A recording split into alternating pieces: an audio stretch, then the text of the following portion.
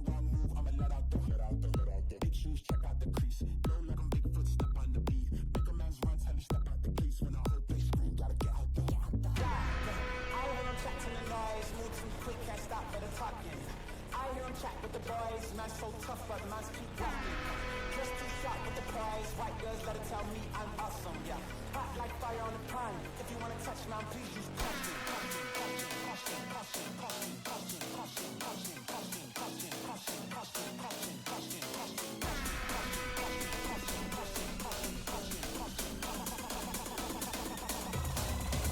stop that.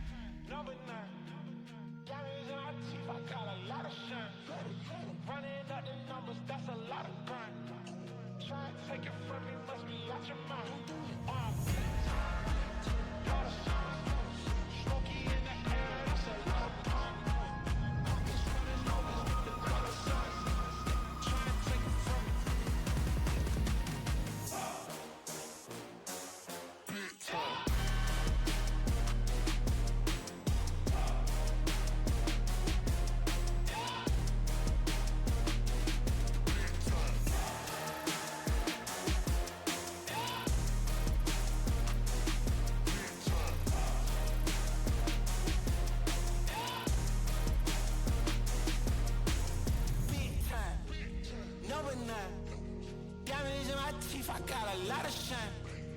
Running up the numbers, that's a lot of grind. Try and take it from me, must be out your mind. Oh, I'm big time, lot of shine. Smoky in the air, that's a lot of pine. Pockets running over with the dollar sign. Try and take it from me, from me, from me, from me, from me. Big time, number 9. Got it in my teeth, I got a lot of shine. Running up the numbers, that's a lot of grind. Try and take it from me, must be out your mind. Oh, I'm big time, lot of shine. Smoky in the air, that's a lot of pine. Pockets running over with the dollar sign. Try and take it from me, take it from me.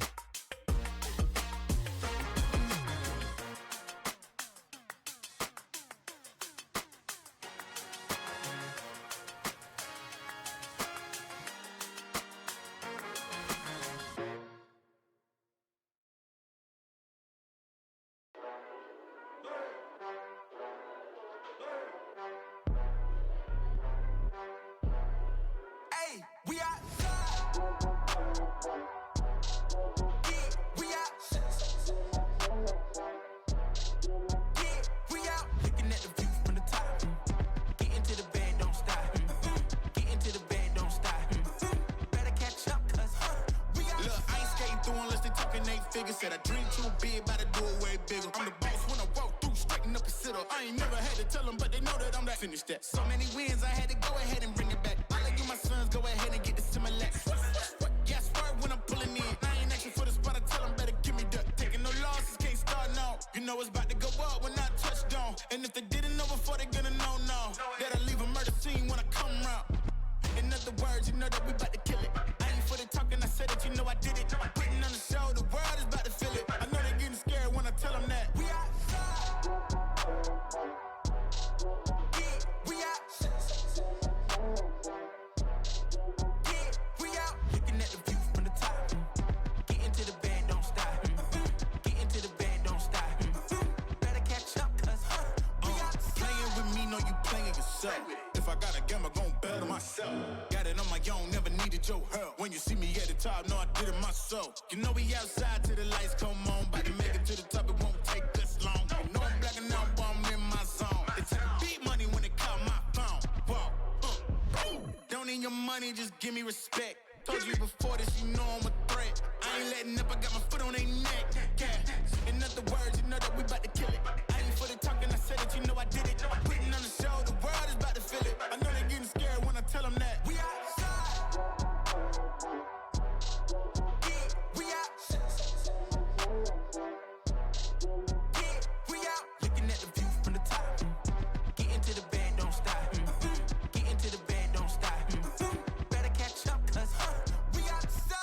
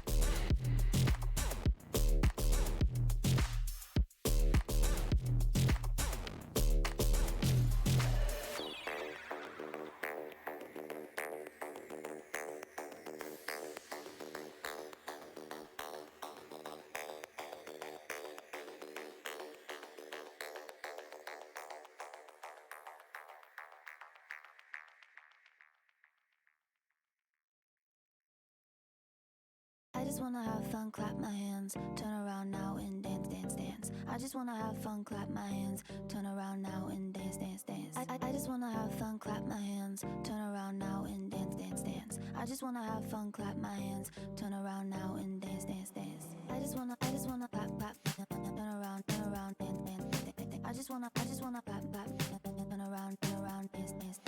I just wanna clap, clap, turn around, dance, dance. I just wanna clap, clap, turn around, dance, dance. I just wanna have fun, turn around now. I just wanna have fun, turn around now.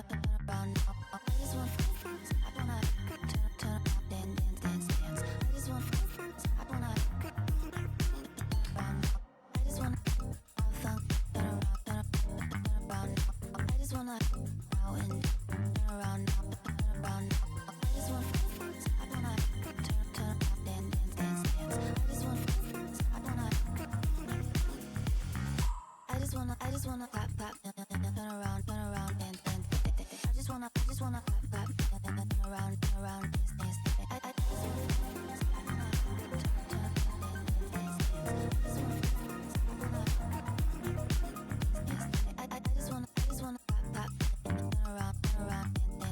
I just wanna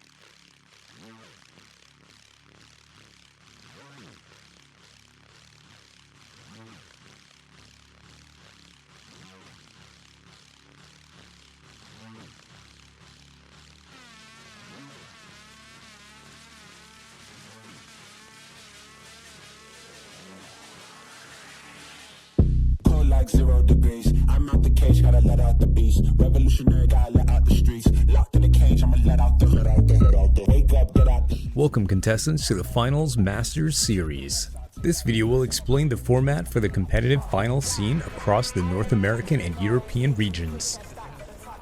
The Finals Masters Series is an open global ecosystem where the best contestants from around the world can compete to prove they are the best of the best. Contestants from both regions will compete in a global circuit across 2 splits. Contestants will compete in 4 open qualifiers, each split to gain circuit points. Each qualifier will host a best of 3 double elimination bracket. The top 8 teams in a competitive split will qualify for the Finals Masters. The Masters will be a 2-day double elimination bracket where the top contestants will fight for a share of a prize pool and direct qualification into the World Championship. All matches will be best of 3, with the grand final being a best of 5. The final 2 teams in the Masters will earn their ticket to Worlds 2024. Across both splits, the top 8 teams with the most points that have not already qualified will be invited to the World Championship. Following the second Masters, 2 last chance qualifiers will be hosted where teams can fight for a chance to gain their entry into Worlds. The top 2 teams from each qualifier will earn their right to fight for a world title. For the Masters Series, we have brought back our map ban system. Teams will pick and ban between 5 maps. Those maps in rotation are Cis Horizon, Las Vegas, Monaco, Seoul, and Skyway Stadium.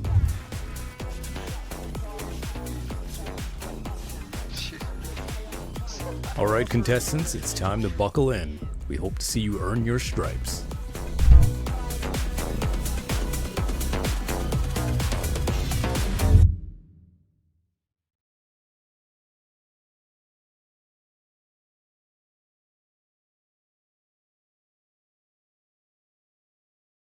It's Masters Series. Today I'm here with Asher. How are you, Asher? Honestly, doing pretty great. Hold on, let me turn on my microphone here because every time I jump in here, I'm so afraid that I might be muted or whatever. And I'm like, is this on? Hopefully so. And I will also say I was supposed to be casting this not too long ago, but it seems like every time I've been here, it's either been audio issues, it's either been a whole bunch of other stuff, I've either been sick. So really fun to be here finally. Nice. Well, we're glad to have you and happy that you could make it this time. Today's going to be a really interesting match. It's going to be the first cash out we've ever had. Normally we've been doing 1v1 teams, but this will be the first time that we are doing 4 teams at once. I'm quite excited about this. I think it'll make it a lot more chaotic and a lot more interesting to watch. Anything that you're excited about or looking forward to today? That's the thing. It's the uncontrolled or really controlled where you really look at a chaos that should be happening, because rather than limiting ourselves to just certain players, now we're going 4v4v4v4 with cash out and really looking forward to it this time around.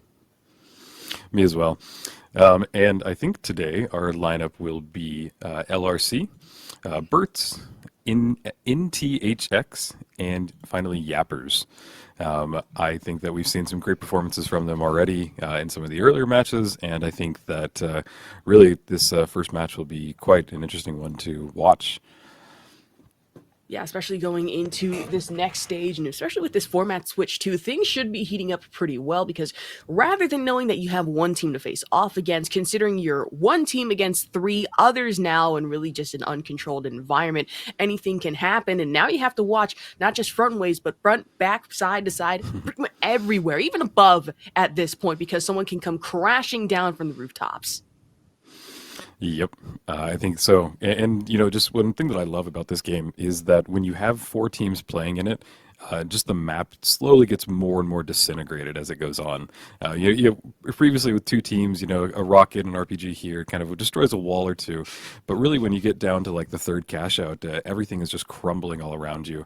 And I think that's what makes this game unique, is the destruction and the changing of the map as it goes on. So that's one thing I'm looking forward to, is just the, like you said, the added chaos and the added just destruction everywhere going forward.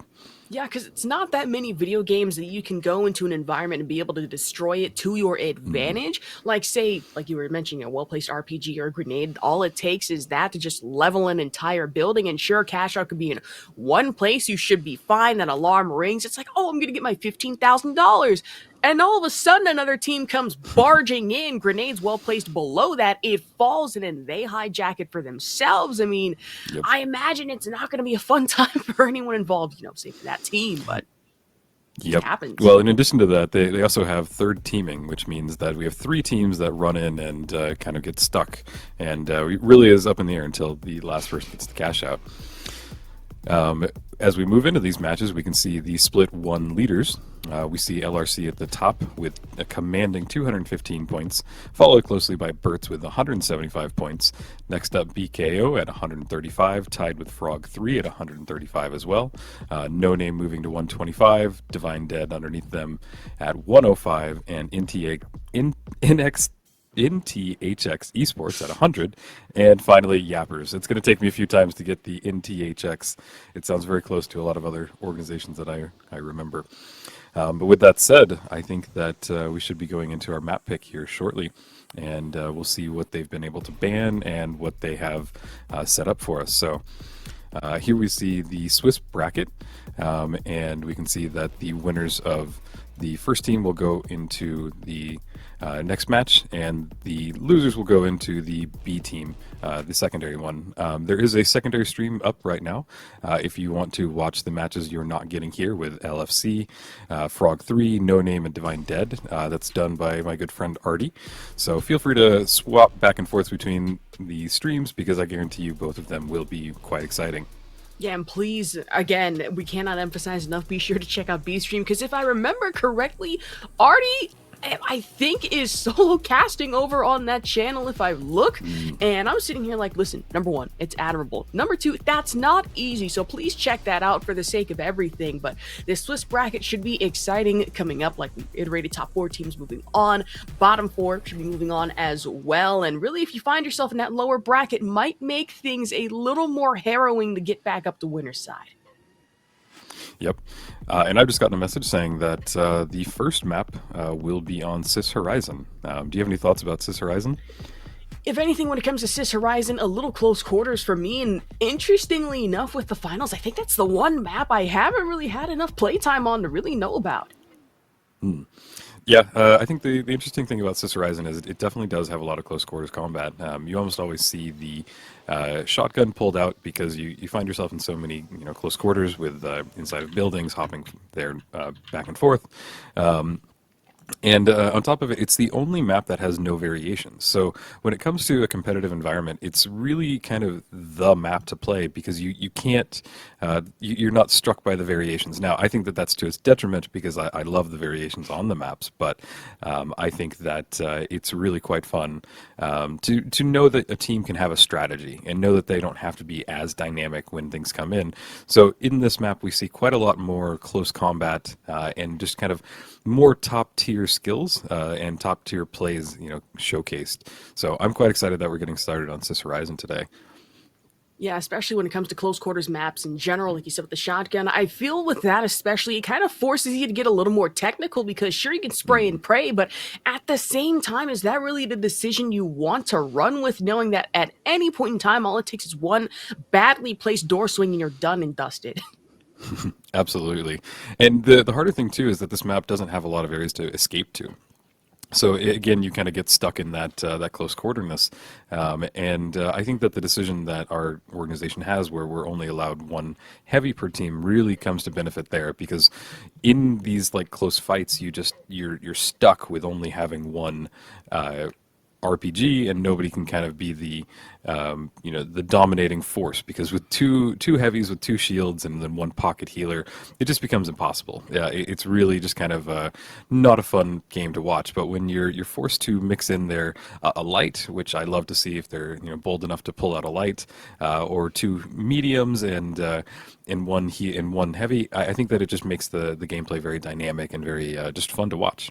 Yeah, and hearing that honestly made me have a PTSD flashback of reminiscing. Man, remember when pocket heals like were still kind of a thing now, but with two heavies especially, that's like trying to fight a brick wall, even like doubled, right? That's like two Brock Lesnar's put in a one, but it's not fun to deal with, not fun to contend No. with. So in this format, this mode, I feel just having one should make things easier.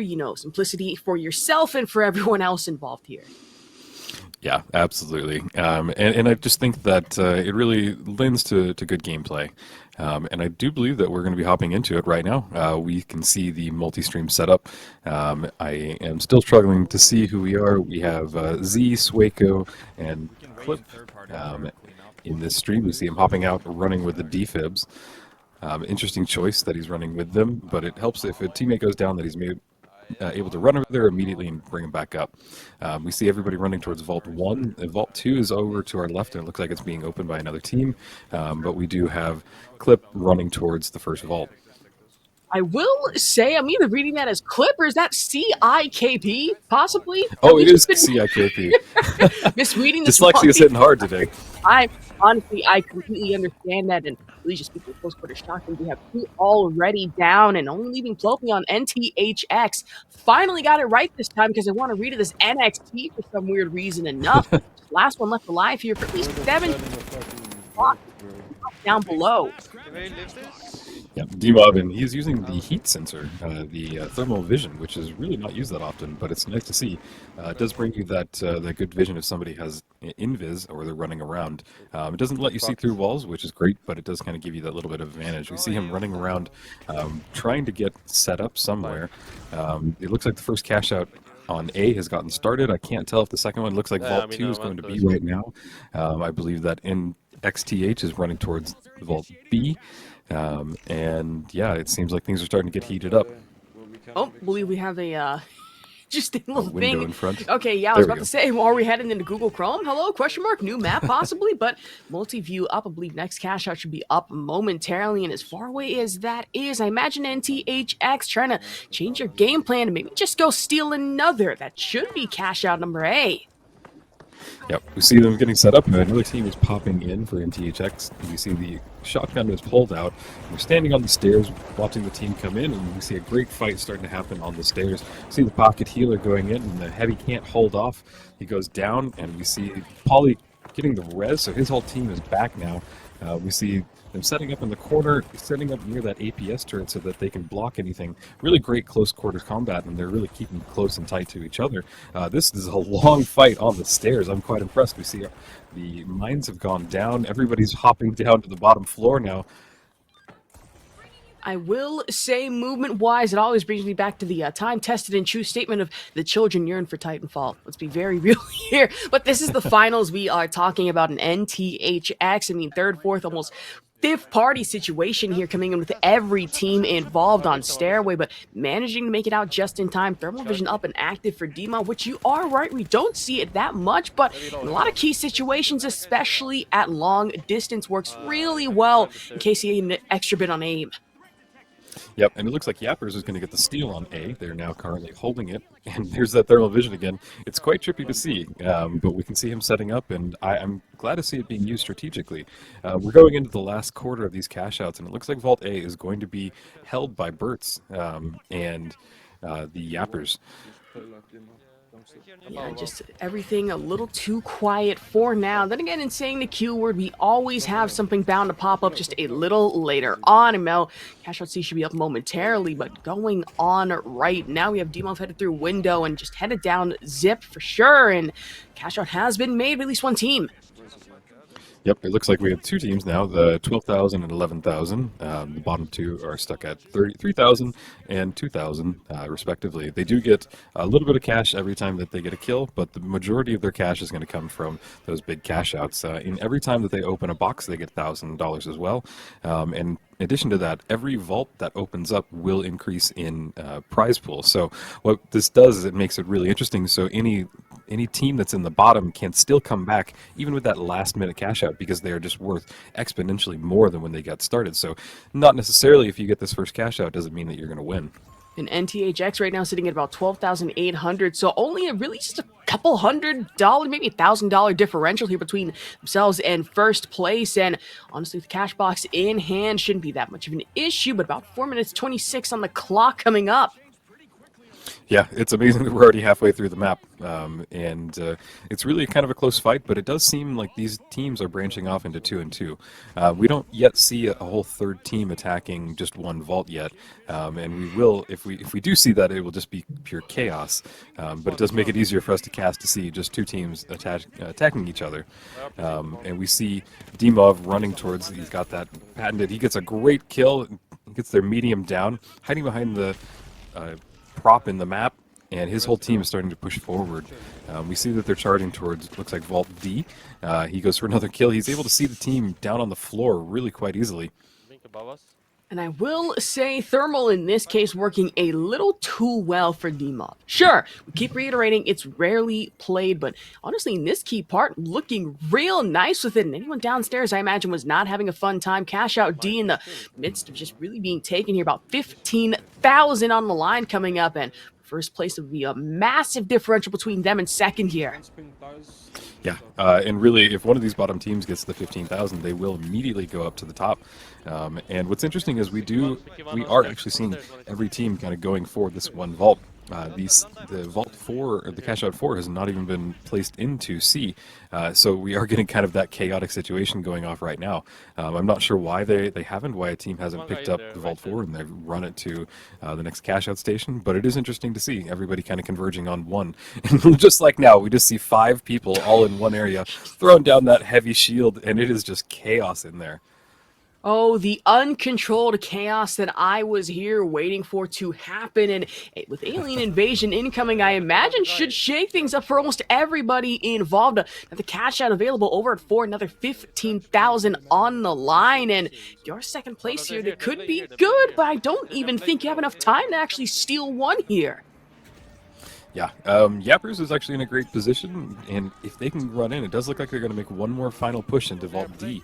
And if they're able to get in there in time, they will just have a commanding lead. We're getting down to the last 10 seconds, so they have to be on it and holding right now. He breaks the gas, and I don't think that that's going to allow them the opportunity to get in there. So if I were them, I would start running to Vault 4. And we do see, who is that? CILK with Vault 4. I'm going to butcher his name all day. But they are running to Cash Out A, and it does look like the map is just getting destroyed underneath them. We see them kind of running around trying to get set up and get this next vault started. With the NTHX right now in about first place, $25,000, $25,500, excuse me, want to be exact here, looking in a very great spot, but with the minute 32, I'd say I wouldn't exactly have that much to worry about, but there's always time for a slip up to happen, and just find yourself maybe in second place after the fact, and really getting bombed out here. Shield coming out just in time right now for Noli X and company. Yeah, and we can see that the map is slowly getting destroyed by the UFOs and aliens. It does make it a little more chaotic when they're running, but who is this right now? NTHX running with Vault 5. They have just 1 minute to get over there. They should have enough time to get it set up, but it does look like one of the teams is trying to stop them. We see another fight happening on the staircase, which is great. It's just a really nice kind of, you can push your team back into the corner, and if you're able to retreat upwards, it kind of helps. Having the high ground does make a difference.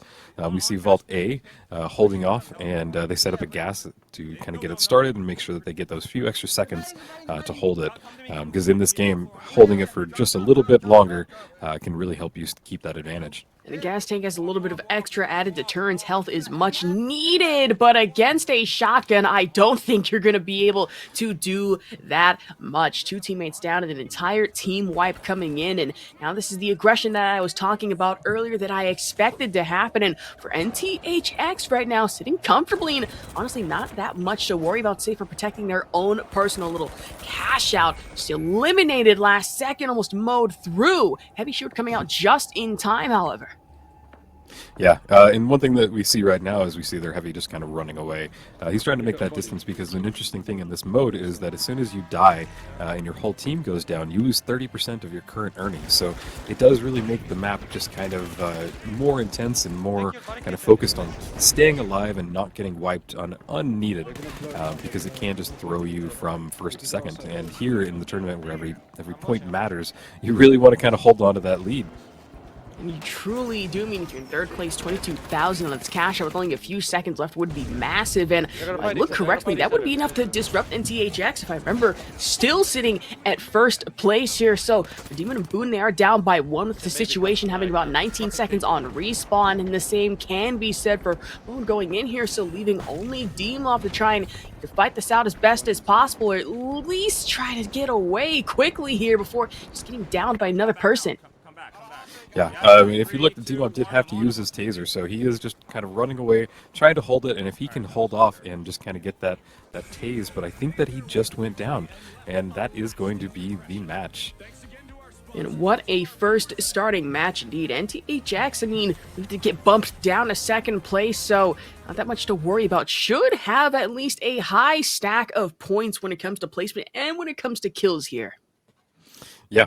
That was quite an exciting match. I was really interested that they didn't start 2 cash outs at once. We did see that in the very beginning, but here on the second round, when the second 2 vaults spawned, it kind of all focused all around 1 vault and 1 cash out, and then they let they opened the vault, but they didn't take it to the cash out point. So it was really interesting to see that they kind of played this with a little bit of strategy, because it did let the teams kind of change back and forth between who was commanding the lead. Do we have a list of who won? Because I couldn't tell it right at the end. Everything kind of changed right when the last cash out happened, because we had that last second steal, and you'd love to see it, but I didn't see who won. Believe we should have that up in a second according to production, but I will say, especially with our change in mode and variation with everything going on with 4v4v4 cash out and everything under the sun, it kind of changed the strategy of a lot of people. Rather than having to worry about one team coming forward at a certain place and knowing that you can just have multi cash out and be able to win from there, you just really had to stick to one, knowing that everyone was going to come at you, like we saw at the stairway fight, like we saw with this guy with a lot of situations going on with 1, 2 third parties coming out of the woodworks to try and get at you for these cash outs. Really forced a lot of teams, especially NTHX here, to kind of have to refigure things out for themselves going into these rounds. Yeah, definitely. And we did see kind of the hands changing a lot. We saw NTHX had the commanding lead at the end, and I wouldn't be surprised if they were able to pull it off and hold off onto that lead. But that is what we saw was interesting. We also did see quite a lot of team wipes. So the cash dynamic did change several times, and we did also see that anytime that 2 teammates would go down, we would see the third member just try and run and hide and get out of there, because they know how detrimental it can be to lose 30% of your overall earnings. Yeah, I feel regardless of class too, if you lose 2 of your teammates, there's really nothing you can do except run away. You can try and tank it as a heavy, but then you realize, hey, no heals. I'm not going to last long. You can try and tank it as light, but if we're being honest, anyone who tries to tank damage as light here is not going to be in for a good time. Who are you going to heal? Yeah. Yourself? No, just run away, hide in a corner somewhere. Please, I beg. Yep, absolutely. And we're still working on the graphic for who won. One thing I'd love to see today would be a vault or a cash out that has two of the vaults inserted into it, because that can happen, and you can have the total cash out at the end, be like 44,000 if you get to the last two. So I'd love to see some teams just feel bold enough to take it in there while a team's fighting, and just throw in the whole dynamic away, and just give us a real interesting fight where all four teams are having to fight for it at the end. Not sure if we'll see that because it's pretty hard to pull off, and not the best from strategy wise, but you hope to see it, and maybe we will. True, that's such a bold move that can either be really good in the long run and an insane thing to be able to commentate over, or it could be so dangerous, so I don't want to say dumb, but imagine that happening last second. You should be able to pop off with it fine, but then somebody manages to steal your cash out. I too would be upset if I lost $44,000 like that. Absolutely. And yeah, I think that this next match will be interesting to see kind of who we have going forward, and who will be going over to the B team or the B stream. Yeah, so we're going to be having kills come up here shortly. And yeah, just looking forward to that next map. I think the next map will be on Skyway Stadium. Which is really an interesting one. A lot of open space, a lot of open areas. You're going to have to see the teams kind of do that traversal and movement to get over to the vaults fastest. But do you have any thoughts on Skyway Stadium? Well, I will say that is definitely a change from Sis Horizon, right? So with Skyway Stadium, like you said, it's open and you have plenty of places that instead of getting close quarters now we're really going into that long range distance, that potential, right? So anything on hand, say like snipers or rifles, are really going to play an important part here. I mean, sure, try and aim as best as possible from across the way, maybe like a mile or two with an assault rifle. You better have that recoil on lock. Let's be very real here. Yeah, well, and I think it would be bold. I don't know if we've seen a single sniper in this entire series, but yeah, I would love to see one today.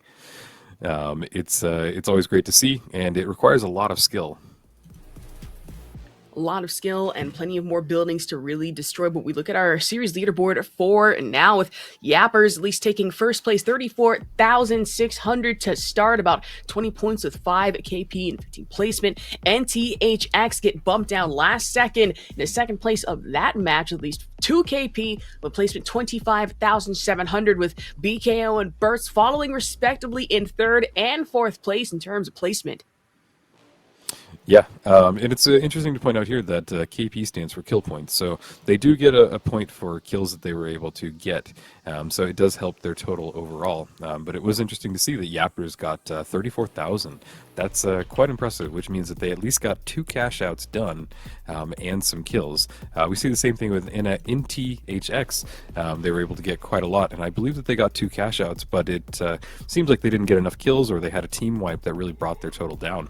And with BKO just slightly behind them, boy, that's got to sting a little bit, because they were just off by, what is that, 6,000, not even.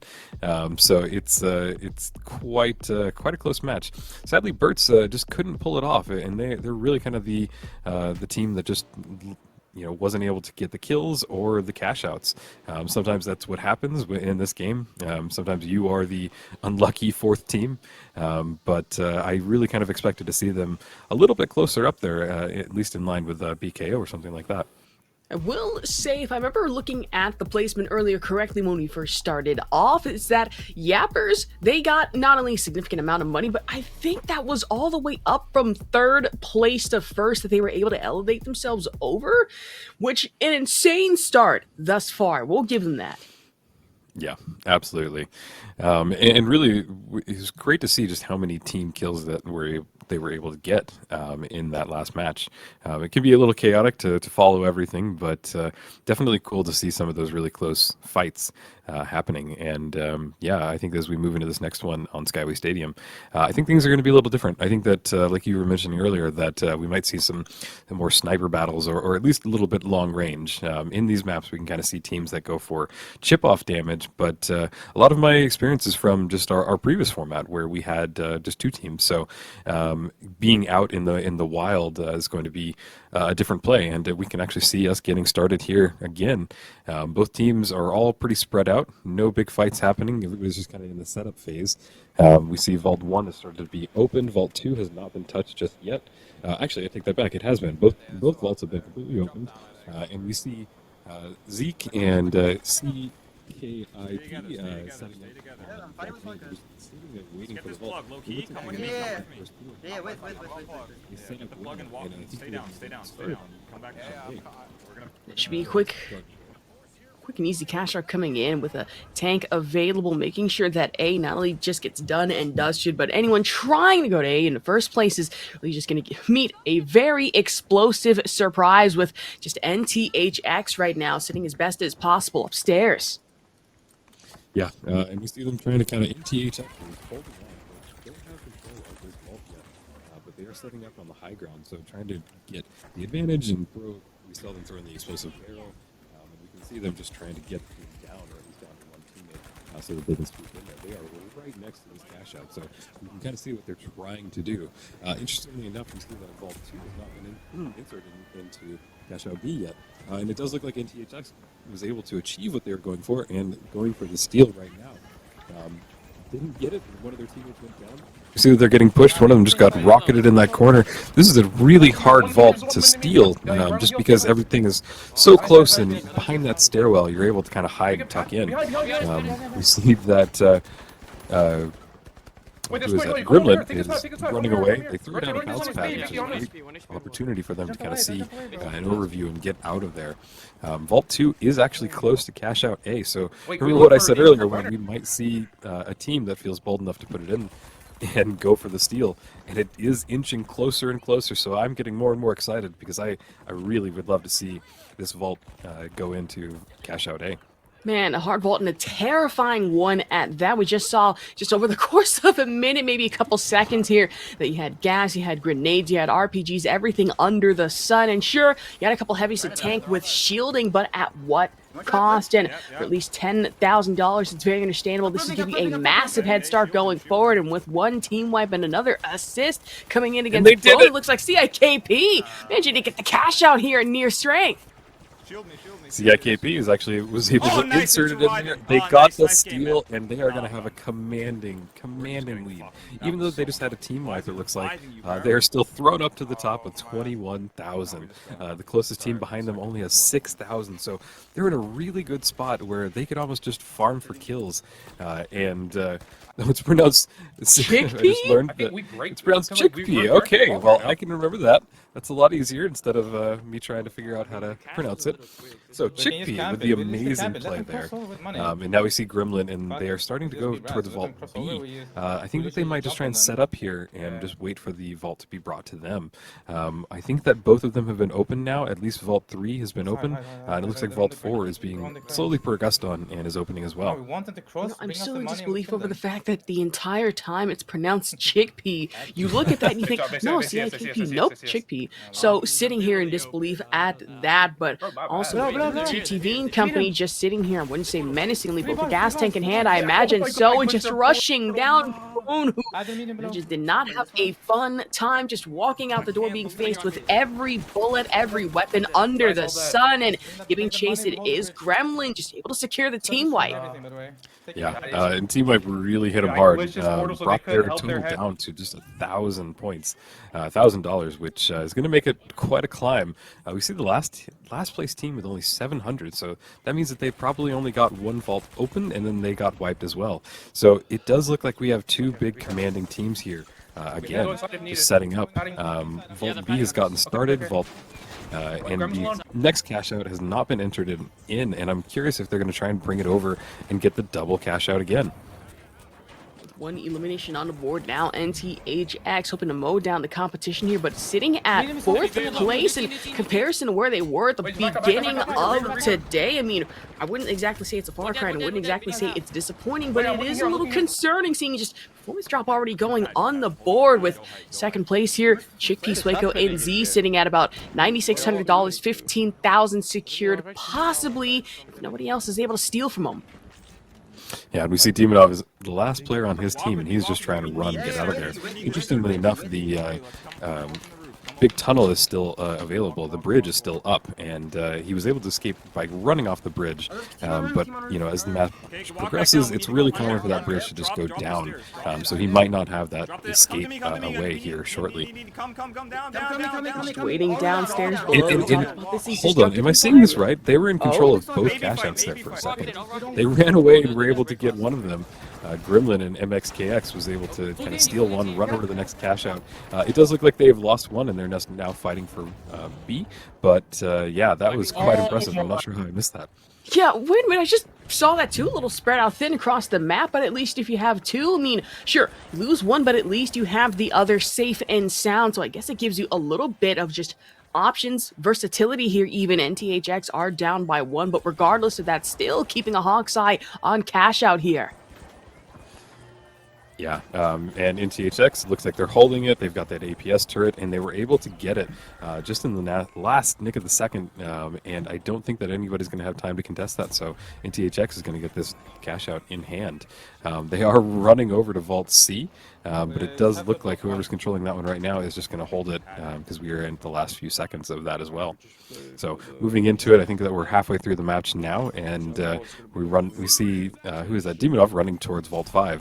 They will get the 1,000, and I think that they do need these points because the spread is quite big right now. We see 26,000 the leader, and 18 followed up, and then followed by 11,000, and then just 7,000. So the teams are pretty evenly spread out, shockingly.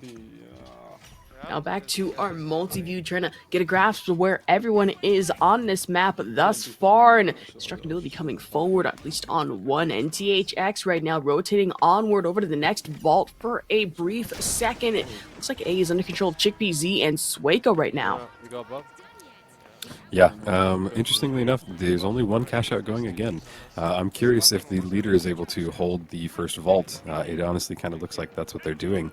Having trouble seeing who is in the bottom right-hand corner, but we do see them kind of set up, and they might be just more guarding this vault. I'm not sure if they'll take it in, because as soon as you kind of defend a vault, you don't have to kind of push it. If you're in the lead, you don't want to start another cash out. You want to just make sure that you kind of hold that lead, and either dying or kind of starting another cash out reduces your chance or increases the chance that somebody else could take it and run with it. That would be a scary chance at that, I imagine. Not wanting to let that happen in any way, shape, or form. Now, Swaco Z and Chickpea sitting in 4th place now, so I guess the tables have really turned with everybody else finding their footing with their cash. And in 2nd place, 20,000 with an increase of 22 would be massive, but with Deathmatch active, wanting to be just a little more careful in where they find themselves with footing.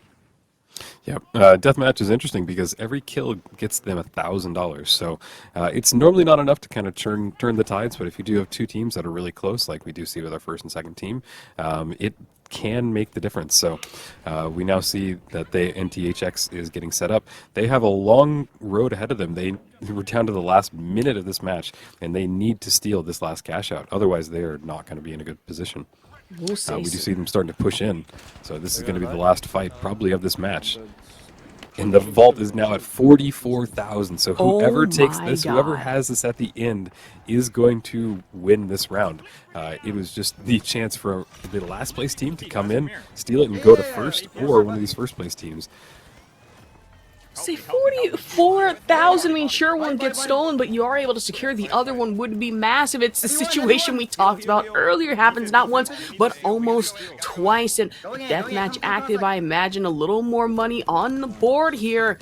Just coming in, Demonov, last one left alive yet again, and wanting to avoid a team wipe situation. 22 left on the clock for 117 on another, so shouldn't be that much time before they're really back to full strength. Here's everyone else now playing best of their abilities for its final cash out. I did not mean to take that back. Yeah, we can see these teams really trying to kind of turtle in, hold off their vaults. They stay a good distance away, and every team today has been using gas to kind of give them that few seconds advantage, because it's almost impossible unless you have a molly or smoke to kind of dissipate that gas. And as long as you're holding the cash out and trying to steal it while getting gas, it makes it almost near impossible if you get any extra damage. And here we are getting down to the last few seconds of it. We see a steal starting to try and happen. I'm not sure if they were able to get it, but it And we have does the most look like kills. Easy we have our clap. finals. The points are ours. Oh yeah. Man, The if I points hear are correctly, that ours. might be the most kills coming in for first place here with Gremlin, MXKX, and Op just really sitting in a great place here. And we should be able to get the scoreboard just momentarily, but a bit of a shakeup coming into it for our next match. Yeah, that was quite a match. I'm honestly shocked that it went off like that. Mainly because we saw the vault happen. We saw 2 cash outs go into a vault, which is what I was saying on an off chance that it would happen. And I think that we're going to get some replays here. A quick little replay coming up. I mean, multi-view is very helpful, but these kills came out in full effect. And for NTHX especially, playing aggressively from a lot of high ground positions and really just taking no quarter, no prisoner to be had. And really just heavies, especially on this map. Skyway shined bright, just destruction all around. Yes, absolutely. Just so many great plays. There was a team that had both cash outs at one point. They were able to take it and just hold it. So many steals, so many upsets. Really quite interesting to just see how dynamically this map changed.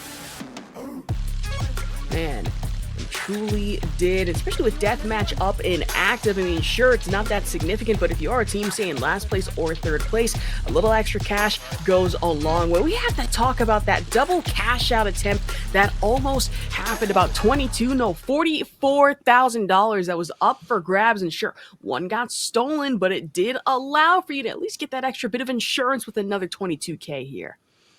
Yeah, so I misinterpreted it as I thought that they had entered 2 vaults into it, but we had a team that was actually able to go from one cash out, steal it, and then run to the next one and steal that one as well. And there was an opportunity there that if they could have held both somehow, they would have increased their earnings by 44,000. And honestly, that would have just thrown them right up to the top. But quite exciting to see from just a team play and just kind of everything that they were able to do. Just shocking. I did not think that we would see half of the stuff we've already seen today.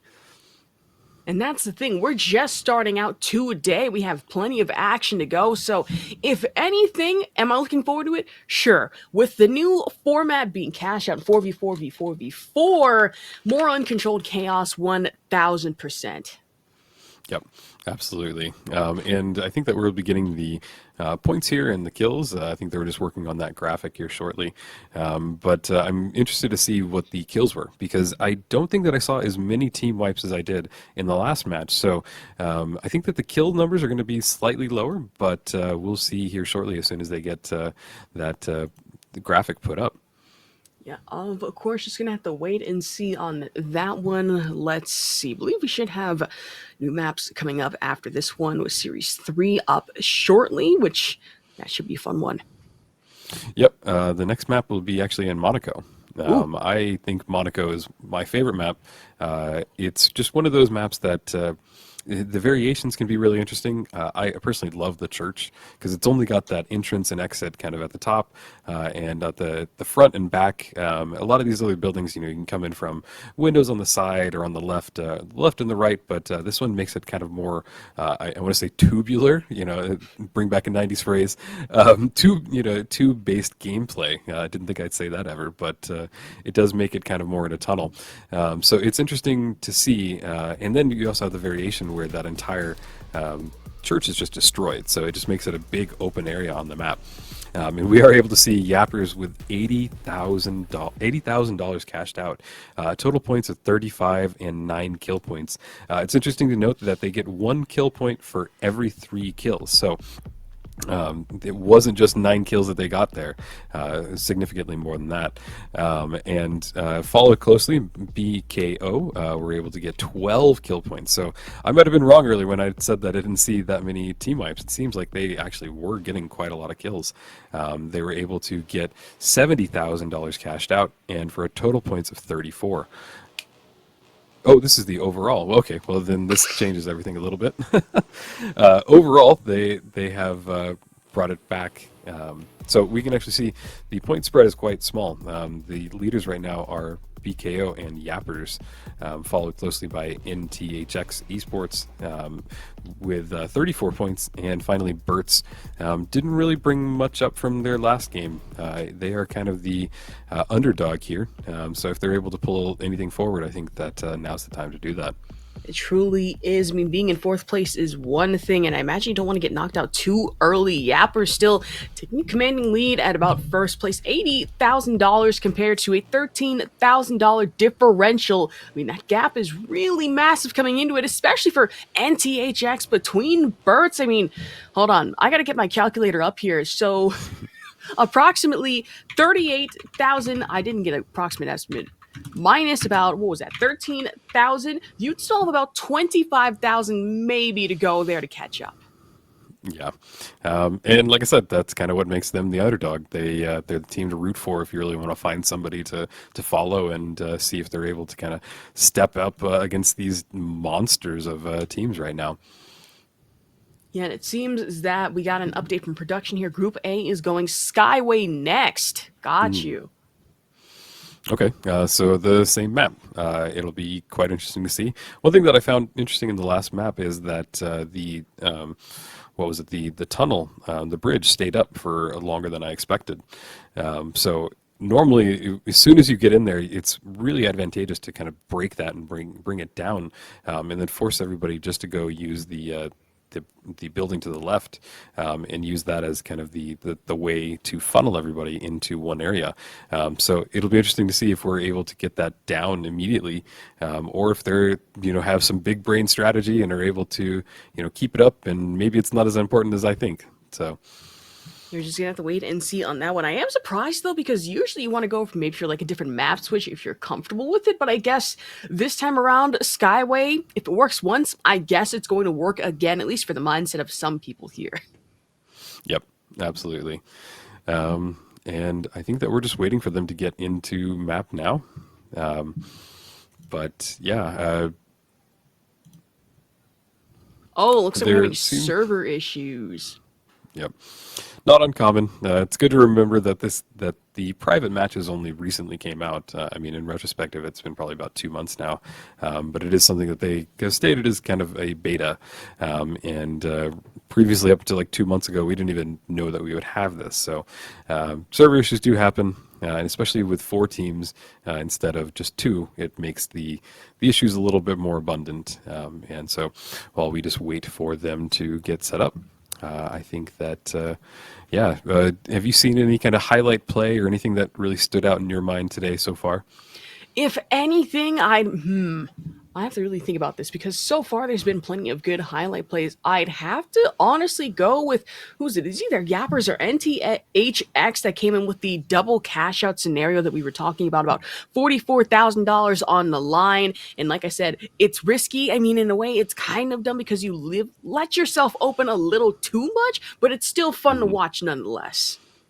Yeah, and it does make a little bit of sense if you're just kind of commanding that lead and commanding the overall map, because every time you do steal, you also get $1,000. So it can kind of bridge the gap a little bit, or make your lead just that much more impressive. So that might be the logic behind it, but who knows? We've got a lot more matches up to see, and I'm quite excited to see Skyway Stadium again. I think that it's one of the maps that's just not chosen a lot, mainly because there's just these wide open areas, and you do just lose a lot of health from chip damage and faraway teams, and then some of the cash outs are really close and really kind of compacted in there. Like we saw one fight happening on top of the construction area at the top. One of the vaults fell down, and there's kind of a staircase to the left of it, and it just makes it where everybody's kind of pushed in, almost like we saw on the stairway on the previous map, where it's just kind of you keep backing up, but then you're kind of hit by a wall, and it just forces one team to kind of show which is the dominant one and who can take over.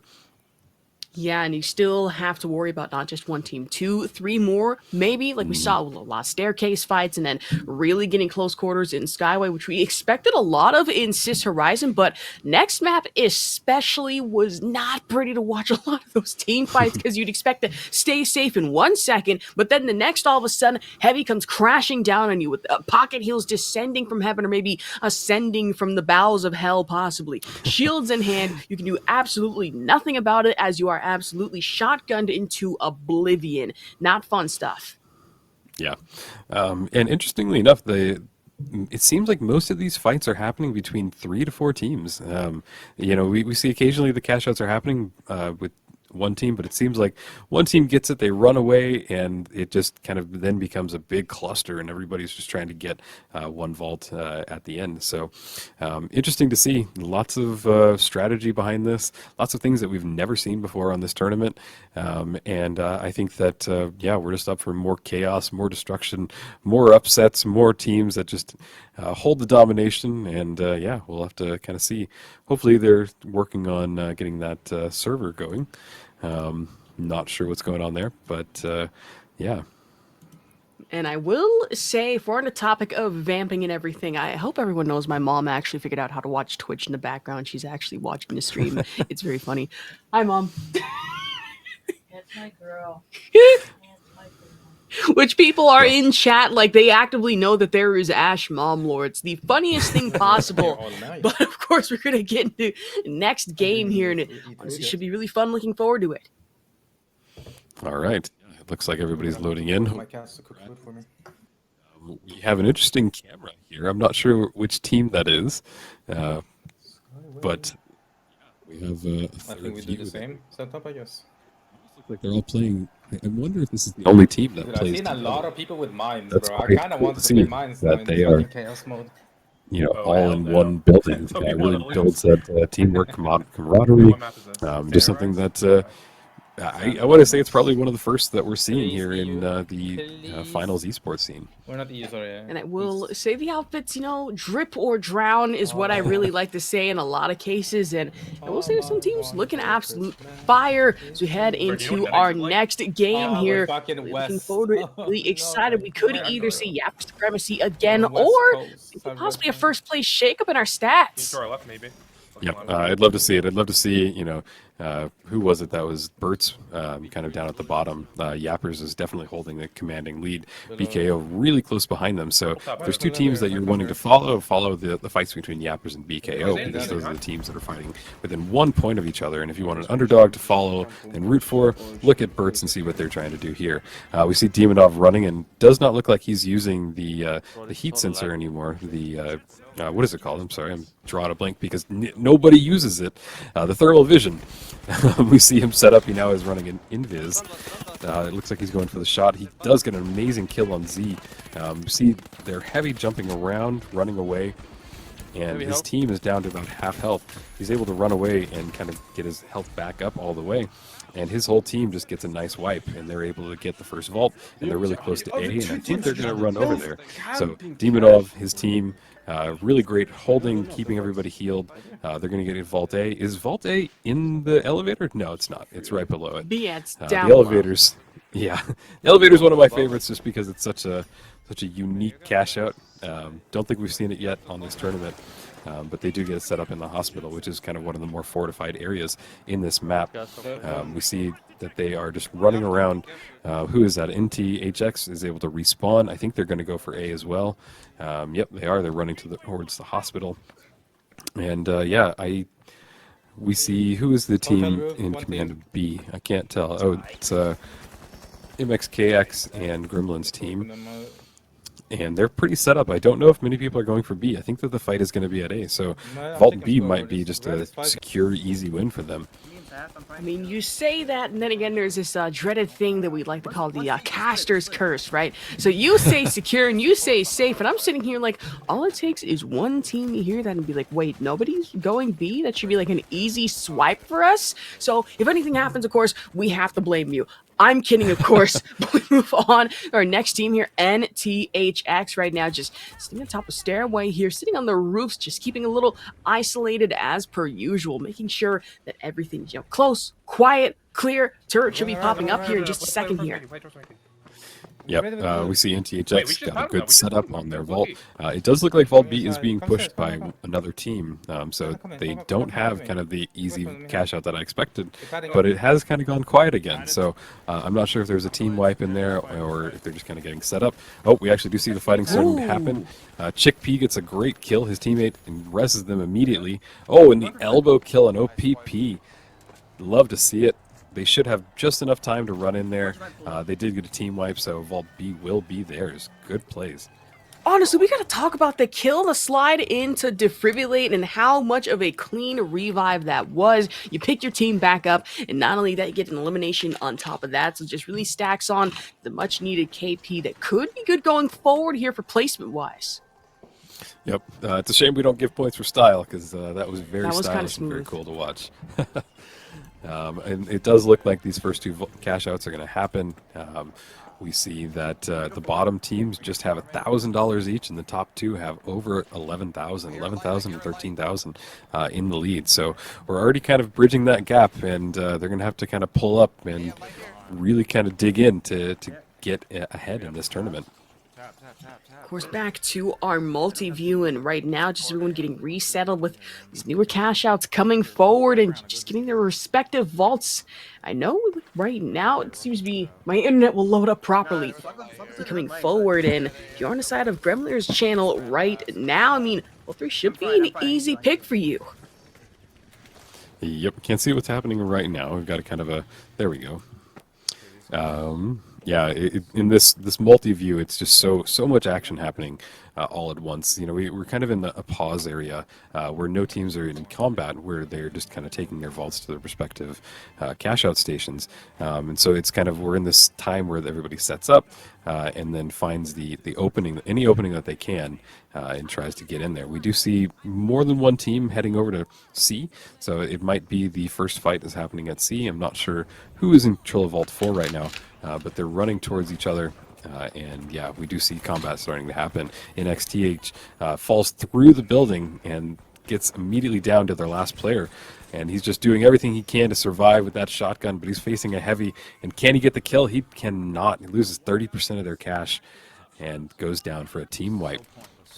You know, I don't want to say it, but in the battle between, yourself and a heavy, what would win? Hydrogen bomb, coughing baby, or in this situation, heavy with a shotgun? I think I'm taking the heavy in a lot of cases.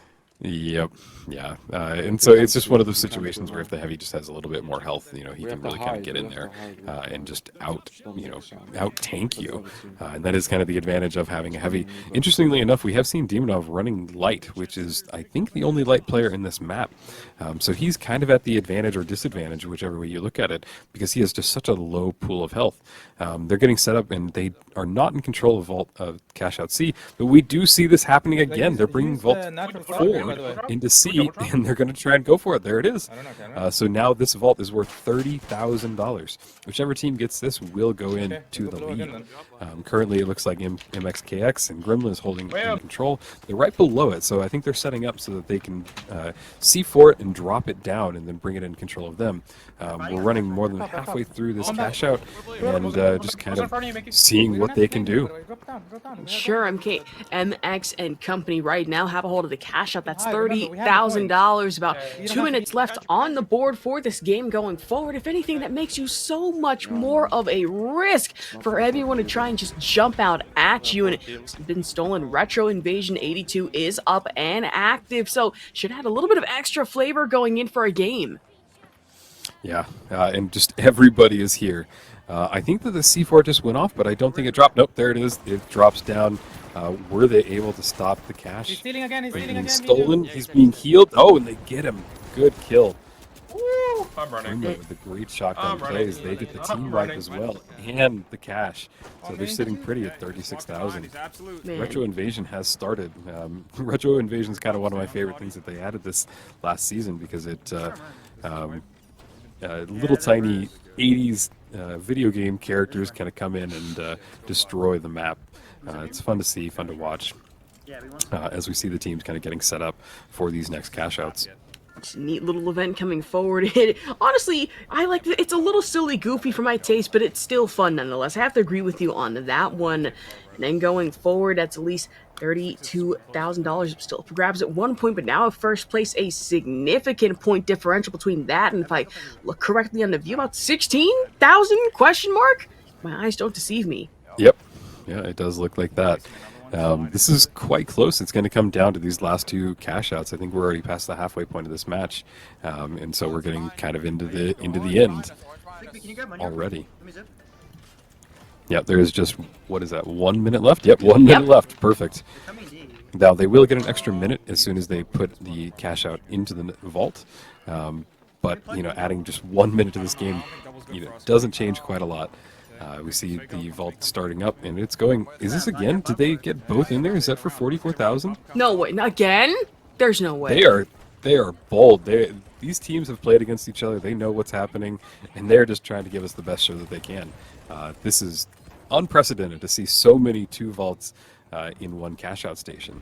My goodness, they're just having too much fun with it at this point. They know that they have cash guaranteed, but for second place, 20,000. I mean, they might have the kills, might not have the cash, but that would be huge. But already it just gets stolen by third here. 7,600 with 44,000 in tow. Even if that goes through, would just completely overtake first.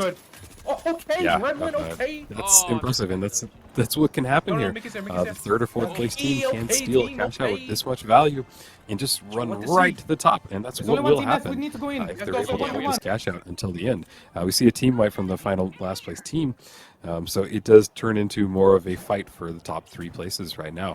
The last place team is going to respawn, but they're not going to have much time to run over there, try and get it. We see NXK in THX using the dematerializer and trying to bring the vault down. He's going to try and steal it from the top, but he goes down. In XTH is down to just 2 players. He's getting healed by his teammate, and they get bombarded. I think that they all just got wiped.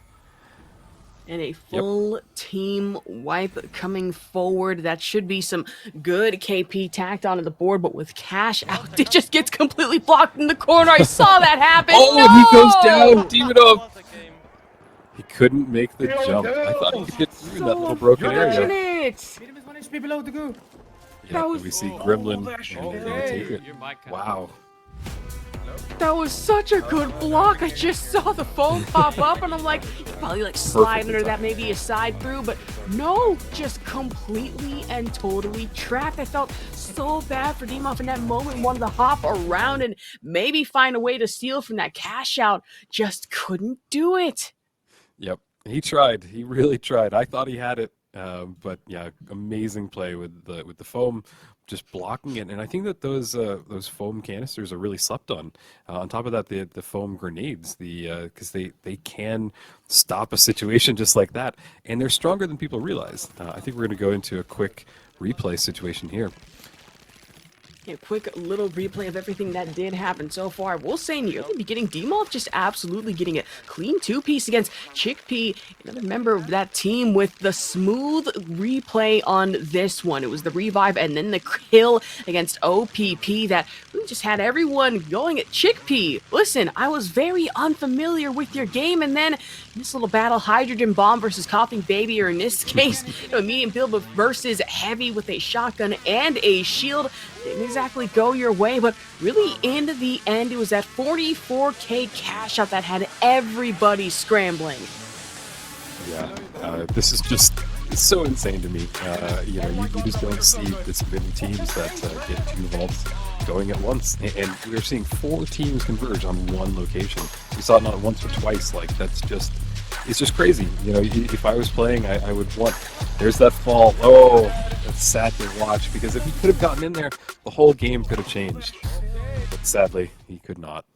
I mean, really thinking about it, was there enough time to even steal cash out? I know there was a sliver left, and it takes a little bit of time to really steal, but really is the important question close. here. Yeah, not sure, but it definitely would have been close. And I think that we're now working on the graphic for the overall teams. I'm not sure kind of who's going to be in first and who's going to be holding off.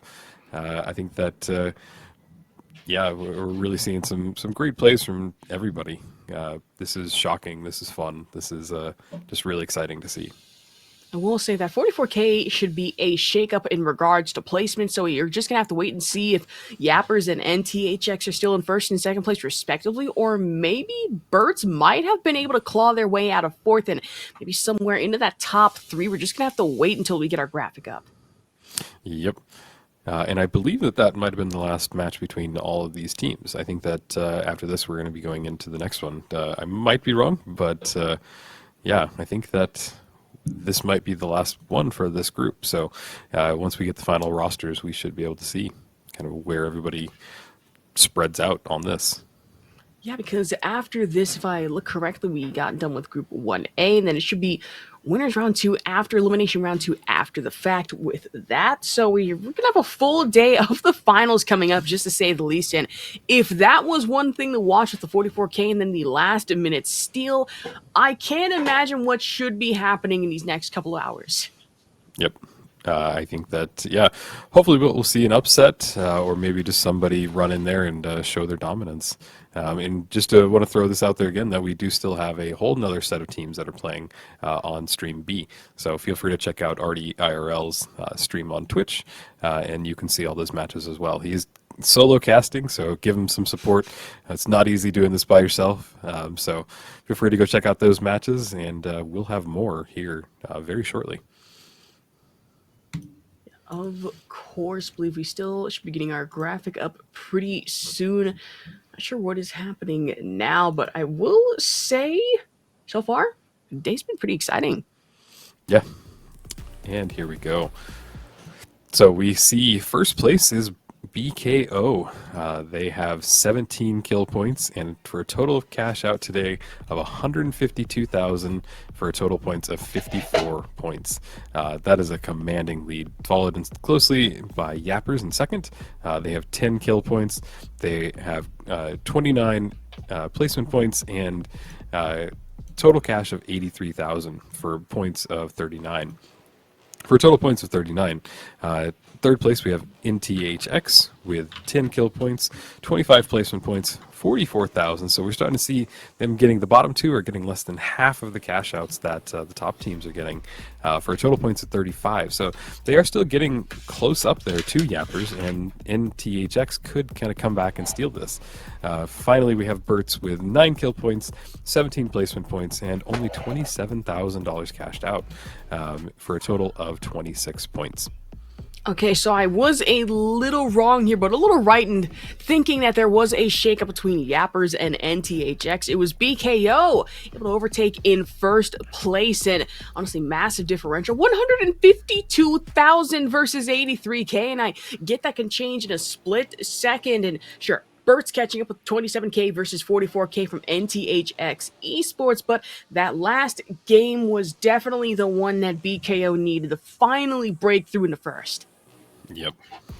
Yeah, and just really great to see. I was thinking Yappers was going to come in and just kind of take control today, but BKO really kind of showing that they have a dominant play style, especially with how chaotic that last match was, with 4 teams going after 44,000.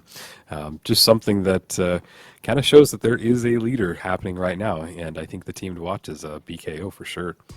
1,000%, and I got a update from production here that people should be getting in the lobby now, so just really wasting no time and wanted to get started with this next game. Here we go. Yep, absolutely. I mean, if they're starting to get in, do we have another match? Is this in the same group, or do we know if this is for the second group? Next group here, I believe. Okay, same match, map 4. Okay, gotcha. So we see this group one more time. And yeah, I don't know what to expect. It's been kind of BKO is probably gonna take this one as well, I think. 5 maps in total. Gotcha. Okay, so this is not the last map. We have 2 more to play with this team, and yeah, I think that we'll be getting started real soon if they're hopping into the game. Here we go. Oh wait, Of course, we are going to be headed over to Las Vegas, so really should be a little more fun. And considering that I grew up in Vegas, I'm not saying I'm biased in seeing this map again. However, it is still fun to walk through, especially casino-wise. I love this map because it is a one-to-one like redo of an actual place. So all of these buildings are actually there, and it's just kind of satisfying. They didn't have as many kids as the game before that, but it is a real building in real life. So it's cool to see all the dynamic plays. My biggest downside to this map is that in between all of the buildings, there's just a large group and a large amount of space, and then it makes it kind of hard to get from point A to point B because you can just get chipped away from the top of the buildings. Truly. So I will say, in hearing that, oh yeah, this is 1-1 recreation of Las Vegas, you're not wrong on that one. There are a lot of places that are familiar, like the Golden Nugget, but then names rechange. I pass by a building, I'm like, is this Fremont Street, Las Vegas, Nevada? It is just another name that nobody will really remember. It's totally fine as we get started already just in the upper floor here of rooms. It looks to be Chickpea, Swaco, and Z yet again, at least setting up a turret and trying to take Vault 1 already. And I say that, might be another team trying to pop in on them by surprise. Hey, you want to drop to the cache and then we open a hole in the wall and then mega ped? Really weird locations that it's right behind a bar, so it's very open, very exposed. It does look like they're running away, and they are probably going to get this vault. The zip line goes down. They are running away, trying to get it inserted. I believe they're going for A. I'm curious if they're going to bring both of these cash outs to the same cash out station.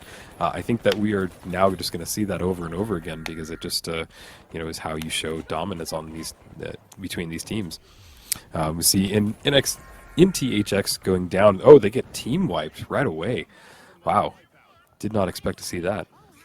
Man, in a very fast, well, startlingly fast manner at that one. I mean, NTHX are usually the one team to really outlast these kind of situations, but I guess they kind of got caught off guard in that one. Should be fine. Just dust off the bruises, walk it off. Should be fine after the fact. Was head down over to the stairway. Remnants of a heavy shield following, and Demoff Boone in a situation just downstairs here trying to go for cash out A. Right now I'm looking.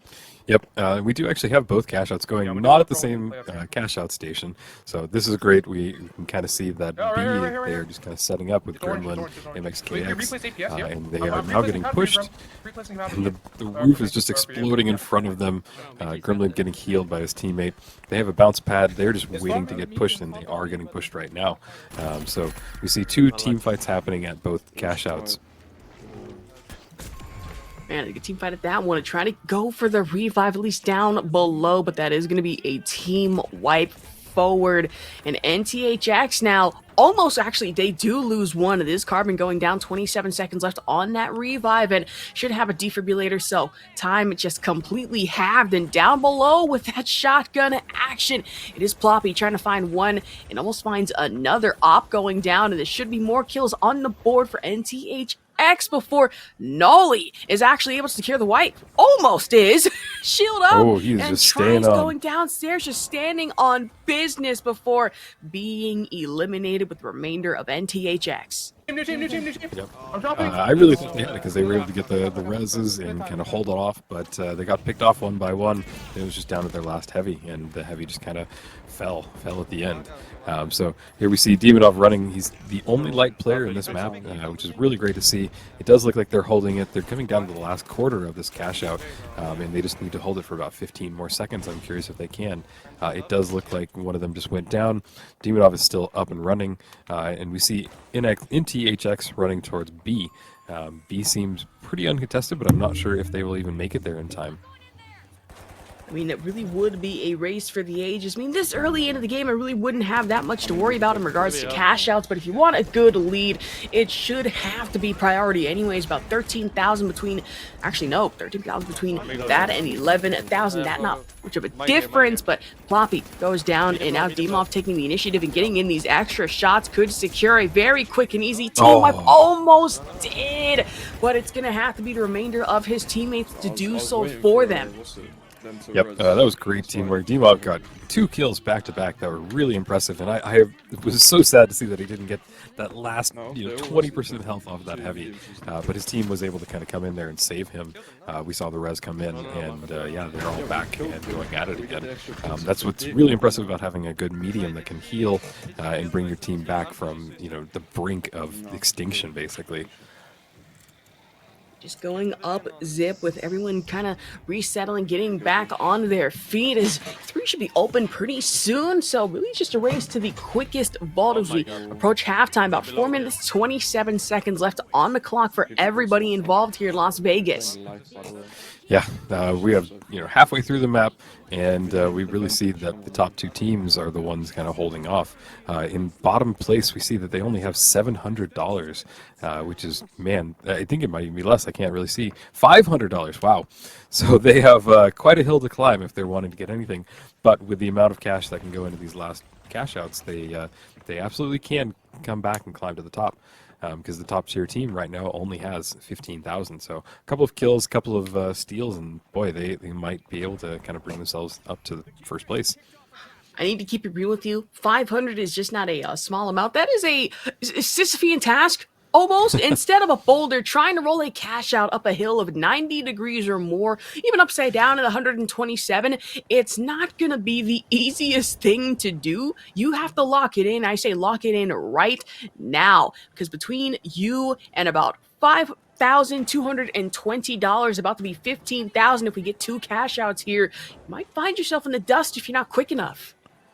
Yeah, we see the dematerializers going down, and NTHX is able to kind of bring it down. They throw the APS turret down. We see everybody huddling around. They're going to go for the steal. We see their heavy Nylon X is holding off and using that shield to just kind of hold everybody at bay. And that APS does come in handy because it gives everybody kind of a nice area to stick around in, and any nades that come in, they just immediately get blocked, at least for the first 4 of them. Yeah, we kind of see every team scrambling.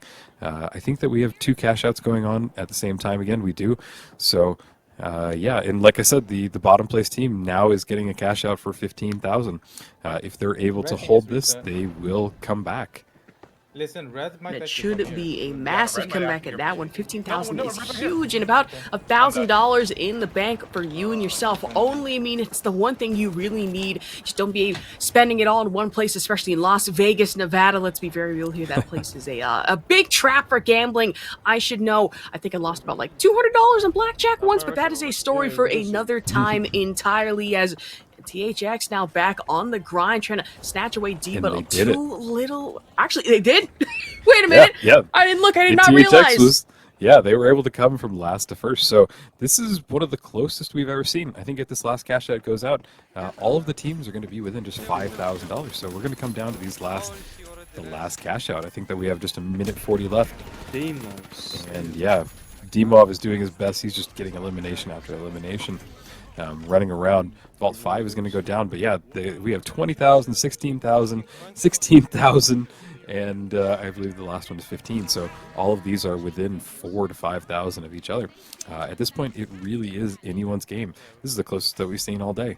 I was gonna say just whose game it is. L.A. No, not WWE. I have to remind myself this is the finals we are talking about, and Vegas specifically. Speaking of that, we do have orbital lasers up and active, so should make things just a little more destructive for everyone involved. If you're not careful enough, the ground that you find above or below you could go down just as easy. And Vault 6, 22,000 on the line. If you are in last place or maybe even in first, this could secure you a quick and easy win of the game.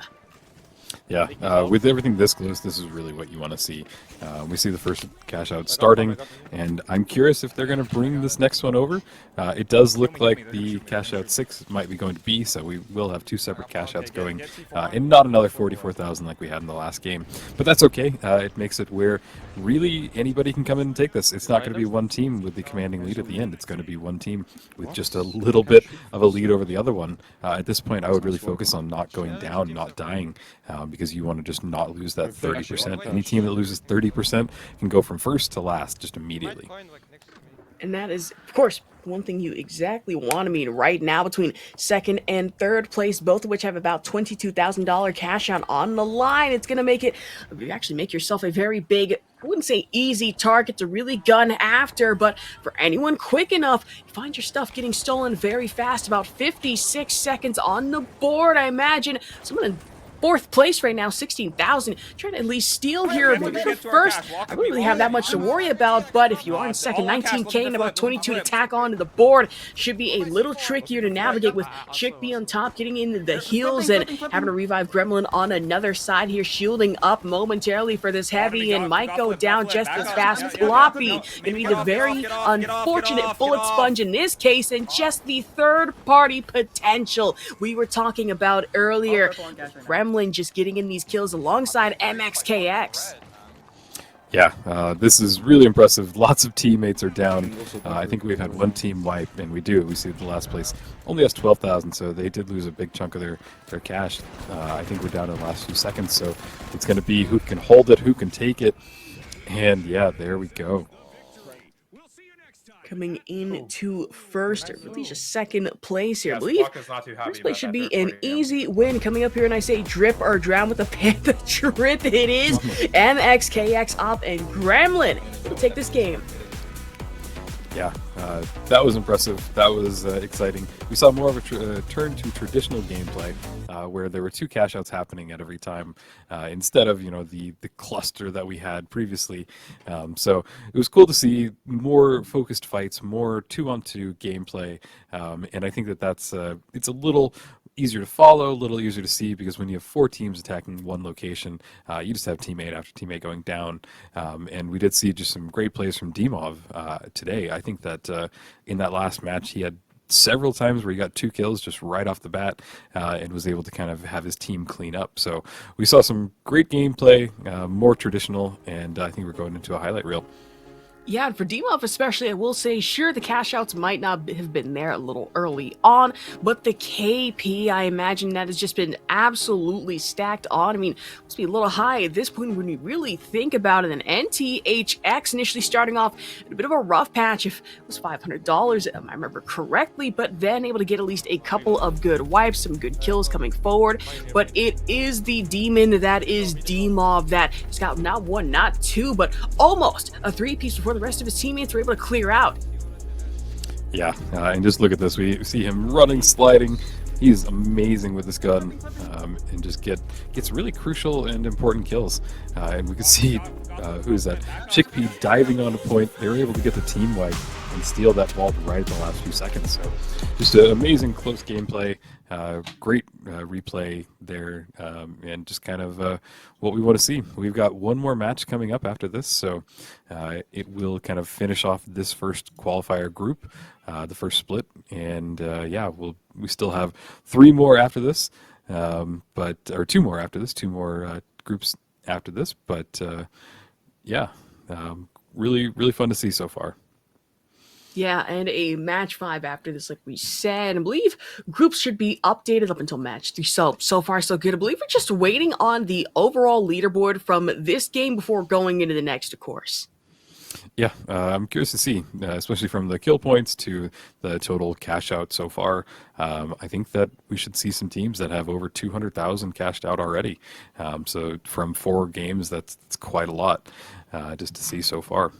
And I'm curious to see if BKO was able to come back and get their lead, or really who is holding it right now. Just gonna have to wait and see on that one, because okay, so teams, we are waiting on them to submit their scoreboard. And for NTHX, I know there's a lot of fans in chat that I've been seeing a lot of copy pasta with, so I imagine pretty popular team going forward. But with Birds kind of being the underdog here, it would be cool to see them at least get a little further upward. Yeah, and I think one of the coolest things that we saw in that last match was NTHX had just, what was it, $500, and they were able to get that cash out really early on and bring themselves from last to first just immediately. That was cool to see, and shows the teamwork and just how much these last minute cash outs can change an entire team. Truly so. I mean, especially on Las Vegas, now we've gone from like, Skyway kind of being that long range kind of rifle type of game to now Las Vegas being more close quarters. And for D-Muff especially, that must have been an absolute blast because, hey, I go up on an elevator, I can easily get my kills. Staircase, more kills there. I can go into like another casino, even more kills there. So rather than focusing on cash outs, I feel KP in a lot of situations can really be key. Yeah. And it was interesting to see just how often the cash out would start on the first floor, and they were able to blow it up and bring it down, and then the team fights just happened right around there. We see the APS being used a lot in these last matches. Interestingly enough, the APS just got nerfed pretty hardcore. It used to block all incoming projectiles, and now it only blocks 4 grenades. So I'm still excited. I'm excited to see it, that it hasn't just been, taken out of the match. It's still being used because when I play competitively, I just don't see it as much anymore. So it's still being used and utilized here today, and that's always fun to see that they're able to kind of run around and still work with it. We see BKO is in first place with a total of 22 kill points. And placement points in total 54 for a total of 74 points. Yappers is coming in with 15 kill points, 40 placement points, and a total of 54 points overall.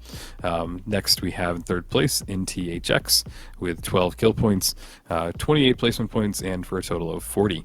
Bertz is actually was able to bring it up a little bit because now they have 12 kill points, 24 placement points, and they're just slightly behind in THX with 36. So it does seem like we had some upsets in this last match, and things are a lot closer than I expected for these third place teams, or for the bottom 3 teams. First place, BKO, really kind of holding it, but bottom 3 is a little bit of a toss-up right now. Yeah, I will say Bert's actually finally building up a little bit in cash, but between themselves and NTHX, that's 56,000 versus 27,000. Still a bit of a difference, but at least it's kind of the gap closing just a little bit here at Yappers, who first 2 games had a very commanding lead over everyone else, and NTHX following. Actually, first was first game, but then here comes BKO that so far really managing to upset the competition as we head into our final map. Yep, it looks like this one will be on Cis Horizon, so we have all 4 teams coming back on the map that we started off with. And yeah, I think that this is a great one to finish it off on. I think that BKO, I think they had a commanding start on it last when we first got started, so I think that we might see that again, but we'll see if anything has changed. And it does look like Dimov is now maybe running the throwing knives. I can't tell because he's holding out the teleporter. He is on throwing knives. These did get buffed recently, and I see them being used quite a lot. And I think that they are really powerful right now. So this will be fun to see, especially if he is kind of a master of the knives. Above us, no? Yeah, they are. Could be New team. Home and from long distance, but losing one. Sueco getting in the way of those knives, and probably hearing something switch by and be like, throwing knives on this map in this day and age? Unfortunately so. Yep. And it does have the advantage where you just don't have to reload. So if you're able to just hold down left click, it does kind of come in advantage. I'm excited that we're seeing it in play. We see NTHX going for Vault 1. They're in control of, or Cash Out 1. They're holding it. They're running away, and we see the nice pocket healing going on from Carbon. And we see them throwing down a zip line, running across, jumping up everywhere, trying to get the kills. And they're heavy, and they do get Sueco down. Man, and Sueco going down at least very fast. You're probably caught off guard by the fact that there are 3 people just right on top of them. You really can't do much in that situation, but at least able to steal Vault number 1 here at about $10,000 in tow. About Cash Out, first one starting off. Yeah, first one's running away, and we do see that the first Vault is, the first Cash Out is still not inserted in. B is almost halfway there, and they haven't even gotten A started. So this will be interesting when it comes into it, because it's just going to throw the balance off. Now we do see Gremlin kind of getting the shots off from below, the vault is over in the corner here, and it does make that really kind of tight and close where everybody's going to have to push in. I think that they bounced that over there, so they wanted it over there, and they got it, and it did seem like it helped them hold that off. Yeah. Just a little further to the cash out, pretty much at the very edge of the map, or just the edge of the world if you're really looking at it in that way, with Chickpea, Z, and Sueco now headed back over. Quick little goo right then and there to make sure they have some heavy fortification just in case anyone to try to push a little further in than need be. Gremlin down below with Op and MXKX getting in the heels with heavy in tow. They might drop it. Yeah, this shield is really coming in clutch because they're able to kind of back up, hold off the shield, get kills, get points taken off their health. And oh no, it does look like his whole team goes down. Gremlin is the last one up. Oh, that was a team wipe actually. So they're going to lose this cash out. And a really unfortunate way to go out knowing that you had an early cash out at the very last second. That is about 10k down the drain for yourselves. Sure, it's not something to kick yourself in the butt behind, but it's still a significant amount to a point of done you some good in the long run. Yeah. And it looks like in THX is kind of holding a nice commanding lead on this other cash out because it got started late. We see Dimov, and he goes down really fast. Those knives are not working out great for him right now. And boy, his team goes down, and they have another team wipe, and they're down to just $200 in cash. This is not what we were seeing previously, and it is a little sad to see. It does look like MTHX is going to be holding on to Vault A, and I think that they'll be able to get this cash out completed. Man, Maybe I spoke too soon. Cash occurs possibly? Let them get it. They're first. Let them get it. Again, I say, but on that note, Chickpea and Sueco now trying to steal for cash out. They are down by 1, and that should be a quick revive, possibly about 16 seconds left on that. Op does, however, go down and out, so plenty of good assists with MXKX following soon after. Defib onto Sueco, but yourself, I mean, I guess one sacrifice is worthy enough, and thankfully able to take down a heavy. Yeah, that was really close. I thought that they were all going to go down, but they were able to kind of get that really crucial kill. He got rezzed as a heavy and, half health, but luckily the other heavy that he was facing also had half health, so they were able to kind of get that important kill, and it saved his team from getting wiped. And it thankfully did. The revive couldn't have come at a better time, but now that we focus a little more on everyone else in our multi-view here, just a couple of teams coming back from spawn, and another vault opening up with 3 and 4, at least offering 15k coming up momentarily. Yep. I'm curious if they'll bring it in and do one cash out or two. We see that both teams are kind of fighting over Vault 3 and Vault 4 is kind of, they're really close to each other. So this is making me think that they might have something planned to go for one final cash out. The teams are pretty evenly spaced. We see the top team has 13,000, second team has 10,000, and then a pretty big gap going down to 3,000 and then 2,000 for the last team. You see Chickpea gets rezzed running away, but Sueco is still down, so he's going to try and bring him back. We see that they ran into another team as he was trying to get his team rezzed, but it looks like they're running away, and he was able to bring everybody back and get control of cash out or Vault 3. Light. Man, with the jump pad out just in case, just hopping over to vault number 4, 15k on the board, and CMD available for those cash outs as well. But for Gremlin and company, really just depends on which one they want to go to, which one to be a little more safe, and I think they're opting in for C. Yeah, C, this is one of my favorites in this area because you have such, verticality where you can be really high up in there and just wait for the teams to push into you. And it does look like we're getting both cash outs started here, so it will be C and looks like D going off. And I think that he's here in this corner. I think any team can kind of take it and run with it, because if these vaults are going for 15,000, these will be probably the last two. Even the last place teams, which are 2,000 and 2,000, if they're able to kind of come in and steal it, they will be in good position. And they did just bounce the vault out off the map. So everything I said about verticality kind of goes away, and they're going to take the fight to the street. I mean, it's vertical, all right, if it's just dropping down another way. I guess if it works, but dropping in, or maybe dropping above, coming up, who knows? I mean, Chickpea, either way, goes down. Another assist onto Sueco, and really looking good. And THX, despite being down by Noli, secured 2 more kills for themselves.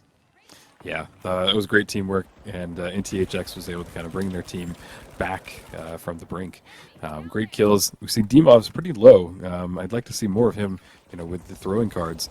But it looks like NTHX is down to just two players, with Plo or Polly kind of down right on top of the vault. So they're going to hold up, and I don't think they're going to bring him back because he's just in a really bad position.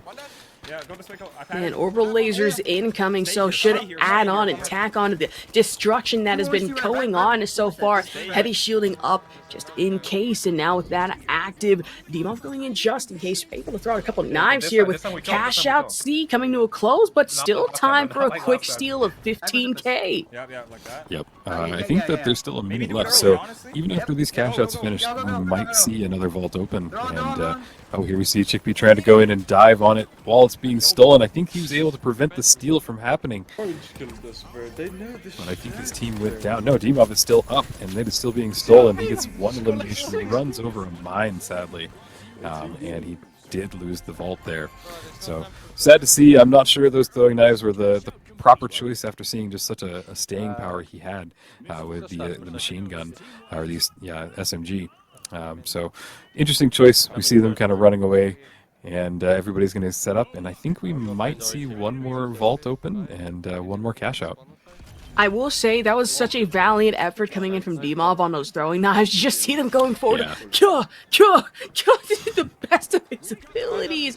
And sure, it worked for a second, but it's not able to stave off the absolute horde of players that was coming after you. So you're just going to have to get back, the respawn, dust off the bruises, and just walk it off momentarily, as B should be opening up in just a second here to at least try and go for.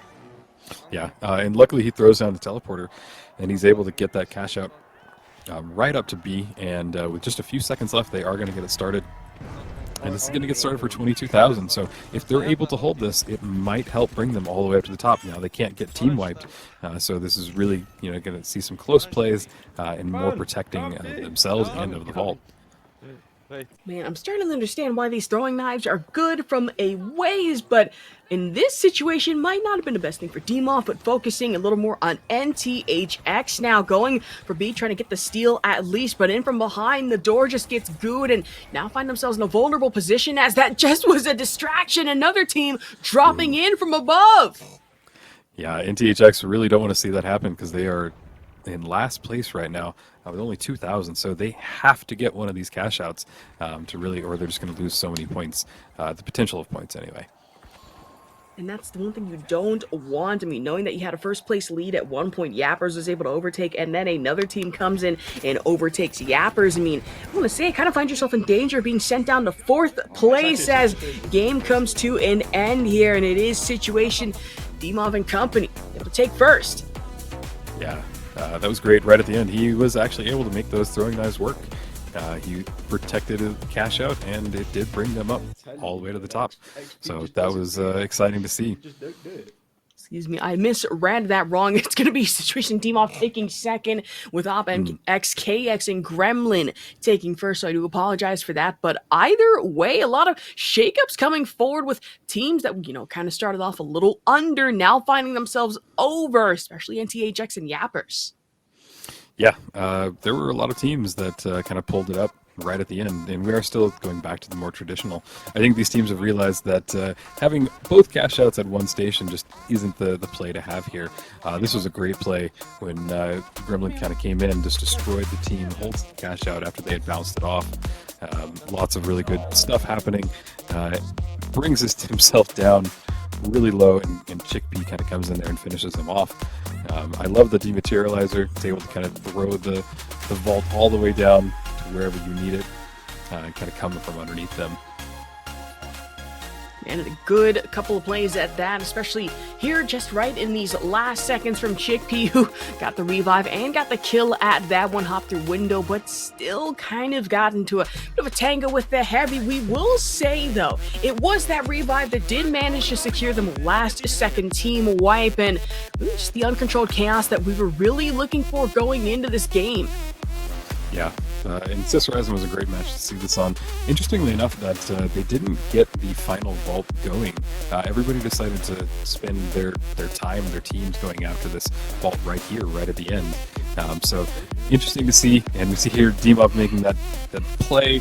He was able to get one elimination and steps on a mine, and sadly goes down. Man, that was unfortunate, but the throwing knife staying power, a little underwhelming, but in a lot of key situations, especially close quarters, was working, well, to a point. We have to talk about NTHX and the way they was just dropped down upon, right? Good at one door, and then they were looking just anyone to try and fire upon. It was a distraction. The real team dropped in from down below and were able to at least try and retake cash out of really great plays overall. Yeah, every team has been really impressive, has brought their A game, and I think that they're all just fighting to move on to this next bracket and not into the lower bracket. You can kind of see lots of upsets. BKO, I believe, was kind of a dominating force again. They kind of have stayed that way through nearly every match, and they definitely show off on Sis Horizon. I think that it's just kind of goes back to you're able to kind of know what's happening and not have a lot of variations between the maps. So really exciting to see, fun to watch, and yeah, I think we're going to get into our stats here. And it looks to be BKO right now in first place at about 28 KP, 67 placement, but 226,342 Wow. for at least 95 points overall, with Yappers and Berts following in second and third with a respective 111,000 and 55,000. But in a bit of a shock and an upset, NTHX find themselves in fourth place at only 47 total placement points, 58,000. So massive shakeups coming here on our series leaderboard overall. Interestingly enough, Bert's just has the lead just from getting more kill points. So the NTHX actually has more cash outs, but or more cash, but Bert's was able to kind of get just a few more kills. And yeah, this is interesting to see. I think BKO is quite a force. They have a commanding lead today. Yapper's close behind them, and it's just interesting to see our third and fourth place teams kind of being so neck and neck. But yeah, we definitely do have two teams that are leading quite heavily. Yeah, and I will say surprising too, considering BKO were 1 point in third place and now at first, and then Bert's in the dreaded fourth place, and NTHX, I imagine, not the one place they wanted to end up at. They were in first initially, and now only at 47 with 58,000 cash total. It's going to be an uphill battle, I mean, surprisingly enough. Yeah. And I mean, like, let's just talk about, BKO for a sec with $226,000 cashed out.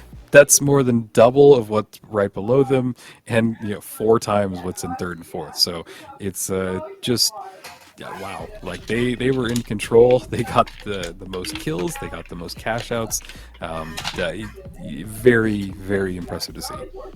And truly so, but I believe after looking at our stats, we should have a break coming up shortly as we get everything, resettled and heading into our next matches for the day here, Rio. Yep, I think that we are going to have a quick 5-minute break and, yeah, go on to the next round. Oh. No, we're still here. Oh, possibly, maybe, question mark. I think production just maybe wanted to see our faces again real quick, which we will say next match is coming up. Should be a blast to watch overall. Yeah, I'm curious to see what the standings are. I think that we'll see some really exciting matches, and we'll also get to find out what happened on the B stream. So, yeah, lots more to come. Yep, that is true. Oh, are we ready for break? Question mark. I know we hear production in the background. Okay, so we should be good for break after us. So please stick with us. We'll be right back with more finals gameplay. Oh my god, I clicked their portal. No. All right, are we off?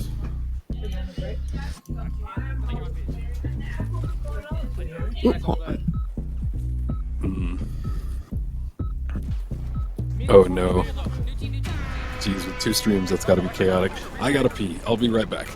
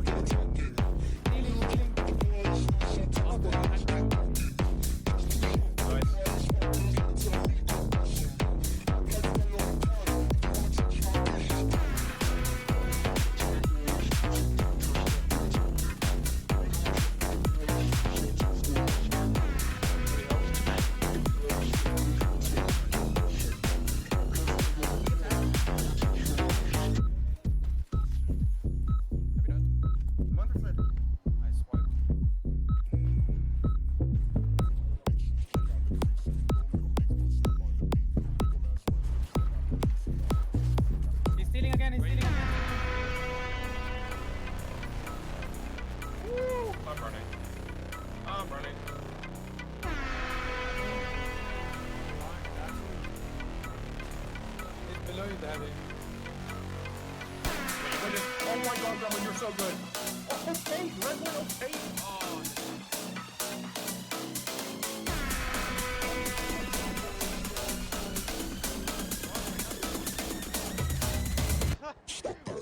You're dead.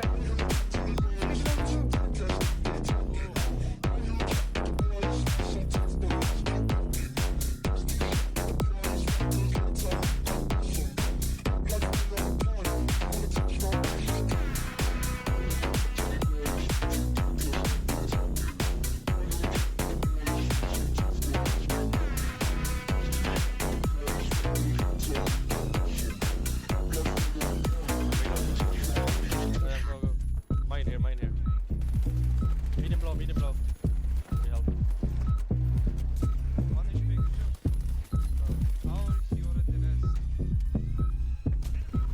Demons.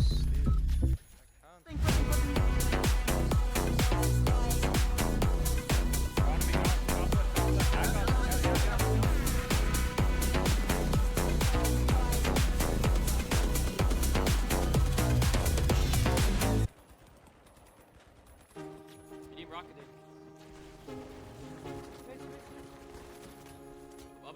Medium one. Go second floor. On me. Dead. Yeah, glitches. Glitch. I'm dead. No.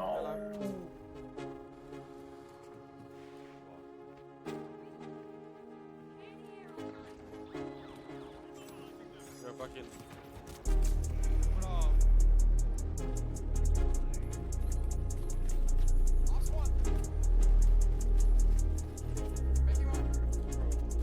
That's too deep, man. Half. Nice. Z squad. Shoot. Right, all week. Deep it.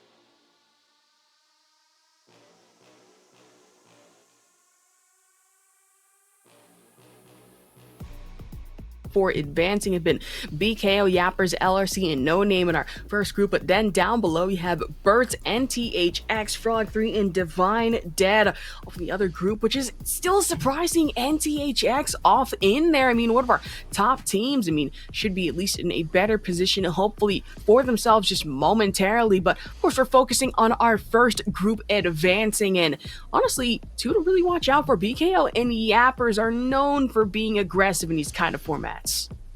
Yeah. And, you know, this will be the deciding match between these teams. Really, if the top 2 teams will go and will be immediately qualified, and then we go off into the B stream, and whoever qualifies there will move on to one more match. So this will be really interesting to watch. I think all of the teams have the potential to kind of move up and down between this, and sadly, everybody except for the kind of the top 2 heavy hitters are going to be in a chance of being eliminated today. So it's going to be, this match is really influential and really kind of one to watch. And I do want to also remind you that the other teams that are happening in the losers bracket will be on Artie's stream, the official B stream. So feel free to check out at Artie IRL, where he is solo casting these matches, and he has quite a task ahead of him. But something fun to watch. Feel free to switch back and forth between them. And I think regardless, in the winners or losers brackets, you're going to see just some amazing gameplay. Course. And that being said, solo casting this game is not easy. Please just go check out B Stream when you have the time. Artie is putting in 100% of the work over there. But with here, we are focusing on Group A, and with our top 4 going forward, I will say last time there wasn't exactly that much diversity with our map picks, say for like the first 2, and then after the fact we were expecting maybe a little bit of Monaco release something else. Nope, we pretty much sticked over to Sis Horizon, at least Skyway. So while I do expect a little bit of a change from that this time around, I mean, it might be that same situation of just picking what you're really comfortable with. Yeah, and I think that the one odd one we had in there is we had one match on Vegas, which I think was one of the best maps, but I would love to see kind of, that diversity going forward. Skyway Stadium was interesting that we got it like back to back, because it's a map that's normally banned. I think that, in my opinion, it's one of the most maps that has the most verticality to it. And if you ask any kind of FPS dev, what's the hardest thing? It's getting people to look up. And I think that this is something that the game excels in. Because FPS, you just try and kind of look forward. But that's a map that forces you to kind of be aware of what's happening above you, below you. And it's just, I think it makes for a really exciting gameplay. Yeah, it forces you to look up, below, side to side, really just every which way direction possible, because this being a destructible environment too, you don't expect someone to pop up from below as well to try and gank you at certain points, but with the finals, that is literally 90, maybe 100% of the time too. Yep, absolutely. And just the destruction makes it so much more satisfying. And we are still seeing a lot of teams running the C4, which is really handy because it does let you drop that vault, anything that you need. And conversely, we are seeing a lot of teams using the dematerializer, which does the same thing as C4, but kind of without the explosion. You're able to get in underneath that cash out vault and just kind of drop it where you need it. And sometimes you can do it so stealthily and so like secretively that you're able to kind of get in there and really kind of throw the team that is commanding it off guard, and force them to kind of have to either slam through the floor, come in, break it off, and defend themselves. But at that point, you've already lost so many crucial seconds that it's hard to kind of deal with. So we're seeing some great plays, great strategies, and it'll be really exciting to see what happens next. Yeah, and speaking of crucial seconds, I know with certain games, it may feel like it goes on for like hours and thinking these cash outs are taking too long. And then you look at the clock and you realize I only have like 3, maybe 2 minutes left on this entire thing. And yes, you do. You really not only have to worry about where you are placement wise, but then where your cash outs are located, where you're going to place those vaults especially, and then where you're just going to run off to, because you can waste so much time in trying to get kills and then realize, oh, we're still at like 500. We probably should have been focusing on that instead. Yeah, Yeah, there's just so many things to have to keep in mind, keep on top of, and I think that's what makes this just an exciting game just overall. And then when you see these pros get at it, you see strategies that you wouldn't normally see in just competitive play. And these are some of the top tier players. Like if y'all want to check right now, you can go onto the leaderboards and you are going to see the people on the top of that list are the people you're seeing in this game. So it's quite exciting that we get to watch and commentate over some of the best players, because I know personally I learned quite a lot from just watching these matches, and I take it into my play with me. So yeah, I think that this is something that I'd love to see, and I think this next match will just get more and more competitive as these kind of go on, because top two teams here will just move on and get qualified already. So if I was one of these teams, I would really try my hardest to make sure that that happens, and then I kind of get a break going in for tomorrow. And I believe we are still waiting on teams to get into lobby. So, if anything, I know it's just a matter of waiting on that, and then we should be able to get things sailed pretty smoothly here. Yeah. Yeah, it is a lot to coordinate between four teams, and especially because we have teams in the EU and teams in America, and just kind of getting four people in a match that is a little bit buggy at times can be a very difficult task to do. So just going to bear with us as we kind of get into this next round, this next match. Yeah, and that should be great. And I'll believe, again, if you are watching this stream here, please be sure to also check out B's stream, which is over at RDIRL. And again, he's solo casting. That's not easy. We cannot reiterate how insane that is, especially for a fast-paced game like the finals. So if you have the time, please do go and check that out. Oh yeah, I mean, I used to solo cast on Quake, but it was like two players going at it, and that was hard to follow. So this is a quite a mighty task when we have Artie solo and being really a trooper over there. So if you want to see some impressive casting on its own, feel free to check that out. And other than that, I guess you can still stay tuned in for Asher and I as we continue into this next one. Asher, is there any team that you're kind of excited about? Let's talk underdogs, because we have BKO in there, and we know that they are kind of the top players right now. But I'm not sure if you caught the earlier matches where we had No Name and LRC and Yappers in here. Believe so. If anything, I'd have to say underdog going into this. Well, former underdog at one point was BKO, but now as many top names are kind of in here, especially with BKO and Yappers, I think I'd have to go No Name just a little bit here, because they're against like some of the big three within our series, I'd say the least. And then elimination round 1 is one thing. That's winner side. Lower side is elimination round 2. I imagine that's about to be a slaughterhouse with the fact that you've thrown in NTH, Accent, Divine, Dead into the mix on that one. Yeah, that'll be quite the match to watch, especially because they are having to compete so heavily. So the inverse of what we have here, where the top two teams get immediately qualified, the lower two teams there will be eliminated.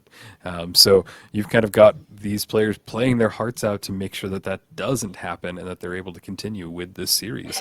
And I think that there's a lot to watch there. And on this one, I think that LRC from the last matches I commentated, they were really fun to watch. I think Nason and Blacks are just really powerful players. So I'm excited that we get to see them, hopping in here and going up against some really good players like MXKX, DMOV, who else in here? OPP, just really some fun players, really top of their tier.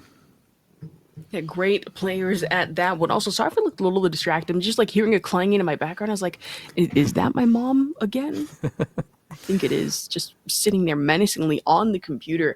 But other than that, still waiting on players to get into lobby. And again, already streaming over on B stream, so not really sure what is taking a little longer than need be here. Happens though. It does happen. But it looks like we're going to be thrown over to a quick, probably 2, maybe 3-minute break here while we get everything settled. So please stick with us. We'll be right back.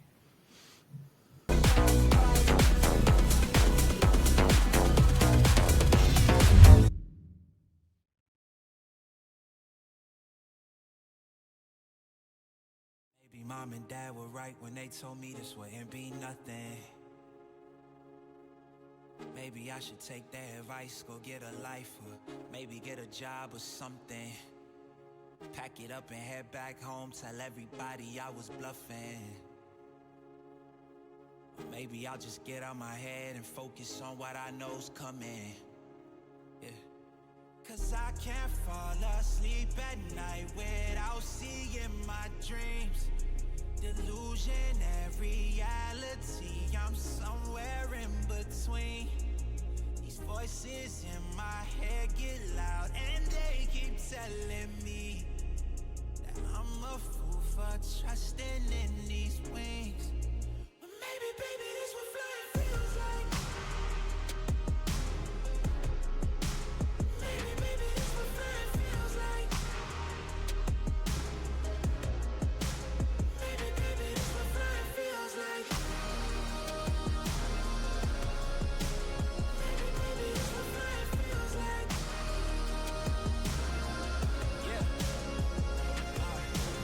Maybe all my exes just drinking themselves crazy tonight.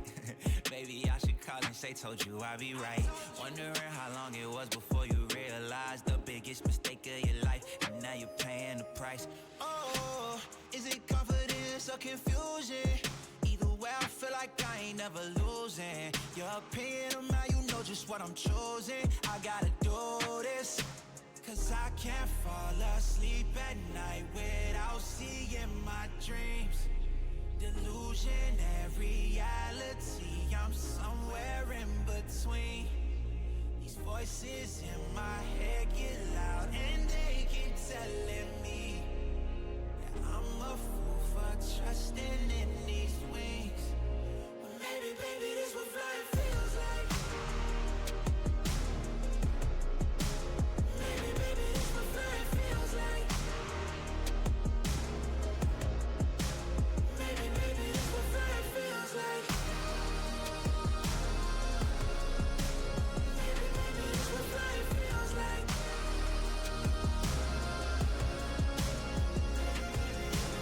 Feels like. Maybe, baby, this what flying feels like. Maybe, baby, this what flying feels like. Maybe, baby, this what flying feels like.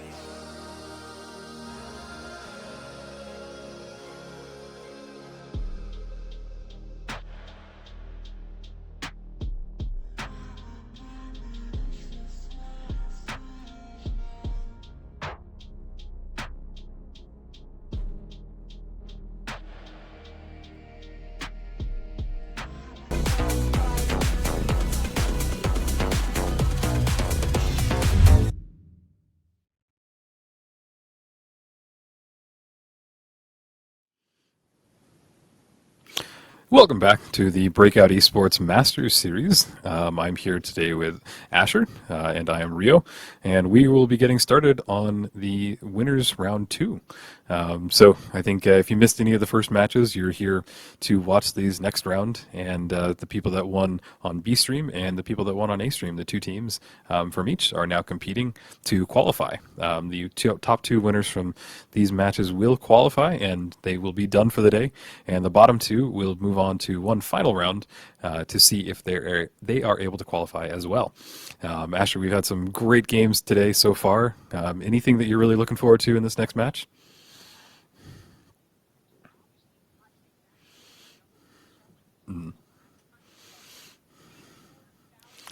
Insane.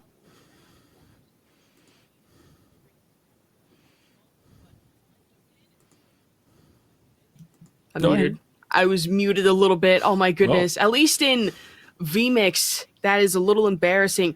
As I was saying, looking forward to possible double cash out action, no TLDR in that one.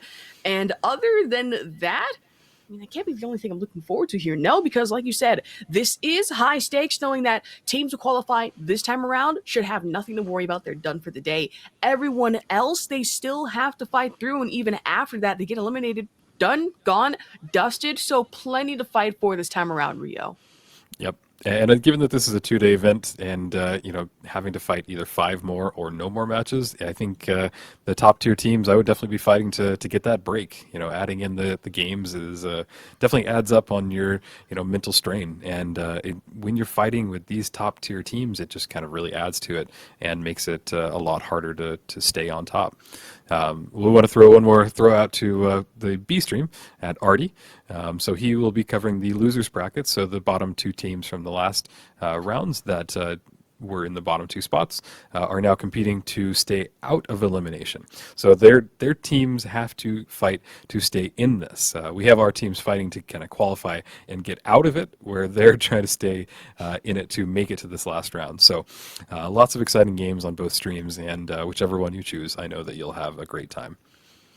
Man, a fun time at that one. Oh, we got an update. Apparently there is a lobby glitch. So not everyone loaded in. We're going to have to reset possibly on. That was just issue after issue. I think lobby might be cursed momentarily. Wouldn't take long, though.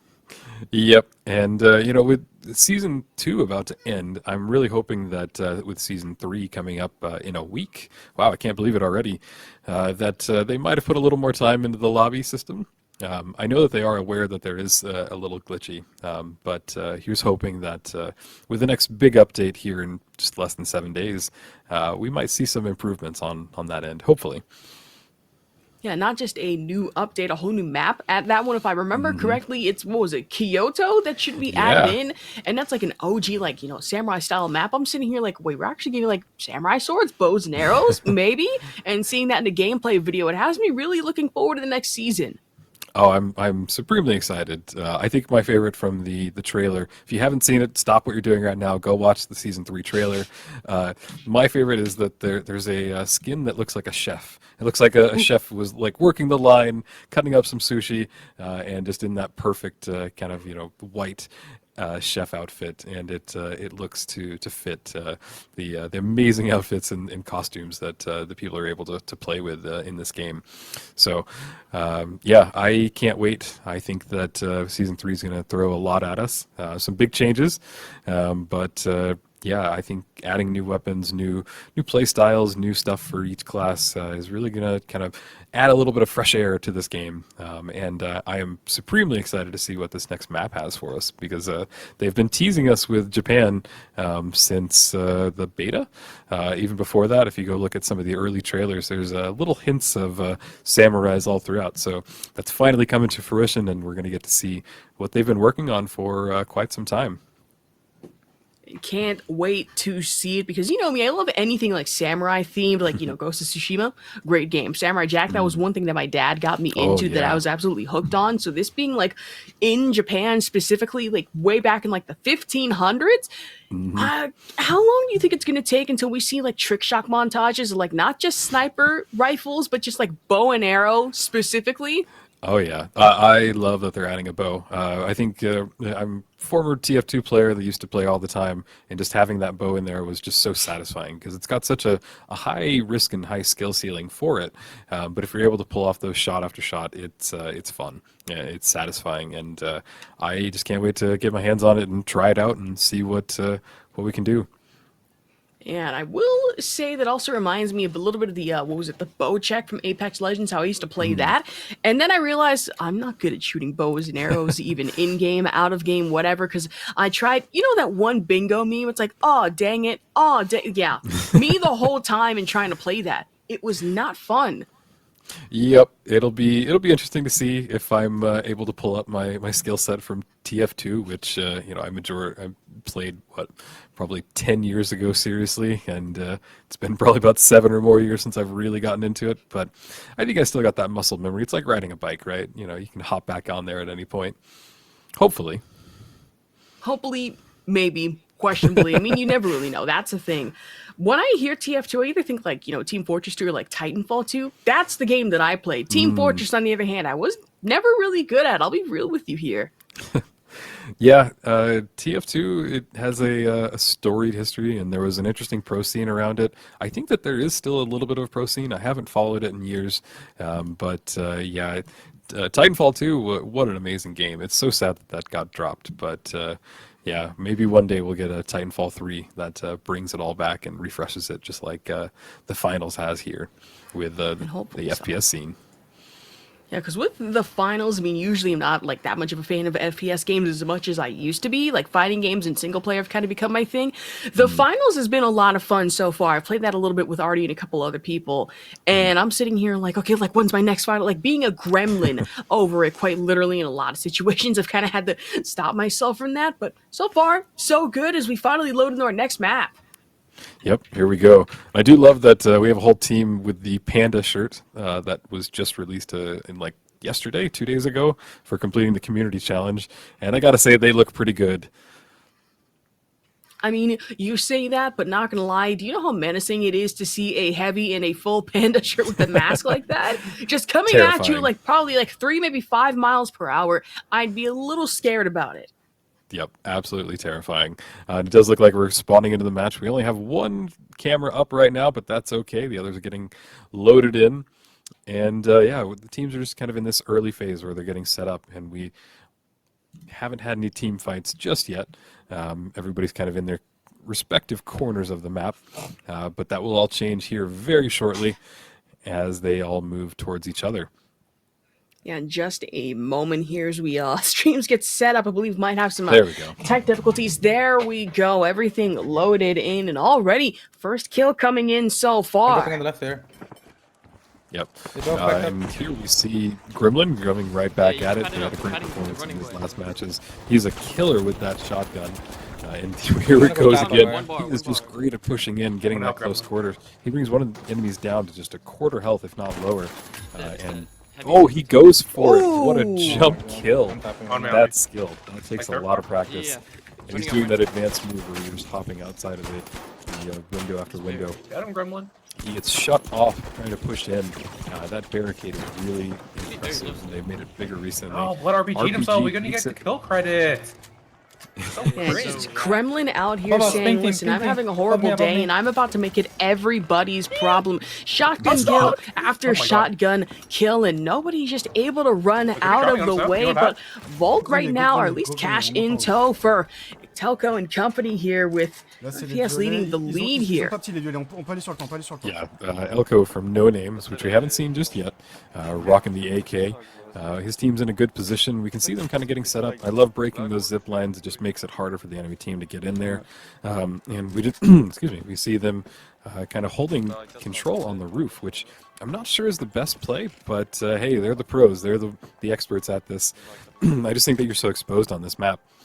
So it's a little hard to stay chipped away. But they do have that APS turret. They do have 2 barricades set up by their heavy, and they are kind of locked in there. It looks like not a lot of fighting is happening, and maybe all the fight is happening on Cash Out A. Cash Out A looking like the place to be if you are some people, but for everybody else involved wanting just a little piece of that $10,000 coming up pretty surely could be an easy steal for some, but not all, as Gremlin trying to take at least a couple bullets coming through. Anyone just running into them would not have a kind day with that RPG, and A really looks like the place to be is now MXKX and off, kind of leading the charge here. Turret down just in case, and knowing someone is on the other side here. Great kill coming in from the C4, and another off the elbow melee. Yeah, BKO in the commanding lead. I think that they have enough time to get so now they just have to control it. Wow, the RPG kill. That was such skill. It was in air as both team members were in the air. His team goes down, loses 2.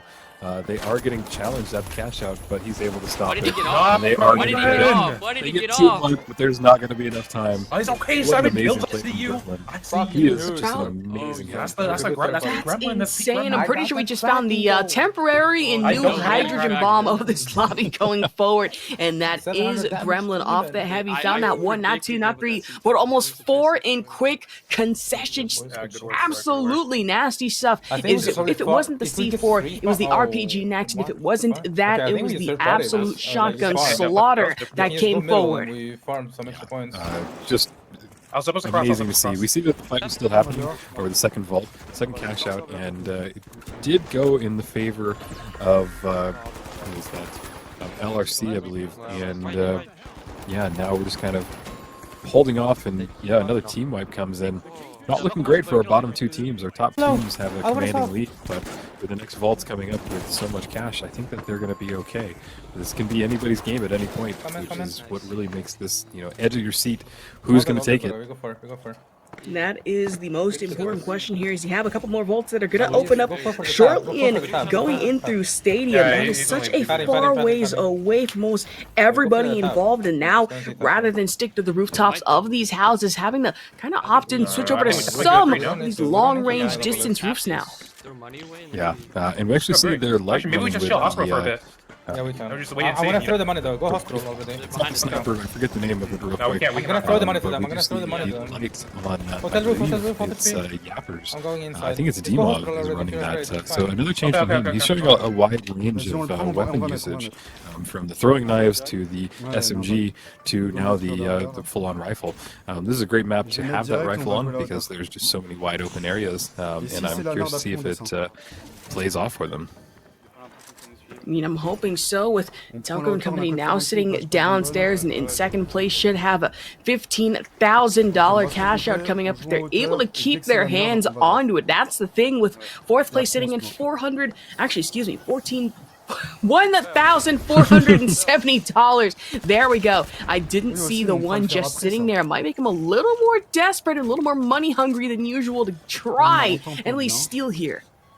Yeah, and we see No Name kind of getting set up again. They were able to take the first catch, and if they're able to get this, they might get thrown into first place. They are fighting up against BKO, but it does seem like No Name give me a pad? kind of the two Light that. right now.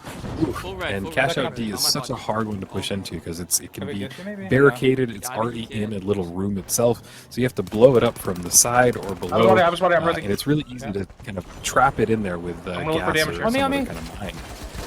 We do see that this is probably the closest quarter combat that we've got all day, just in this one area. Not just a hard one to push, but a staring one at that, and that is no exception for Cash Out D. Just kind of bouncing? Question mark off the jump pad. I see that off in the corner right there, and with Retro Invasion coming up, should make things a little more interesting. Want to get rid of the turret and the pad just in case, but I say that is a heavy pushing forward, but it is Blacks. It just gets blown back out of existence and back to spawn. And I think BKO has time to steal it, and they do. They're going to get their teammate up and have a whole another cash out underneath them. At this point, they have a commanding 30,000. I would almost kind of hold back. We've only got 2 minutes left on this, maybe another minute if we get one more cash out going. But what I would do is I would go to a vault, hold it, and just make sure that my team doesn't go down. BKO might have this again. Oh, to behind us? And not again. A lot of people would say, especially if you find yourself in third or fourth place here, unless you want to get eliminated and stay home a little too early on. Qualification is most important, and those cash outs even more so. With Retro Invasion now active, should make things a little more interesting. And of course, that is a team wipe coming forward and dropping down, descending from the heavens. In a way, it is Gremlin with a shotgun, not wanting to let this go. Just 1, 2, 3 shield. There it is. Finally, Boone just running for dear life. You can tell at points that they were probably thinking, can I fight this? Maybe I can. In this situation, no. No, you cannot. Yeah, and you could just see the fear in his eyes as he was trying to run away. If I ran into that, I would just, get out of there as soon as I can, especially if you're down to your last teammate. In this mode, it's better to hide than it is to just be exposed and go down with your cash. Man, just the pure dread, the pure fear that we can kind of see in that case. And with about a minute left on the board, really, there's not much room for error left, or really not much room at all for any slip-up, any mistake, especially if a cash out in hand. Yeah, it looks like only one cash out has started. I'm curious to see if Vault 5 makes it all the way over to A. It's just now being opened, but with what is that, a minute left, they have got to hustle if they want to get it over there and start it on the next cash out. And they do, actually. I guess they had a teleporter set up and were able to get it over there real quick. But it looks like we're going to have both teams kind of fighting for it.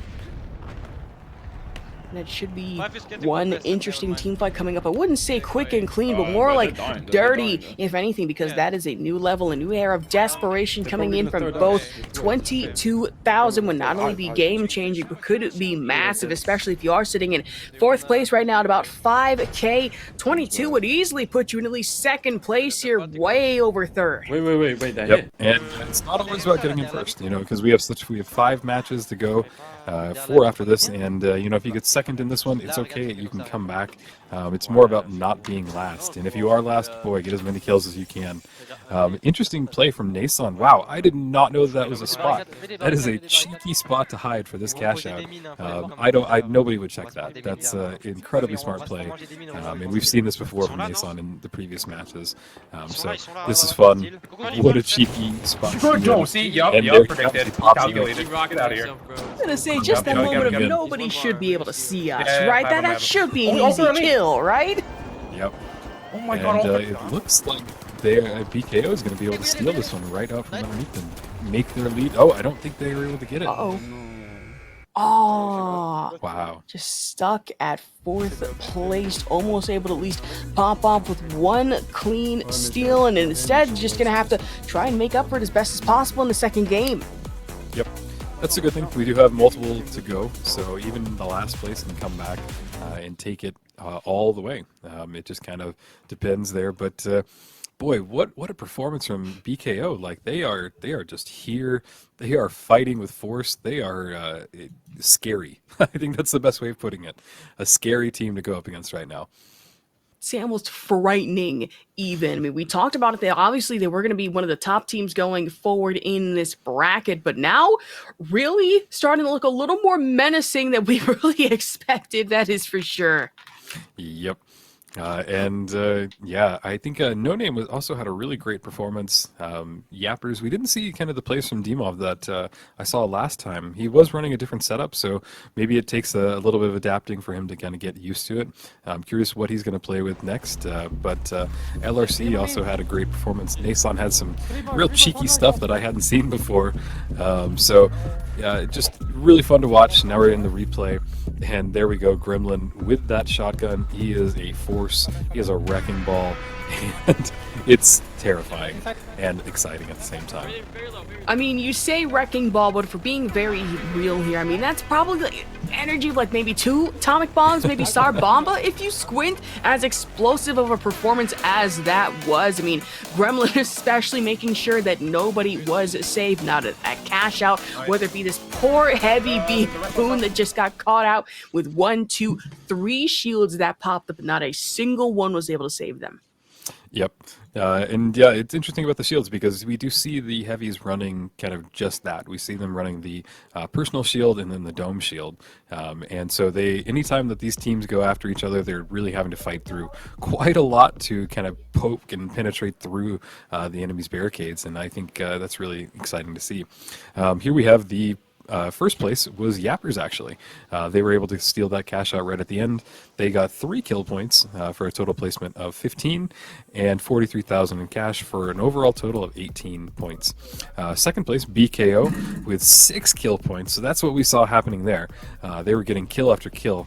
11 placement points for that and 31,000 in cash for a total of 17. So just 1 point away from Yappers, and definitely something that we saw. LRC with 3 kill points, 7 placement points, and $27,000 cashed out for a total of 10 points. Finally, we have No Name, who definitely have a great name, but only got 2 kill points, 3 placement points, and sadly just 11,000 total cash out for a total of 5 points. Kind of shocked from that because No Name really has a great lineup. And I kind of expected more from them. But as I said earlier, this match is early. We still have 4 more games, and I have a suspicion that No Name will probably be closer to the top. Yeah. Yeah, a bit of an underwhelming performance coming in for No Name, which I was expecting a little more, but now, I mean, first game, sure, shouldn't have that much to worry about. You have plenty of time to go, and differential again really hitting 11,000 versus LRC's 27,000. It's not a prime position you want to put yourself in, but if you are yappers, I imagine you might be a little happier knowing that finally you've managed to overtake BKO for now and set yourself apart at about 18 total placement points and $43,000 in cash out. Yeah, and I think it's just really exciting to see that that with BKO with 6 kill points. So what is that? That means they got like 18 kills at least, compared to Yappers with 3 and LRC with 3 and the No Name with 2. So there is still a dominating force here, but it doesn't all come down to kills. Sometimes it comes down to team play and just how you're able to manage those cash outs. Sometimes it's impossible for where you spawn, but a lot of strategy, a lot of movement, and getting those crucial kills at the right time is what they need to do. So really interesting to see that who's on top, who's on bottom, but we still have a lot to go, and I expect the whole thing to just shuffle.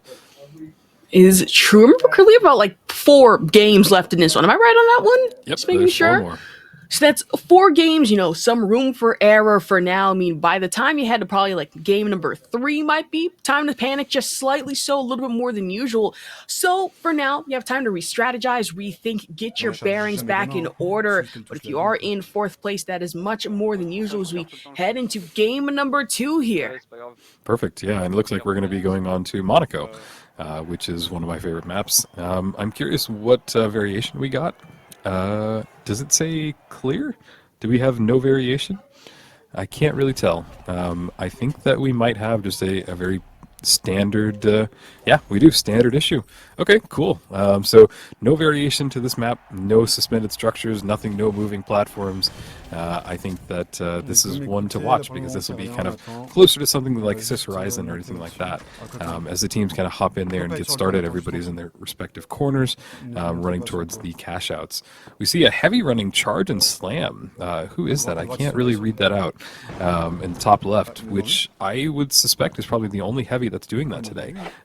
Just charge and slam is great for pushing somebody off the point, but having that shield and kind of protecting your team usually is what you want to go for. But I'm curious to see how that plays out. That is true. Just gonna have to really wait and see. I mean, sure, an unorthodox way of really running heavy, but hey, if it works, it definitely works. And on this map, might work a little too well, especially for breaking in, at least charging and setting up some entrance points for yourself and your teammates. Yeah, well, and it actually looks like it's Gremlin running it, so, I don't have much place to talk. He knows what he's doing. He's also running the Lewis gun, interestingly enough. He's hopped off that shotgun, which has just been his main go-to. But this is a very different map, and has a lot more going for it than some of the other ones that we've seen. We see one of them go down. Gremlin's running away with the cash out. Noah FPS kind of goes down with his team. And sadly, that'll be No Name going down as well. Teams are really pretty evenly matched right now. Nason goes down, and we just see, wow, 2 teams go down almost immediately.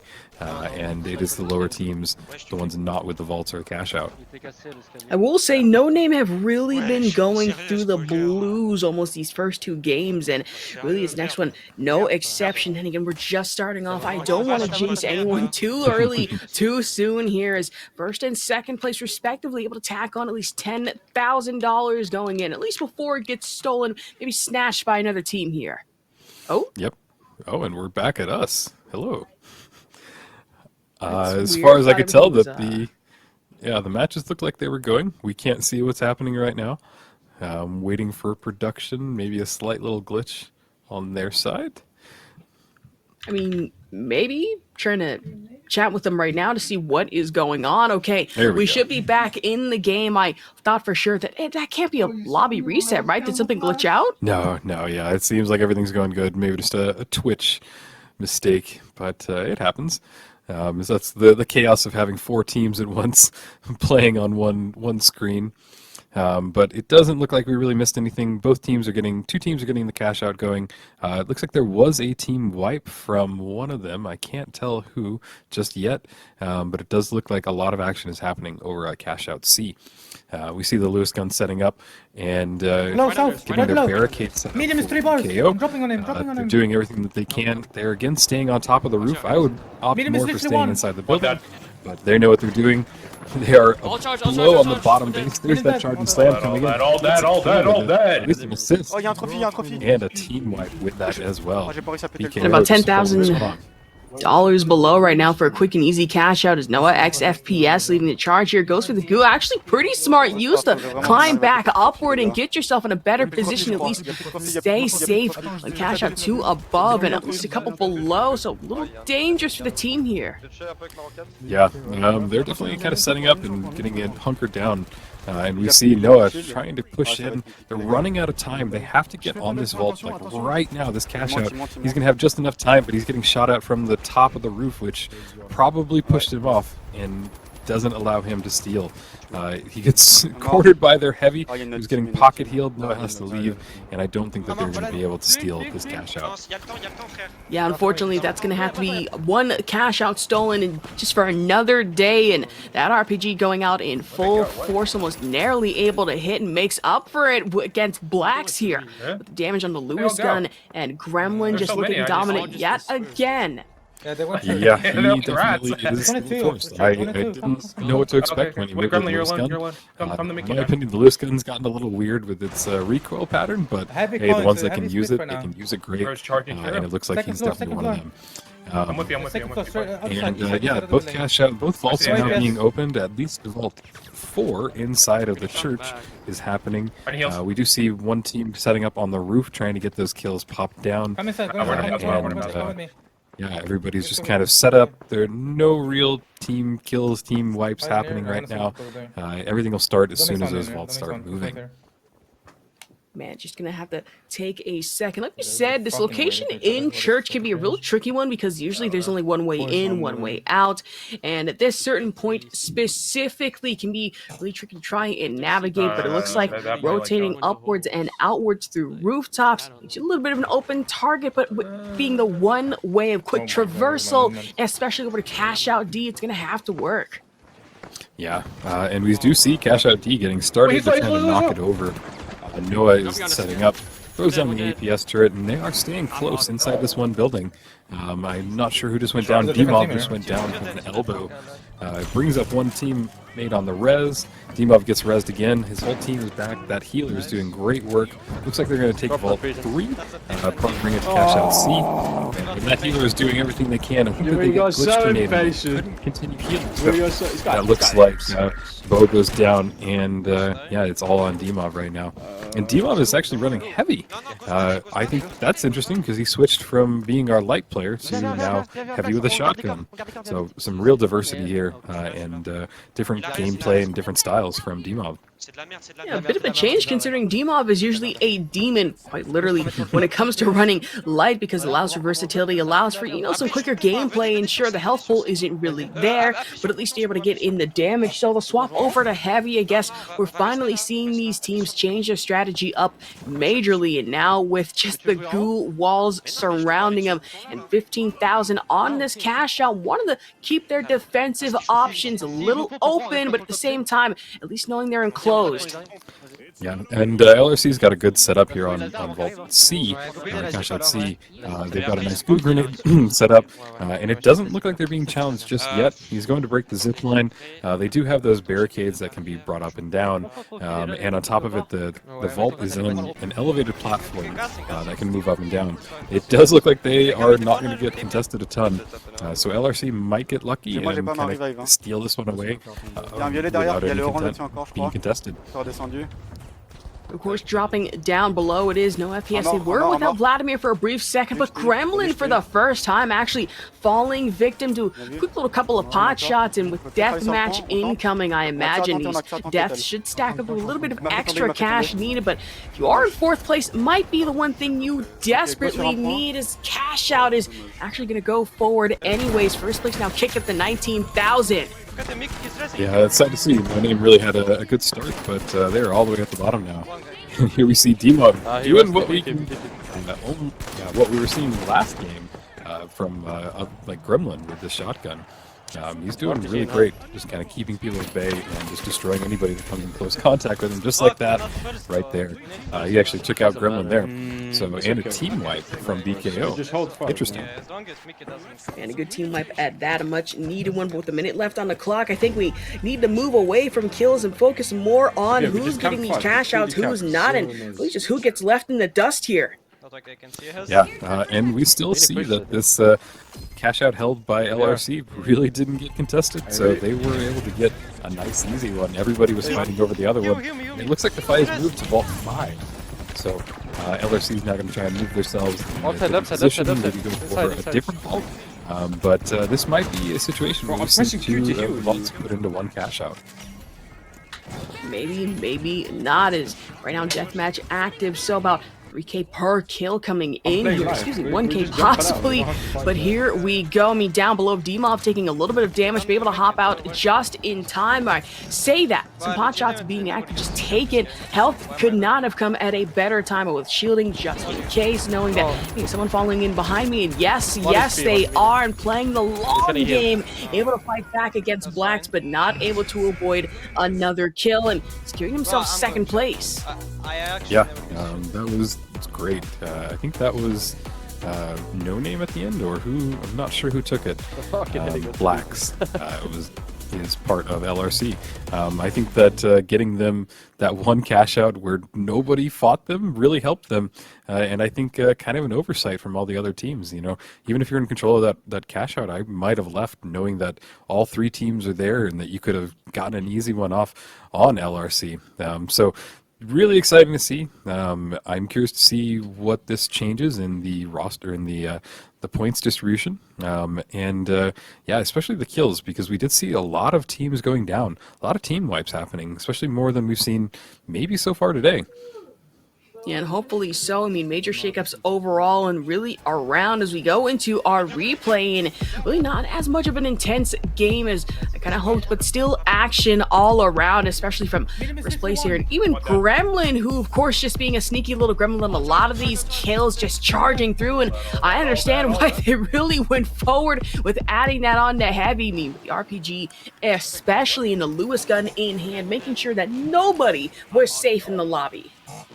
Yeah, real dynamic gameplay from Gremlin. Just fun to see, especially that he's able to switch and do something completely different. Yeah, we're just seeing some of the top tier players just showing off what they can do. Amazing kills here from D-Mob, switching from light to heavy. Gets a team wipe, chasing down another kill. Amazing to see. Man, great to see at that one. And at that one point, Gremlin looked a little vulnerable in a lot of certain situations, was able to recover as best as possible. And in this one, especially, D-Mob making sure that Blacks wasn't able to follow after him, and that second kill was secured. But overall, I'm interested to see how this leaderboard is going to shake up in the end of this game.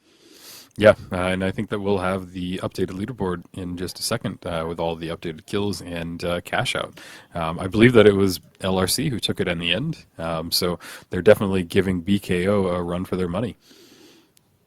And a great run for their money at that one. I believe we should be waiting on our leaderboard results in just a second here. Yep, just waiting to see, and as they get that ready, the teams will be getting ready for the third match.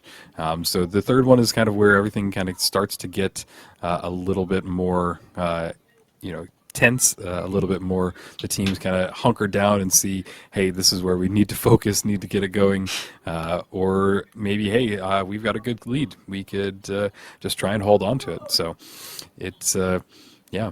Fun to see, fun to watch. We've got a lot more coming towards us, and yeah.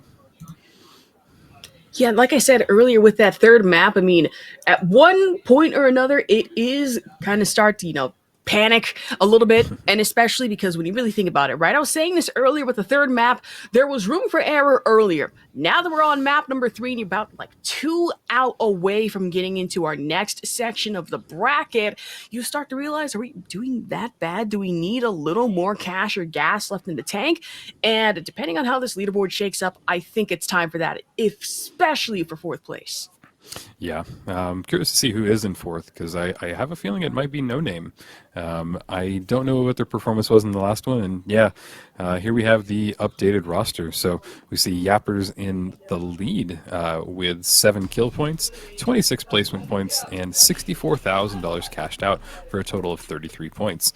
In second place, we have LRC with 6 kill points, 22 placement points, nearly $60,000 in cash out, 59 and for a total of 28 points. In third place, BKO, shockingly, still commanding the lead with kill points of 10, 18 placement points, but only $43,000 cashed out with a total of 28 points. And finally, we have No Name with just 4 kill points, 6 placement points, and only 13,000, nearly 14,000 cashed out for a total of 10 points. Interesting to see. Things kind of have shifted a little bit from previously. Shockingly enough, BKO is now in third, but they are tied. They have 28 points as well with LRC. So this could go anyway, any which way, really, in these next 3 matches. And truly so, with Yappers now really showing who's dominant in this one, able to claw their way back up to first place, and not that much of a difference, if anything, between themselves and LRC. But if you are in 4th, like I said earlier, obviously you don't want to find yourself eliminated, because top 2 here are going to be moving on to qualify and shouldn't have that much to worry about. Everyone else might find themselves in a little bit of trouble. Yep. If I was No Name, I would really kind of kick it into high gear. I have seen them play. Noah is a wonderful player. Vlad is great as well. And I think that they've got a solid team. I think that they can pull this back. I would be shocked if they don't, but it's really all about getting that momentum, holding on to it, and then making sure that you kind of stay strong. So they have 3 more opportunities to do that, and we might even see BKO kind of sneak back up there. With the 2 teams tied at 28 points, it's still going to be kind of a big shuffle right until the last match, that's for sure. It is true, like you did say, No Name, usually they're a stronger team than this, so kind of seeing them in that last place position is a little unusual. Might be just a bad day for them, but we should be starting off with our next game now. Yep, it looks like it's about to get started, and I'm curious to see what map we'll be on. Maybe we'll get some Sis Horizon. We haven't seen that from this group just yet. I would almost bet that's up next. If not, I think maybe Skyway Stadium, but I think those are the only 2. Oh, we also have Vegas, so could be one of those 3 matches. We will definitely see here in just a second as all the teams get loaded in. Of course, starting off with, it would be good to see Vegas. I'm not saying that because I'm biased, because I used to live there. Still fun, nonetheless, but as we move on with teams just getting set up momentarily here. It is Sis Horizon. I had a feeling. Let's go! Can't hold it off that long. Interestingly enough, they did say that in the next update we will be getting new variations to Sis Horizon. So teams that pick this, knowing that there's no variation, that's all going to change here in just a few days. Of course, coming up with teams getting started, we do have one screen that we're still waiting on, but other than that, I mean, some teams set up, and Vault 2 should be up just momentarily. Yep, we see Gremlin now. He's running. And I believe the shotgun. This is a great map for the shotgun. His team's in a good position. They are below or above Vault 1. They can't go through that. They can't go through that. Getting opened. I'm curious if they're going to try and blow it up. Ooh, we see an RPG come down, takes Gremlin to half health. His whole team is going very low, and he is just struggling to hold on. He gets 1 good kill, but his whole team gets wiped. Yeah, maybe we should have had it. I think we should have instantly. Yeah. Man, an unfortunate team wiping quite early in this one at that. I mean, usually Gremlin's team and everyone else are kind of really that one team that really like to tough it out and stick it out up until the last kind of moments, and then they kind of slip a little bit, but seeing it this early, a little unusual, but it happens, as no XFPS at least in hand with the cash out and headed towards B. Yeah, Noah's in a great position. I think that this in the museum area is a great cash out area. It gives you this platform above, and you're really only exposed from kind of not that many angles, especially if you bring down the stairs or block them off like they're doing right now. They throw up the APS turret, and they're kind of huddled in this area where they are the most secure. So they only have to watch out from behind them and in front of them. Anywhere else, they either are going to be ambushed directly on. So they're in a great position. I'm curious to see if they can hold it. And we see Gremlin and their team just kind of holding off. I'm not sure what the slowdown is about. I think they did. I'm not going to lie to you. It is a little interesting. I'm not sure why they aren't pushing in. We're going to get thirded if we push this, by the way. Yeah, I mean, usually Gremlin's team are a little more aggressive than we need be, but I guess in this case, maybe deciding to opt back and just switch away, maybe wait for the next one. Not sure what's really going on here. They're all good. Yeah, just waiting. I think that they didn't want to get third team, so they didn't want to run in there while the other team was attacking them. And they probably play that smart. You don't see that very often. Just that self-awareness that pushing in at that moment when they were so close wasn't the right move. You see some Gremlin did a great first kill, and Noah is just kind of hopping around there trying to stay alive. His team is getting pushed out, and it looks like Electro went down. He goes for the res. He does get his teammate back, but Noah is on 1 health, and he can't save it. Hops up there and goes down. But he gets immediately rezzed by his teammate, and his team's at about half health with him with the healing beam. Wait, chill. We can play under here. And it does seem like the fight over Cash Out D is, or B is going kind of quite intensely.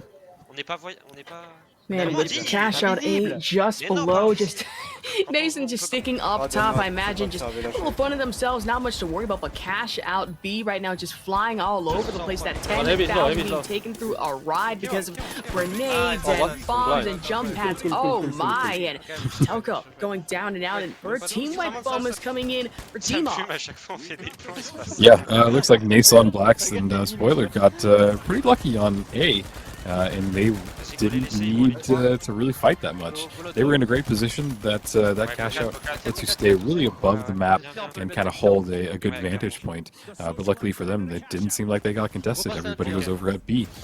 So now we're running towards the next vaults. Every team is kind of getting set up and getting ready for the next fight.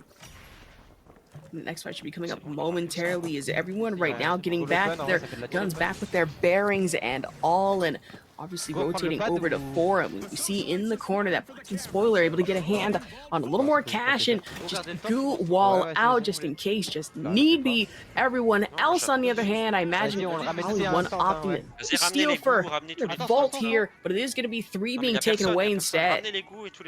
We see Dimov is still playing heavy. He did give us an emote there.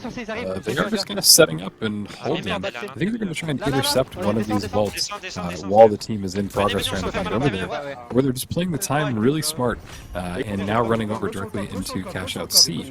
We see Cash Out D as well going off, and both will kind of have each team defending it, and we see Noah going in for the steal on Cash Out C. I'm not sure if there's a team wipe in there, but it looks like they were able to just kind of sneak in and get it before, and now we do see the team getting dropped on them, but how were they able to get in there so sneakily?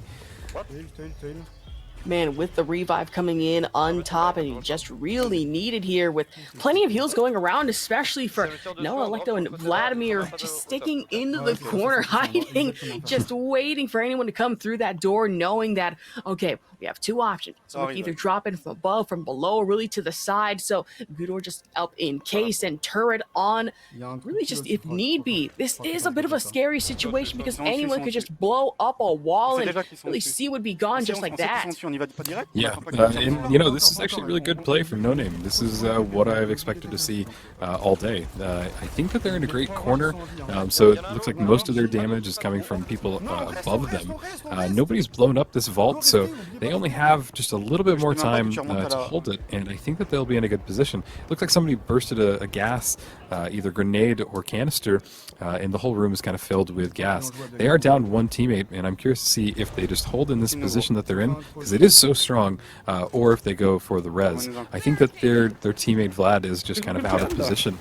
So they are in a little bit of a struggle, either waiting for him to stay alive or to coin in, or just kind of keeping themselves alive. They are going down very low, and sadly, that team wipe, man, if they had their third player, No Name might have gotten out of the situation a little differently. Man, and the team wipe coming through. Nason goes down and out, and Demov luckily able to hit one, and that cash out steal is not going to go through, and just almost narrowly did, but Flax gets eliminated. Situation goes down, and leaving only Demov to be the last one left alive, having to crash out and get out. Yeah, that was really exciting. I thought Demov and his team were really going to kind of get in there and show what the Yappers can do, but he is having to retreat. Previously in our last tournament, it made more sense for your whole team to die so that you would just respawn, but now with the threat of losing 30% of your cash, with how evenly close it is right now, we have top team only has 18, the bottom team only has 13. It is anybody's game as we go into these last few vaults being opened and inserted in. Last few vaults coming up, and with only just a minute or two left to spare, I imagine that sense of desperation is starting to get to some of these players, and with orbital lasers incoming, now not only do you have to worry about destruction from players' hands, but now pretty much just the sky, the door gets gooed up in the top left corner. Spoiler goes down and out the gremlin. Yeah, I'm seeing more impressive goo plays today than I've ever seen. These teammates have these teams have kind of learned that it's such a powerful tool. Even just stopping somebody for a few seconds and forcing them to go a different route, and that's what we're seeing. I personally like to use them on stairs because it does make me like climb over them and then become an easy target, or kind of find another way, blow up something or break them. And they're not easily broken. It's not a one shot and they explode. It's you need to lay into them for a few seconds before they kind of go off. So it's your own little personal barricade. And I do love seeing all the teams just use all their utility that they can. It looks like BKO is getting cash out B started. They throw a C4 down right on it. We see Gremlin kind of set up and going into that tunnel and doing everything he can, holding a glitch grenade, ready for it. They put a bounce pad down below, so I think they're going to try and drop it and then bounce it, which is a great strategy because it really throws off the enemy team if they're starting to try and steal it.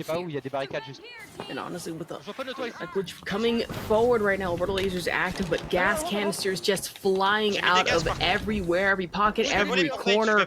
It's just so much abound, so I imagine the destructive power should be kicked up at least by a 90 octave here. We go with team wipe going forward. Block's able to survive that one narrowly so, taking so much burn damage, but I say that and coming in from behind, just find yourself in a bad situation. Cash out being stolen at that one, and maybe having to focus on B instead of A going forward as Noah FPS drops down below. Yeah, they have control of it. Noah has the advantage height-wise, and they've only got maybe about 15-20 seconds that they have to hold and defend this. So I would be very surprised if No Name doesn't get this cash out right away, because there's just not enough time for anybody to get in there and stop them. I think that this might even throw them to the top of the leaderboard, at least in this match. And hopefully so. Gremlin gets taken out for what seems like the first time in a very long time by Demov, who is also the second hydrogen bomb we've having been watch out for in this lobby thus far. Everyone else avoiding orbital lasers, and with the revive, Nason is back up, but almost at what cost? Just gets taken down as quickly as he comes back.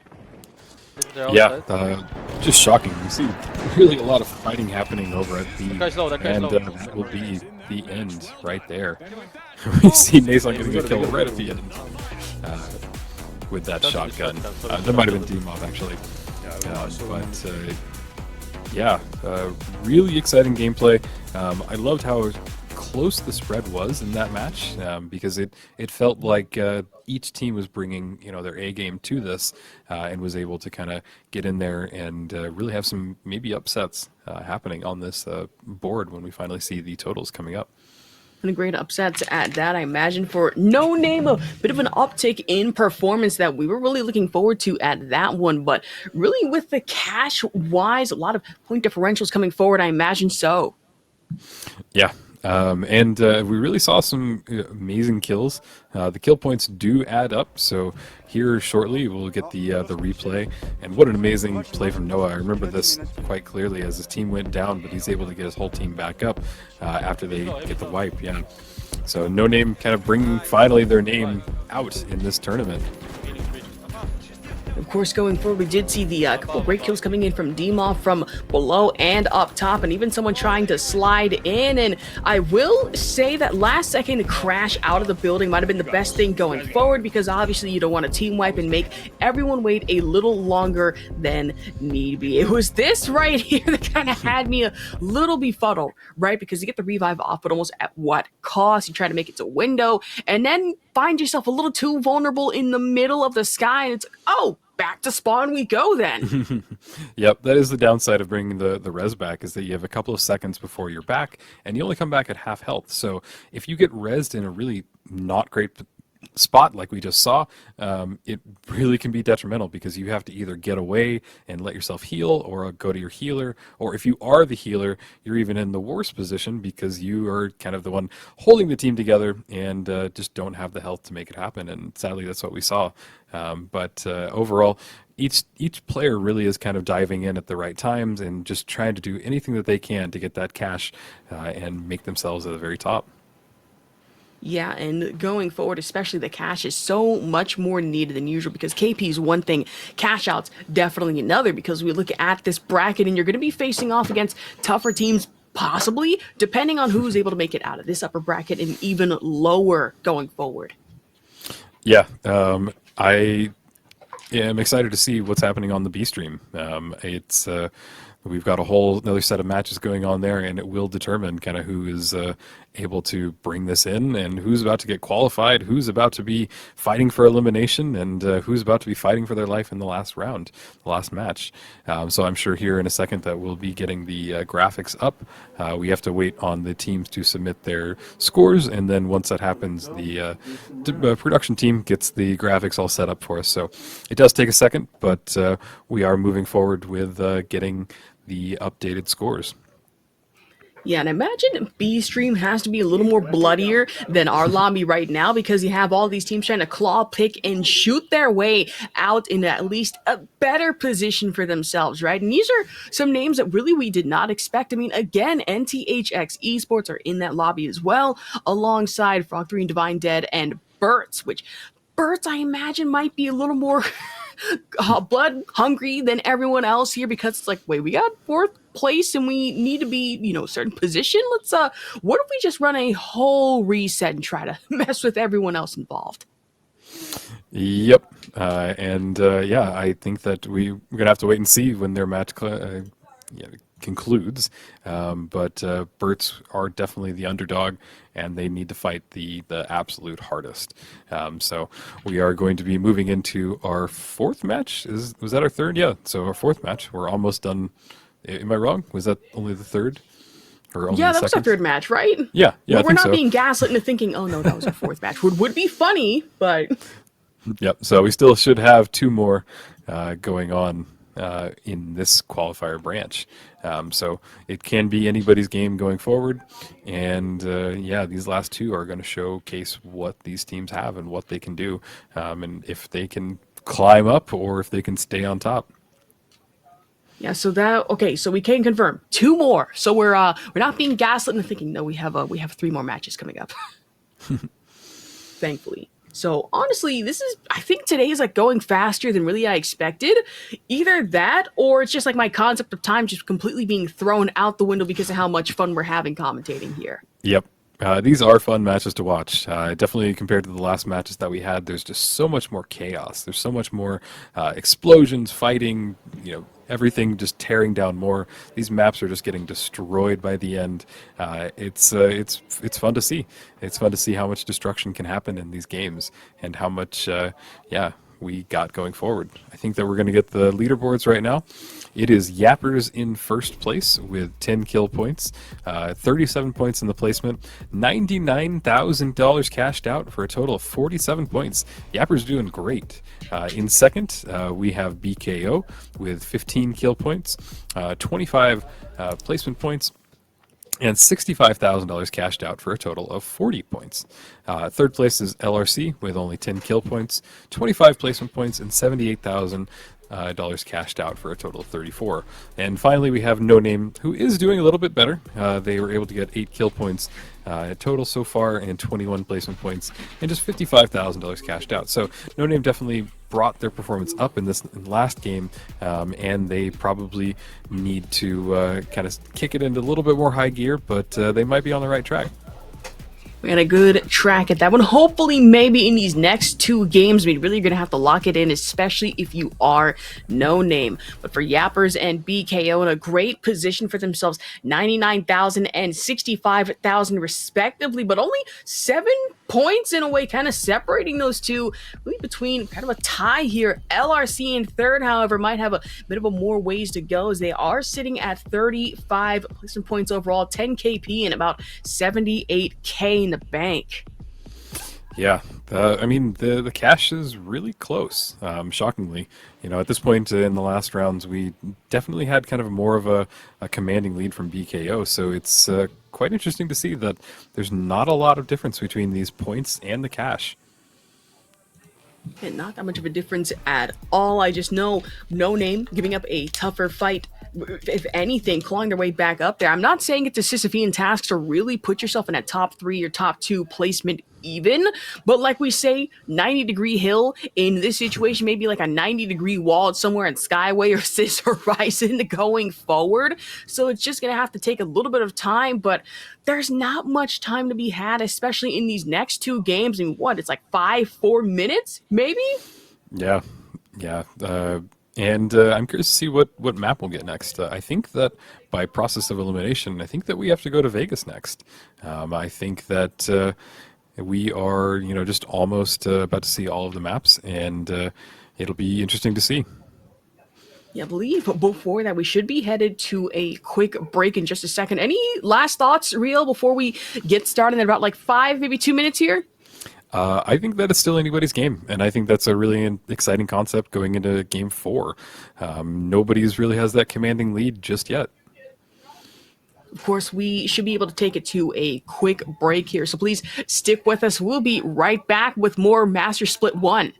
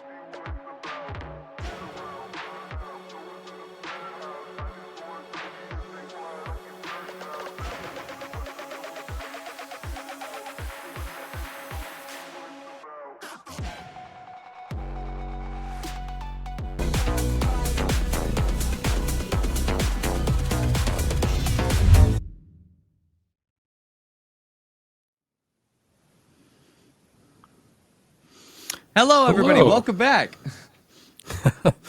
We've had a small change, and Artie, welcome. Hello, I have come all the way from the glorious land of the B stream to bring you news of the happenings. There was quite a bit of commotion that happened on the B stream that you guys might have missed if you weren't paying attention. But at the same time, everything that we had going for us on the B stream was pretty incredible. We had a lot of good fights, a lot of good tactics that we had showing up and showing off. But Rio, we're here now on the A stream. We're here in the upper bracket, the top two of which will be qualifying for tomorrow's games. Let me know about it. I want to hear about it. Yeah, the first round was really exciting, and really BKO just kind of had such a strong presence, and we haven't really seen that today. BKO is the only team that hasn't won a round yet. So if I were a betting man, I would definitely bet that this next match might be theirs. They are definitely running into some really great interference from no-name yappers and some of these other teams here.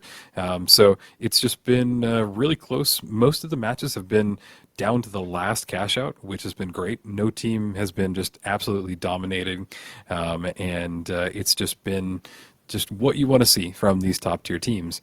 And like you said, the top two will be qualifying. So they'll be done for the day, and they won't have to fight 5 more matches, which is quite a lot in terms of mental power and just kind of staying with it. Absolutely. It's a lot of work to maintain and stay in, especially once you're like already doing such a great job. To then, even if you're doing your best in the upper bracket, then you just happen to finish 3rd place. You got 5 more matches to go. It's gonna be wild, but at the very least, we're getting through it. This is match 4, I believe, right? Yes, this is match 4. Amazing. So do we see a riot shield coming out? I really hope so. I really hope so. So tell me, who is your number 1 that you think is gonna qual through today? Ooh, I think BKO, just because they had such a commanding performance previously, and I think that they're right now in second by just a few points, and if they win just really one match, they'll be kind of in the top 2 for sure.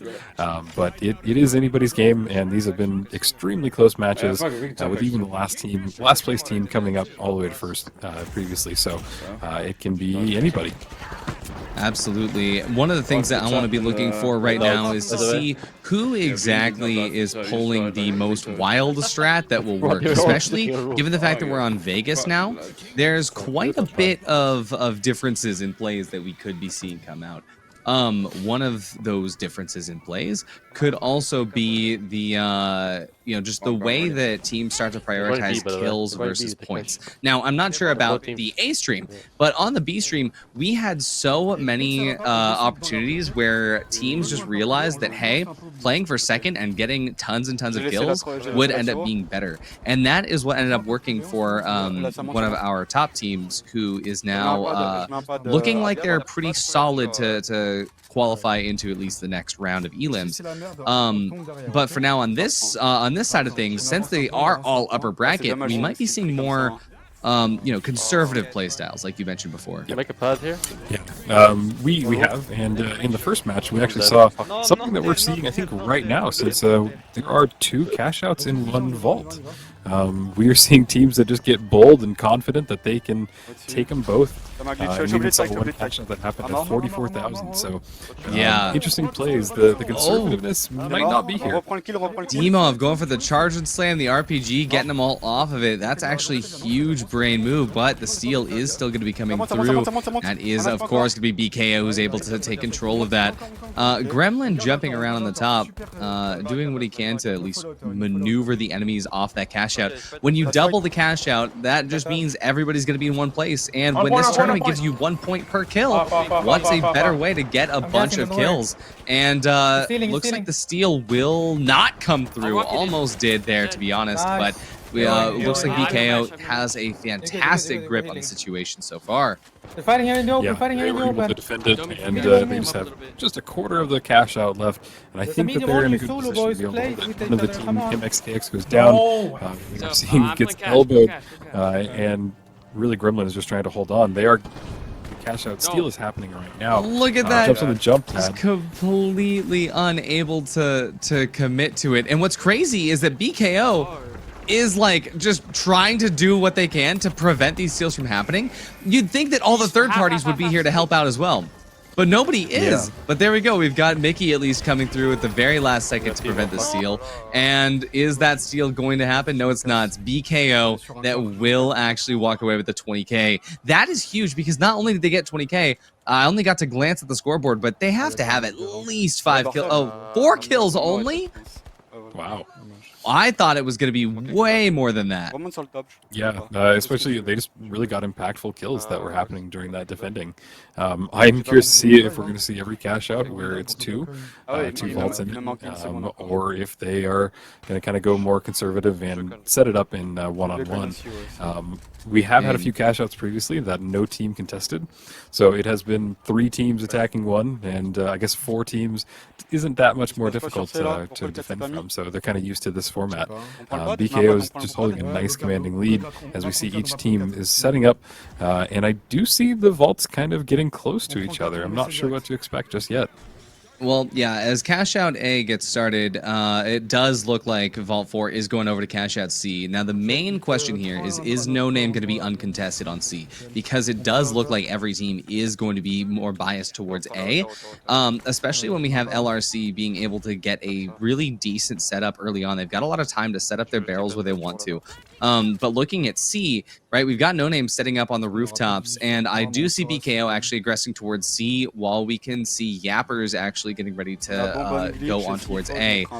And this is actually kind of funny because we've got BKO going from the bottom of C, Yappers going from the top of A.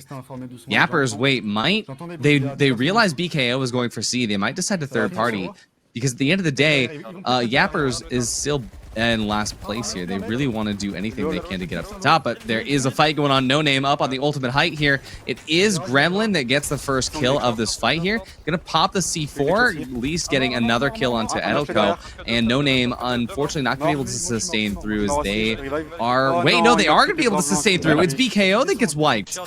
Wow. I wasn't expecting that. It came down to just Vladimir, and I didn't know which heavy was the one that got out in the end. The fight's going to be coming through for No Name, though, as once again, it is going to be the battle of the third parties. That is, of course, Yappers realizing that, hey, it's better to third C than it is to just 1v1 on A. And that is actually one of the advantages of taking height. Because Yappers, you remember, they were originally going to be going for A, and then they realized, hey, just third party C instead. I don't have it. Yep, absolutely. And Debov had a great dive in there. And he previously was playing on light, now he's playing as heavy, and really doing great with that shotgun. Interesting that he is using the charge and slam instead of the shield, but he has used that already pretty constructively. So interesting plays. I think that they'll be able to get cash out C without much contesting. Small chance that they get charged. It does look like one team might be coming into it right now, but yeah, they are running out of time, and I do think that No Name might run away with this one. Yeah, unfortunately for BKO, it looks like they are going to get a second wipe here. Unless Mickey can escape, I don't know if LRC is going to be chasing, but Mickey, 7 HP and a dream. Will he be able to get out? Just 10 seconds till the team can coin. At the very least, he should be able to proc Vault 5 and get into a good position to maneuver the team towards one of the other cash outs with Vault 5 in hand. They did lose the 15K round, but at the very least, they were able to get both of those 10Ks at the very beginning, and that is what makes all the difference. Is now they are still going to be at a competitive scoreline if they can manage to snag one of the 22Ks. Yeah, and right now we have 3 teams that are really close. You know, the spread looks like it's just a little over 6,000 from 23 to 15 down there. So one team in the bottom with just 5,000. But at this point, these last cash out vaults starting, I think, at 22,000, it can be really anybody's game, especially if we see maybe more than one vault inserted into a cash out station. Yeah. See Noah. It's just so unfortunate that, BKO was just in such a good spot. And then LRC, just out of nowhere. LRC. Not to mention the fact that Yappers is also kind of going through it at the moment, able to sustain a little bit. Cash Out D about to get started, and I think actually it did get started. There is a little bit of a oh no, it's Cash Out B. Oh, we got B and D up at the same time. I believe everything is within a couple seconds, so that's good. I was thrown off because LRC is about, I want to say 7 seconds behind, not too bad. However, once we can see BKO getting ready to drop in here on this team fight over on B, it's gonna be a matter of who gets the first kill onto the mediums. And Gremlin goes down there. I wasn't too concerned about it, but when Oppenheimer goes down next, that is when you start to get worried because you cannot get the revive. And of course, Mickey goes down after because Oppenheimer, he's got his defibs out, can't shoot, so he's gonna get taken out second. It's one of those things where you either prioritize taking out the medium so they can't res the heavy, or if you take out the heavy, that eliminates the damage being dealt to you, and it means that one of the mediums is gonna put their gun away for a second. So if you can nail that timing, that is like the most important thing for these team fights. BKO started at the top, and now we're here. From 20k, top of the world, to 7k after getting wiped 3 times in a row. How the mighty have fallen. If they can't get one of these cash outs, that could be detrimental to their overall scoreline.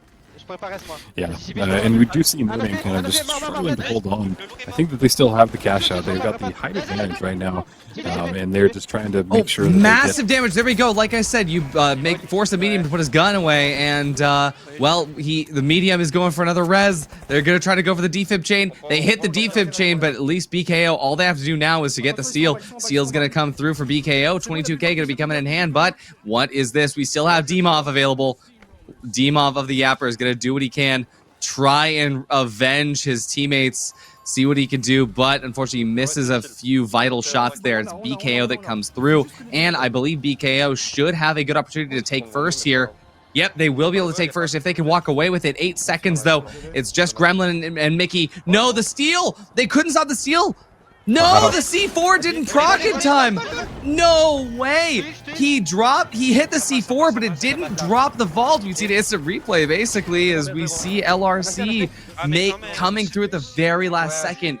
Absolutely unfortunate because you saw that C4 detonate for BKO to drop the cash out to stop the steal, but it never dropped. That is unfortunate. Yeah. Great round from LRC and Noname. Noname was able to kind of come back from the very bottom, and I think that they walked away in second. So good to see them kind of stepping up, and I think it will have a nice impact on their overall score going forward as soon as we get the results in. Absolutely, and there is still going to be enough room for one more. I'm looking at the kills right now, and one thing about BKO is that even though they were at the very bottom, they did at least walk away with 12 kills. That is nothing, however, in comparison to Noname. Noname actually was able to secure 18 kills and second place. So 18 kills. Wow. You're basically getting your first place scoreline there. And so the first place being LRC, they had 14 kills. So at the end of the day, this is what I was talking about, is like the best strategy to play for. If you can't guarantee first, guarantee second and get as many kills as you can. And that's why I was very surprised that at the very beginning of the fight, when we had the 20k cash out we had the 20k inside the first cash out, that BKO wasn't just prioritizing kills, because when you have 20k inside of one cash out, it's going to be super easy to just get going and to just get activated to get as many kills as possible. And it was actually Noname that capitalized on this most. We can see here in these replays, it's Noname that is fighting over this 20k that they don't even own. They are playing this absolutely incredibly because they know that, hey, even if we don't get this 20k, we have the ability to make up the money for it later. And right now, we just get as many kills as possible. And this is LRC also trying to capitalize on it. LRC walking away with, I believe, 14 kills, right? And so LRC did a lot. And I think BKO just not taking as much advantage over that, you have all 4 teams fighting at the same place. I think that did them in at the end because they started off super well and then unfortunately just ran away with them. It just ran away with it at the end. Yeah, yeah, and it's really about kind of holding on to that momentum. You know, you can get started nicely, but you gotta just maintain, you know, the crush, the push, and it was fun. It was fun to see these, you know, no name kind of come through, swoop in, able to kind of bring it back, and you know, still some great performance from BKO and some of these other teams like LRC. Absolutely. And I think that once we get into the next... oh, here we go. We get the leaderboard. It is Yappers still up the top. Unfortunately for BKO, the kill points just might not have been enough there. So we are seeing their total at 46. It's not too bad, though, because, look, they're tied with No Name. And let's be real, this scoreline is absolutely able to be tied up in the next round. With anybody could end up anywhere. It just is going to depend on kills. Yeah, I'm actually pretty shocked that the top 3 teams are so close in kill points. I mean, you know, tied LRC and No Name are tied. Yappers has 1 less kill point, so just a difference of 3 kills. And even the cash is pretty close in nearly all of them. The bottom 2 within nearly 10,000 of each other, pretty much 11, and then the top 2 just a little over, you know, 12,000 difference. So the points are close. I don't think that anything is set in stone just yet. I think that we kind of, this last match will decide who's going on, who gets to stop playing for the day, and who has to fight for their life to stay in the elimination bracket. Exactly. I think that, you know, when you really break it down, if you can just get 12 kills, right, make up that difference between first and second place, then I think that that would be enough to really set these teams apart. Because we've seen BKO drop like 24 kill games before, right? 24 kill games, that's 8 extra points. If they could just do that one more time, maybe we'll see it happen. Yeah, and it's nice to see that kills do matter. You know, it's not just about the cash; it's about the overall performance. Because sometimes you lose a cash out just from pure third team running in there, and you just kind of lose control. But if you're still able to get the pick off kills and show that you're the dominating force, like, it can play in your favor. So there's a lot of strategy, and it's not just revolving around just getting the cash out. And I think that's what makes it exciting to see some of these top tier teams getting in there and getting what we can hope to see as a real fun, exciting last match of this round. Absolutely. This is the last match of the round? This is it? Yep, this is 5, yep.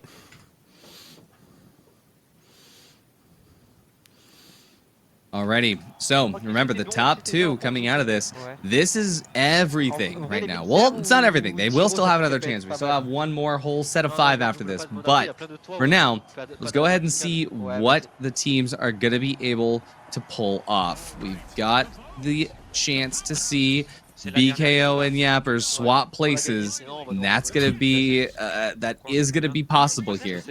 Now, the main thing that I want to focus on is, again, if we can see a guaranteed team fight, right? If we can see guaranteed 4 cash outs getting in and doing work, or 2 cash outs in 2 vaults in 1 cash out. I can't speak. I don't know what speaking is. If we just get everybody activated, get those kills early on, focus on cash outs later, I think that's going to be the best thing for everybody. Yeah, interesting to see the Demog that's just swapped off of Light. He's just done with it for today. He's been doing great with the shotgun. He's throws down the dome shield, tries to go after one of their enemy team heavies, setting up a barricade so that he can buy himself a little bit of space. Trying to pick it up, wasn't able to immediately, but his teammate goes down, and his other team is just holding on for dear life. Gets a nice elbow kill. All of my bullets, like he's able to run away, charging after that heavy, putting up their shield. That shotgun is doing work. You actually ate all of my bullets, bro. Absolutely huge, especially given the fact that you know, this is BKO we're talking about. BKO is just doing their best to try and make sure that they can get those kills. Hey, 3 kills, they got 1 point, right? But let's see what they can do with the others. That right now we don't have a doubled up cash out, but at the very least, no matter where they push right now, it's going to be an opportunity for a fight. We look down over to see right now, obviously, we're watching Team No Name, and I think that Team No Name in this fight at the moment, it is just going to be just trading after trading. At this point, I wonder if it's intentional, because I think that each team is going to get 2 points out of this fight here. But yeah, there's Yappers coming through, doing a pretty good job at trying to take control. Yappers does have all 3 up right now. It's definitely going to be a leg up. And there it is. No Name gets wiped out. It's going to be a free wipe, and doesn't look like anyone else is pushing towards them at this current moment. I believe the next fight's going to be happening. It's taking place over by Cash Out A. And here we have it. BKO, unfortunately, not looking too strong as everybody gets taken out the very last second there. Gremlin not going to be able to sustain, and that's going to be the end of that run here. But it's not over yet, because, well, both teams might have enough chance for another take. I think No Name is going to be aggressing onto A next, though. Yeah, and it's interesting to see. I didn't think that BKO would really go down that quickly. No Name is going down really fast as well. And if I was them, this is the match to kind of get up and go, because you're both BKO and No Name need to come in first or second to even have a chance. Here it comes, though. No Name actually has a really good chance here to get the steal. They are running out of time, though, as LRC is still holding a very good power position up at the top of the platform, and looks like No Name, they're going to try to force their aggression out. It's not going to quite work out, though. They can't find their entry. That's going to leave not enough time to get this cash out, and I believe that means LRC is stable here on the top. Good kills with a shotgun, though. Wow. LRC, Nace on 808 with a triple. Absolutely crazy. Holding the staircase. What are you going to even do if you're No Name there?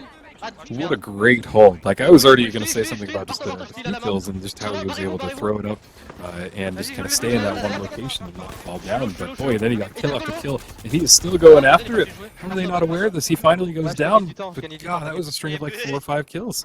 That is a lot of points that we just saw get enabled right there. Now, LRC, you know, they're trying to stay alive. Blacks is trying to do what he can to not get destroyed. But if we look over at Team No Name, you know, they're sitting in 3rd place. They need to activate a vault very soon. And I'm also worried about BKO. You can see there the shock and awe. They're sitting at $1,200. They need to get a lot more. They need to get a lot more of a hold of the situation. I do believe BKO is in control of Vault 4, as you can see. You can see it running away in the corner there. But as they try to make their way over towards D, it's just being held out by Team No Name here. There it is, Vault 4 trying to go. They tried to send it all the way over, didn't land in. Maybe they get $1,000 if it lands in, right? But it also might have been a ploy to get No Name to look away. You see BKO getting ready to finish this fight. They're repositioning closer and closer to try and do some damage. But now, actually, BKO only opted to go for B. They're going to take out Nace on there. Very, very good kill. Not only that, though, they will be losing Gremlin to a mine. It's going to be a battle of who can get the res first. It does look like we have a good opportunity for BKO to get a little bit of a redemption arc going. Spoiler on very low HP on the other side. Blacks as well needs to get the regen. And I believe that this is going to be a steal from BKO that cannot be interrupted by LRC. The steal is going to come through. And if we jump back over to the other side of things, well, looks like Vault 4 has not even made it into the cash out yet. Yeah, and it actually looks like they're giving up on Vault 4, running right to the other cash out. I'm not sure if they're just leaving it or if they are going to try and bring it with them. Because it's we might see a double, or we might just see an immediate vault that's just ready to be put in. I don't think they're bringing it with them. They're going to leave it for someone else, because at this point it's staggered enough to where whoever starts Vault 4, they can come back and take that team fight later. Right now, they need to prioritize this team fight and try to get as many kills as possible, see if they can get the steal, because later, the steal for the next cash out is going to be possible as well. Gremlin, unfortunately, gets caught out here. Absolutely insane move by Yappers to jump inside of the fight here. here. Now BKO getting thirded. That being said, LRC still up at the top of the platform. They haven't decided to jump down just yet, but BKO is having a hard time staying alive here as Yappers is in a perfect position. Here comes LRC, though, onto the sideline. LRC trying to do some damage here, but they are going to get absolutely eaten up. Blacks is able to sustain. Nason does get fully healed up. We're looking over at No Name here, and now No Name, part of the fight, of course, bringing in the cash. They are actually going for the double. Yes. What is this? They did do the double. I was completely wrong. Then why? Why? They doubled it to... This is absolutely a ploy to just get someone knocked out here because they just guaranteed that LRC is going to be passing forward in first place here. No matter what, LRC is gonna take the first place here. We have to double this the is 22K, insane. by the way, 'cause if they This put- is if they start 22 absolutely a cash, ploy to try to get Yappers to earn less points so that they can try to get up top. This is massive brain play. Absolutely. I did not expect that. And at the last second, too, he put it in. Such a bold move and such a... You really have to have a trust in your team to do something like that. Because they weren't in control of the cash out, and they just decided, hey, we're going to make it double. And with, what do we have, a minute 40 left? Yeah, and this is why, like, this format is so crazy, because you not only have to try to use your brain to figure out what the best play is to guarantee your placement in the match, but you also have to think about the overall standings of the tournament and what points you have in the tournament itself. And it's wild because you would never see a play like that happen in ranked unless you're trying to just go for second place.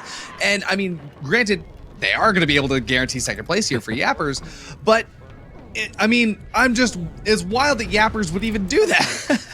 Yeah, and honestly, it's just, yeah, it's going to make these last two so much more impactful for the bottom two teams because they're just fighting to stay in this. And I have a feeling that, yeah, this last cash out on D is going to be quite the one to watch. Oh, LRC! Oh, look at that. No Name loses one. Absolutely insane moves here, and we're going to be jumping over to Yappers as well, still doing a little bit of damage on the side. Looks like Nason is nowhere to be seen. Black's getting soloed out, but now he is going to be up behind Dimov. Nason 808, do what he can to finish it up. Dimov, he RPGs himself out. And let's check in with BKO up at the top. They have the cash out started, and it's doubled. This is good because this means that every team is going to be fighting here, and but we also could be seeing LRC just take a backseat. They might not want to because they're guaranteed second place now, unless they can get enough kills, right? If they get enough kills, then hey, they got first place. But BKO's in a great position too. They're up above. They've got kind of a nice overview. They can take this. I think BKO just got knocked down from their platform.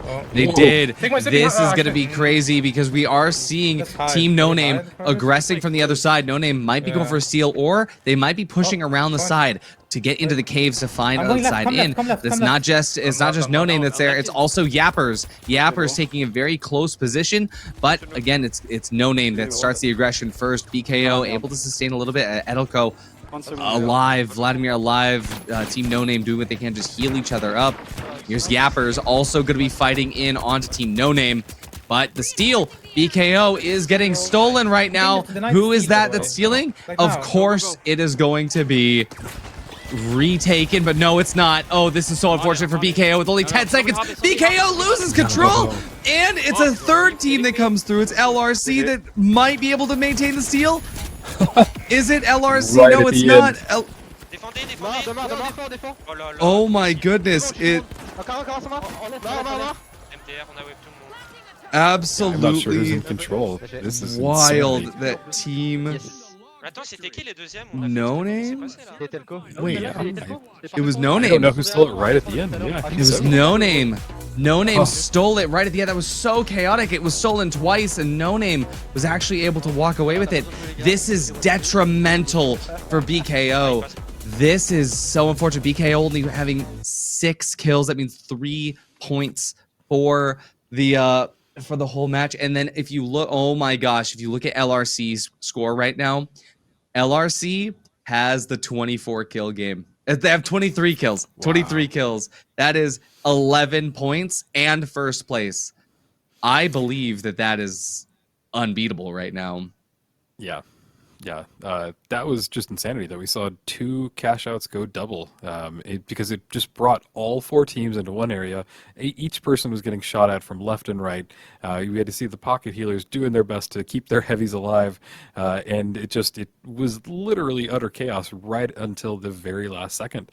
We weren't even sure who won right until the end. So it just shows you the strategy. I hesitate to call it strategy because it just seems so irresponsible in my opinion to go for it right at the end. I mean, why not go for the safe route, make sure that your team gets the most points, but nope, you just go in for it, you trust your team, and really just amazing gameplay.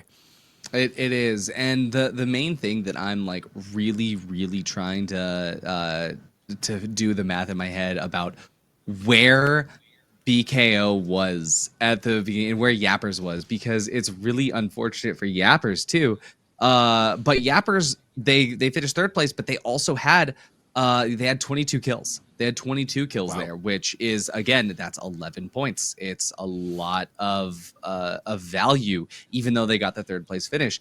Right now, our data analysts are punching the numbers right now. The number crunch is real. Let's see the replays from this last match. And it does look like we have a very good set of plays to choose from here with this, especially when it comes to the middling doubles. I love to see it. But I think that Nason with this play up here, that is probably one of the best plays that we've seen. Just insane with the medium shotgun. Just nobody could bring him down, and then after that big kill streak, he just was still alive and kept going. It took him, a little bit longer before anybody could get him and stop him, because when you're just on a rampage like that, you just don't want anybody to stop you. And this was definitely the highest kill match that we've seen today. 2 teams going into the 20s. That's impressive. A lot of team wipes, a lot of just death, destruction, explosions. You gotta love it. Perfect final match of this bracket. Rio, I so desperately want to be playing. I so desperately want to be playing with a shotgun right now after seeing this. Yeah. And here it is. It is LRC with 21 kill points. Absolutely insane, jumping their total to 76. And you said it, that is map 5, which means that we are now going on to our elim number 2, and that is gonna be No Name and BKO dropping into elim number 2. I believe that we also have our results as well for the lower bracket. We have the results that on the lower bracket, Frog 3 and Burt's have moved on to elim round 2. So that means that LRC and Yappers, we will see them tomorrow. They are done playing. They can go ahead and go back to ranked.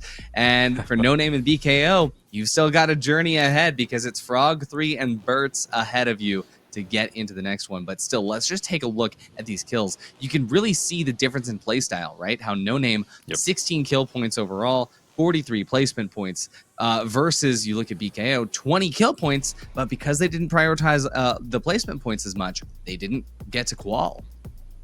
Yeah, and just 80,000 is quite low. I mean, for overall 5 matches, 80,000. I expected so much more from BKO after just a smash-through performance that they had in the first round. So this is interesting. I can tell that they definitely switched over to trying to get more kills. But yeah, I think going forward, if they don't want to be eliminated, they really need to kind of step it up a little bit to make sure that they get both the cash outs and continue on with these kills. No Name had a great performance. I think they were able to get a lot of good steals, and they were just able to kind of get a little bit higher than BKO in the overall total. So really interesting to see how the numbers break out, and just to see what teams were able to have the lead, and just how the other teams just slowly slipped through their fingers. Absolutely, it's a ton of very interesting meta strategies that we've been seeing on the broadcast. There's a ton of very interesting micro plays that we saw to come through. But with Yappers specifically, man, it is just raw performance. It is just raw left clicking. And hey, I think that we're going to have an insane fight ahead of us, especially since, again, we get to see Frog 3 and Bert's back on the broadcast. It's going to be crazy. We're going to go ahead and take a break while we get those matches set up. So we'll see you all in just a little bit. Both rocketed. Dead inside. Very, very low, very low. Dead. Great, please shoot. Nice. Down. I got demon. What?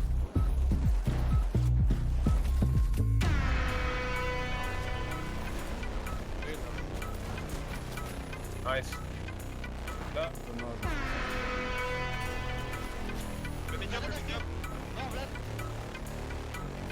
Vas-y, va prendre le point.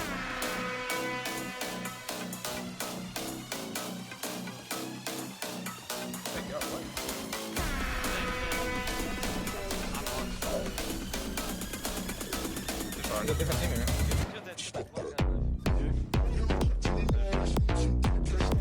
À mort.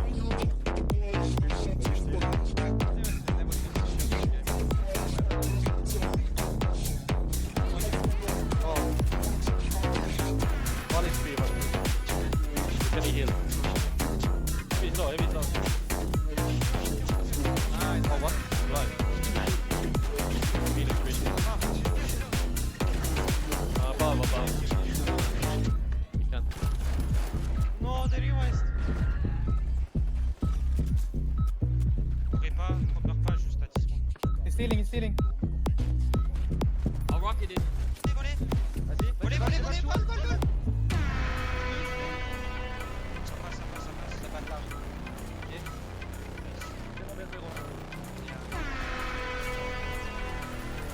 Oh, that was so sloppy. Nice try. I don't know, like how Okay.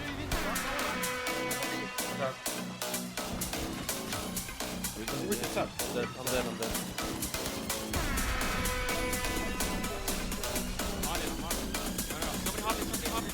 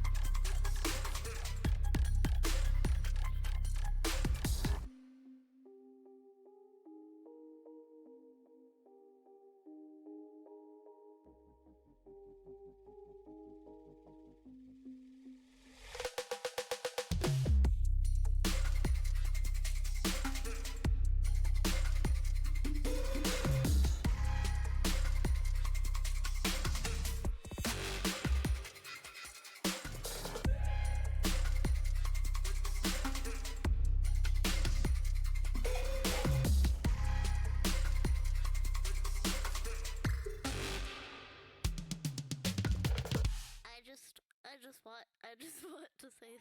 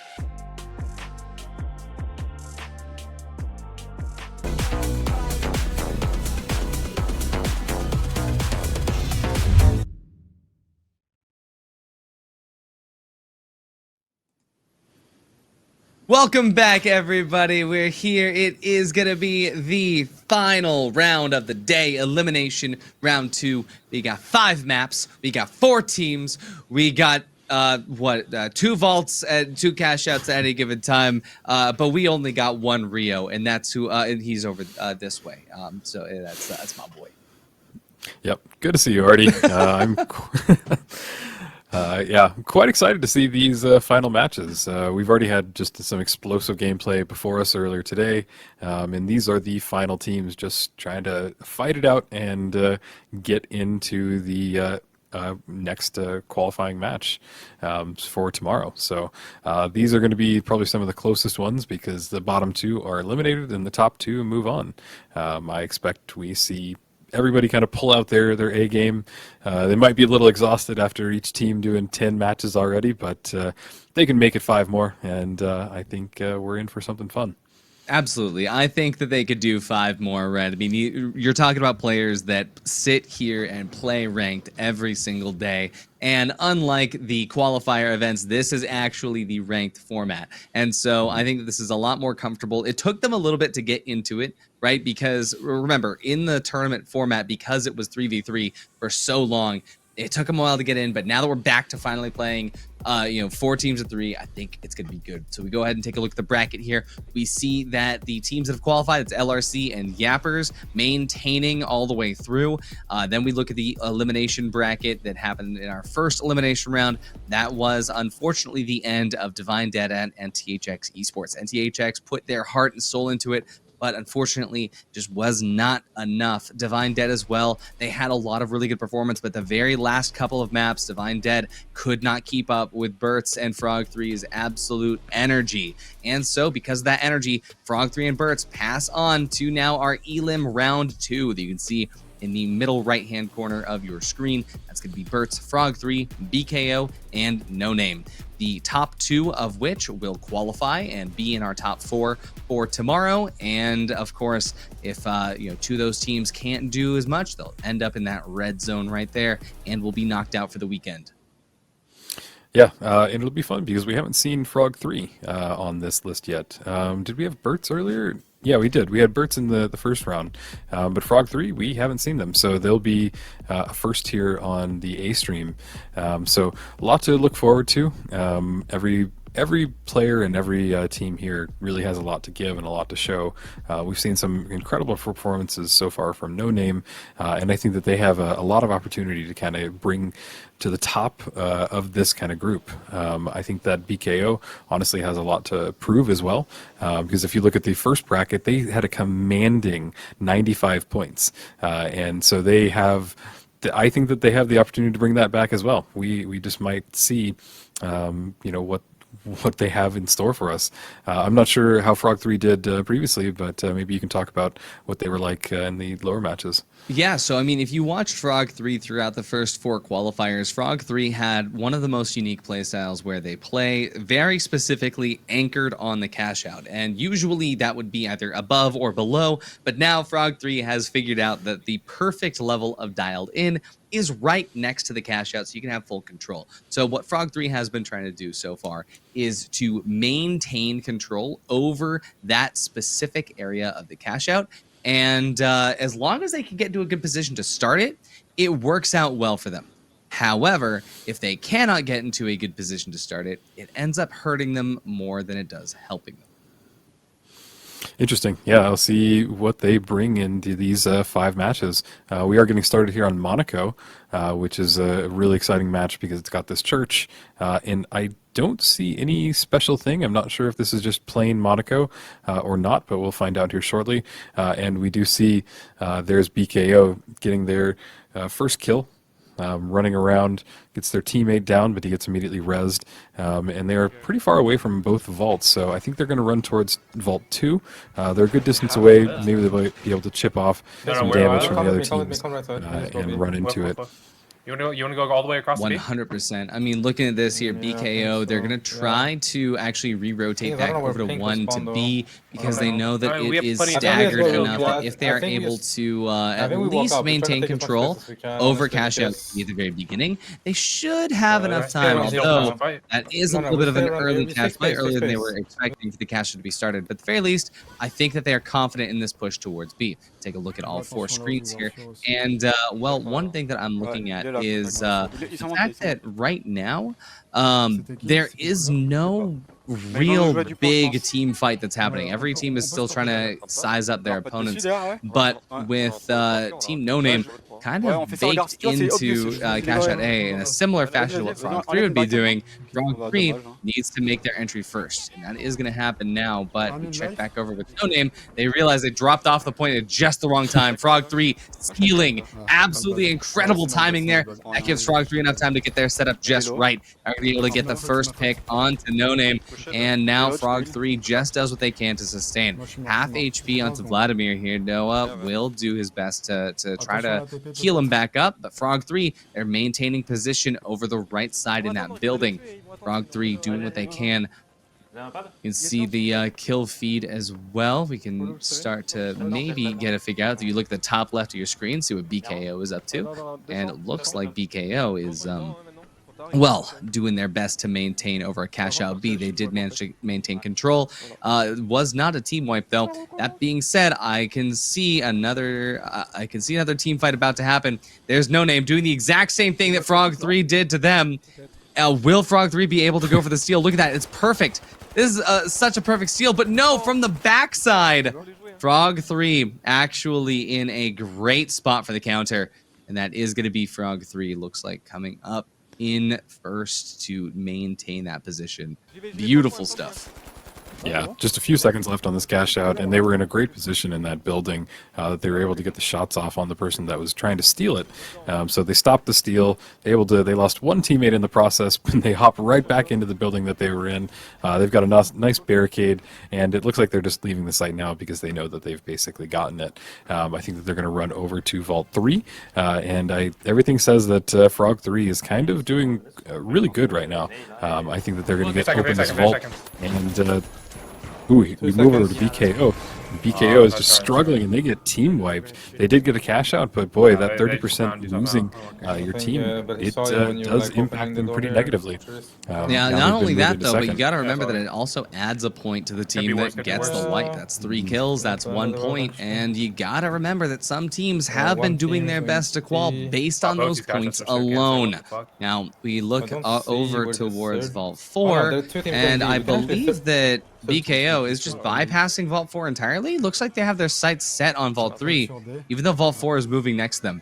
Maybe they're going to be trying to stay underneath close to the building and try to catch it as it goes over to C. But no, they are playing specifically to aim at the team who's starting cash out D. Interesting. Yeah, and we see No Name just kind of holding up here. I think that they're aware that another team might be just waiting for them. So they are now running it over to C. It looked like for a moment there they were deciding maybe to double down and go to D as well, but I think they're going to get the cash out started on C. It's in this little tiny building, probably one of my favorite positions to hold, because you can just set up, you can burn the whole building, throw down a lot of glue, and we see now switching over to BKO. Big fight coming through. Look at that positioning in the back. The Gremlin is going to be able to survive after dealing some massive damage. That massive damage now being healed through entirely. And it does look like it is going to be, of course, Team Bertz versus BKO. And it looks like Bertz is coming out on top just a little bit there. That is going to be Bertz almost securing the wipe. They will have to try to find the reset. I think the reset's going to happen, but let's go ahead and jump on over to the other cash out here, the other team fight that we're going to be watching. This is Bertz moving over. They're finished with a fight with BKO. They don't care. They're fighting Frog 3 now, maintaining control of cash out D. Chickpea's going to heal up Z while he goes for the res onto Sueco. Sueco gets back up. Now they got their thick boy. It's time to finish the fight. Frog 3 charging and slamming. Basila still up somehow. When will they be able to finish this? And more importantly, when is BKO going to be entering the competition? Here's BKO. They come through. They're starting the steal. And here is going to be, unfortunately for Burts, they don't have the ability to stop it. They're too busy fighting Frog 3. The steal happens, and now it's Frog 3 on the reset. Burt's trying to maintain, and BKO looks like they're actually really struggling to just stay alive here. No, we don't get it. Yeah, BKO just barely in, then there he goes, gets wiped again. They do have a lot of cash, but boy, they just keep losing it right at the end with these team wipes. Pretty shocking from such a strong team. Burts takes the steal, and now we go ahead and look back over to the other cash out, which is still going to be going in the way of No Name here. No Name will be able to hold on to this. It looks like that is long enough. However, I do see Frog 3 trying to give them a little bit of a hassle. I think it is still guaranteed, though, for Team No Name here. It's going to be the 22Ks that will matter most now. As Vault 5 gets opened up, we go ahead and see exactly where the next big fight will come through. It is pretty even, all things considered, right? The most aggressive, difference between the I'm gonna go up here and team get the money. of BKO is at almost 9,000. We look over at Team Burts, who is at 23,000. That scoreline is going to be crossed over by the value of this 22K cash out. And so just trying to maintain exactly where they can just hold control. Right now, this is going to be all about the vault. And this is going to be as close as you can get to that ranked experience. Yeah, definitely. And we see that BKO has kind of been struggling a little bit. They've gotten 2 team wipes at least, gone down from 2 team wipes. They are in a good position now. They have the cash out B started, and their team is on the top floor. And I think that they're just going to try and play slowly down. We see the C4 going down from Gremlin. Oh, it sounds like there's going to be another team inside the building with them. I believe that's Frog 3 about to do a little bit of damage onto B. Big question is, yeah, there they are, Frog 3 about to leap down onto them. Is BKO ready for this? It's doubled. It is doubled in favor of BKO at the moment, but with still over a minute remaining, this is going to be a difficult road forward. We can see the F3 is now getting targeted, and as we get, of course, Burts and No Name moving in towards the cash out, things are going to get really sticky. Frog 3 trying to stay alive here, getting shot from every possible angle through the windows, through the door, from the teams side. No Name also now entering the building.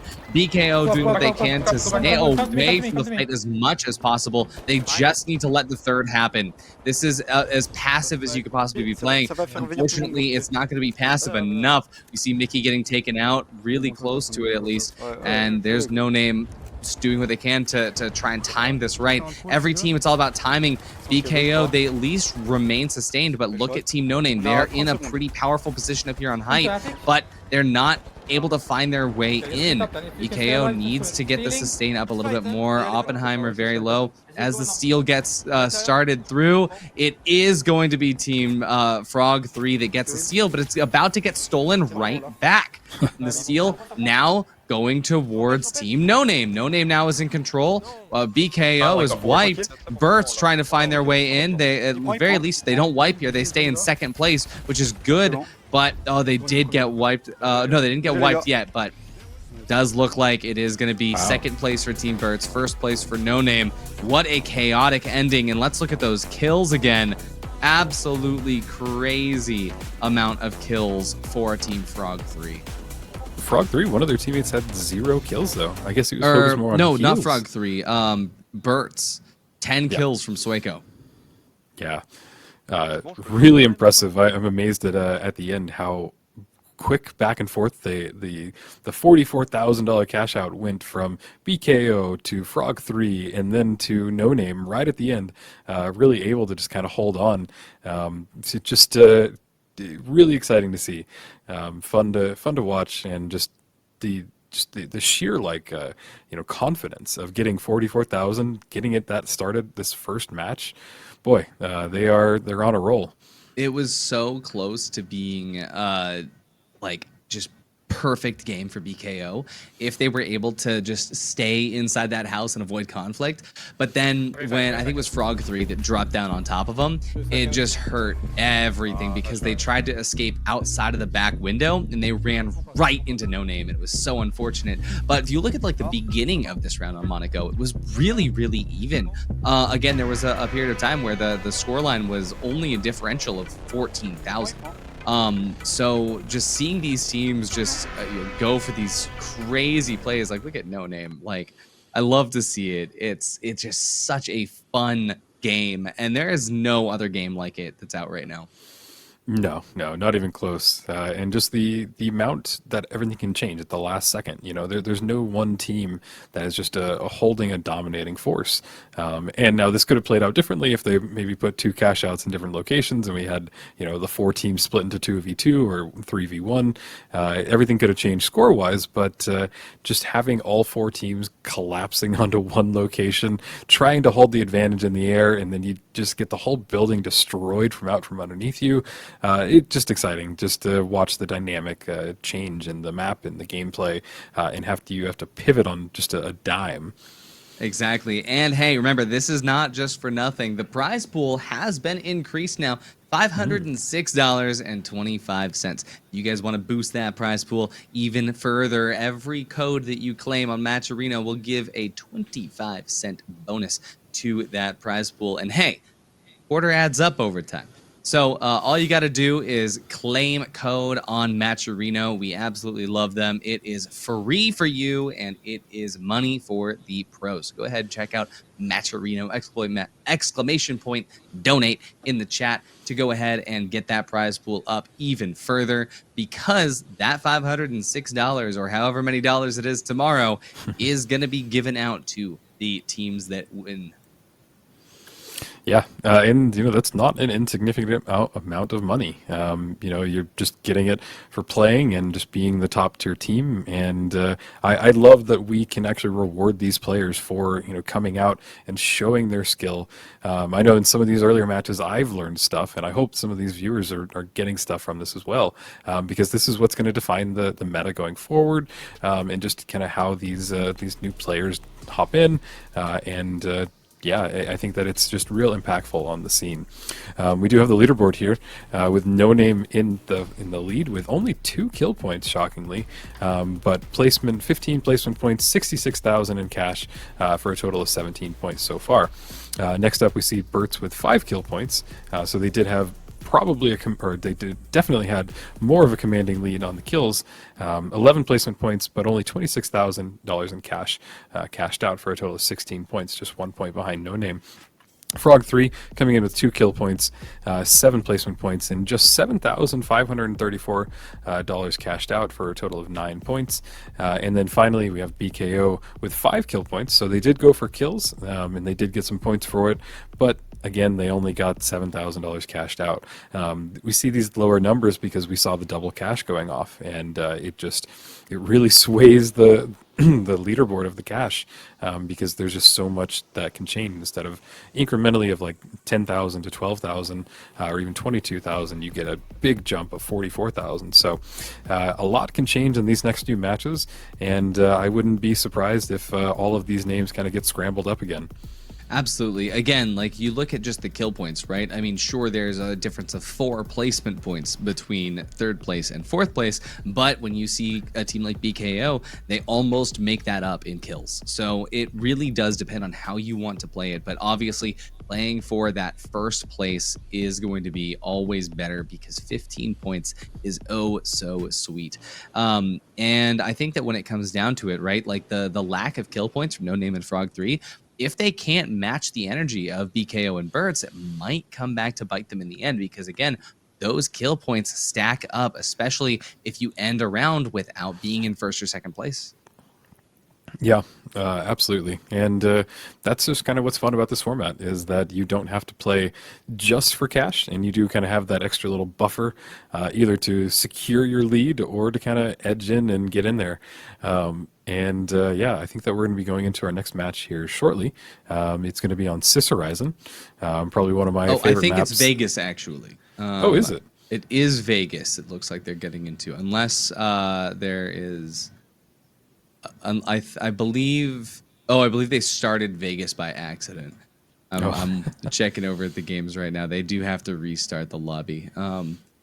So it is going to be Cis Horizon. I am mistaken. Thank you, Rio, for being correct. No, that's okay. They chose the wrong map. I guess it happens, to the best of us. You know what I think it was, Rio. I think that they were just sleepy because they didn't get a chance to have their one-shot energy, which is, of course, the title sponsor for the Breakout Esports Masters Series. And huge shout out to them for making all this possible, for providing us casters with the voice drops, providing our MVPs throughout the qualifiers with some package drops for their energy chews and focus chews. And hey, I guess whoever was in charge of that lobby didn't have their focus chew because they chose the wrong map. And so if you don't want to choose the wrong map when you're starting your custom games, go ahead and type !one shot in the chat and check it out. You can sort by ingredient, you can sort by the function of their stuff. They got some pretty interesting things over there. So definitely go ahead and check out One Shot Energy. As for us, Rio, I guess we can get to enjoy Cis Horizon because that is my favorite map, especially when we can see it in its full 3v3v3v3 format. Yep. And I think one of my favorite things about this map is that when it starts, it's such like a pristine map. Like everything kind of has its colors, color coordinated areas, kind of everything. It's very stylized, and we get to see it just slowly get destroyed and blown up and exploded into kind of something that will resemble, just chaos at the end of it. So I'm excited. We're going to see a lot of good close plays, and not a lot of traversal that happens in between the areas. There's a lot of like really close combat, and I think between these four teams, that's kind of what you want to see. Oh, absolutely. And my favorite thing about Cis Horizon as well is that it's such a small detail, but I love it so much. It's when you look at like the barrel crates that are sitting at the top that you can shoot down. On Cis Horizon, they're a slightly different style to like match the map. And I know that in Season 3, Japan, we're also going to be seeing a unique style. Like they match the style of everything. And like I also love like when it gets destroyed, it's all glitchy and stuff. But big ups for this one. We're going to be really paying attention, I think, to how Team Burt's tries to come, or how Team BKO tries to come back from this last one. Because again, it was Team Burt's, Team BKO that ended with 5 kill points, and maybe not as favorable positions. So I want to see if they change their focus here. If they really strive to focus that first place, maybe even by doubling the first and just playing for kills, not caring who it goes to in the end. Yeah, I am excited to see. No Name really pulled out a surprise win, I almost want to say, in the last one. So if they can hold it for another match, I think that it might show that they're kind of the leader so far in this series. But there is still a lot of really powerful teams like BKO. Frog3 had a great performance too, and excited to see what they're able to do. We see hopping in, Frog3 loses a teammate, but they are right on top of Vault 1. Their heavy is holding back, goes down pretty low. They might get in control of this, but I think they're going to try and run.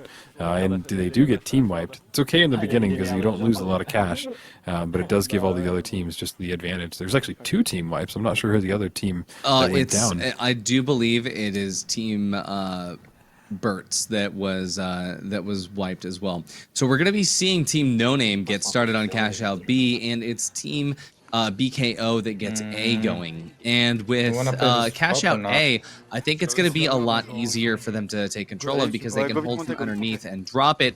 But if we look over to see Team No Name and how they are deciding to hold this, they're playing a very different strategy, holding on height. However, this height might not be as advantageous as they hope for because of the fact that you can get flanked very easily from this position. Now, this isn't the best Cash Out that could spawn here on campus, but at the very least, it is going to be easy for them to find where the push would be coming from. And I believe we jump back over here to A. We'll look to see how BKO is planning on holding this. I believe Burt's is going to be aggressing. Burt's is currently just above them, and I believe that Burt's might have a good way in if they can just find an opening to throw that barrel.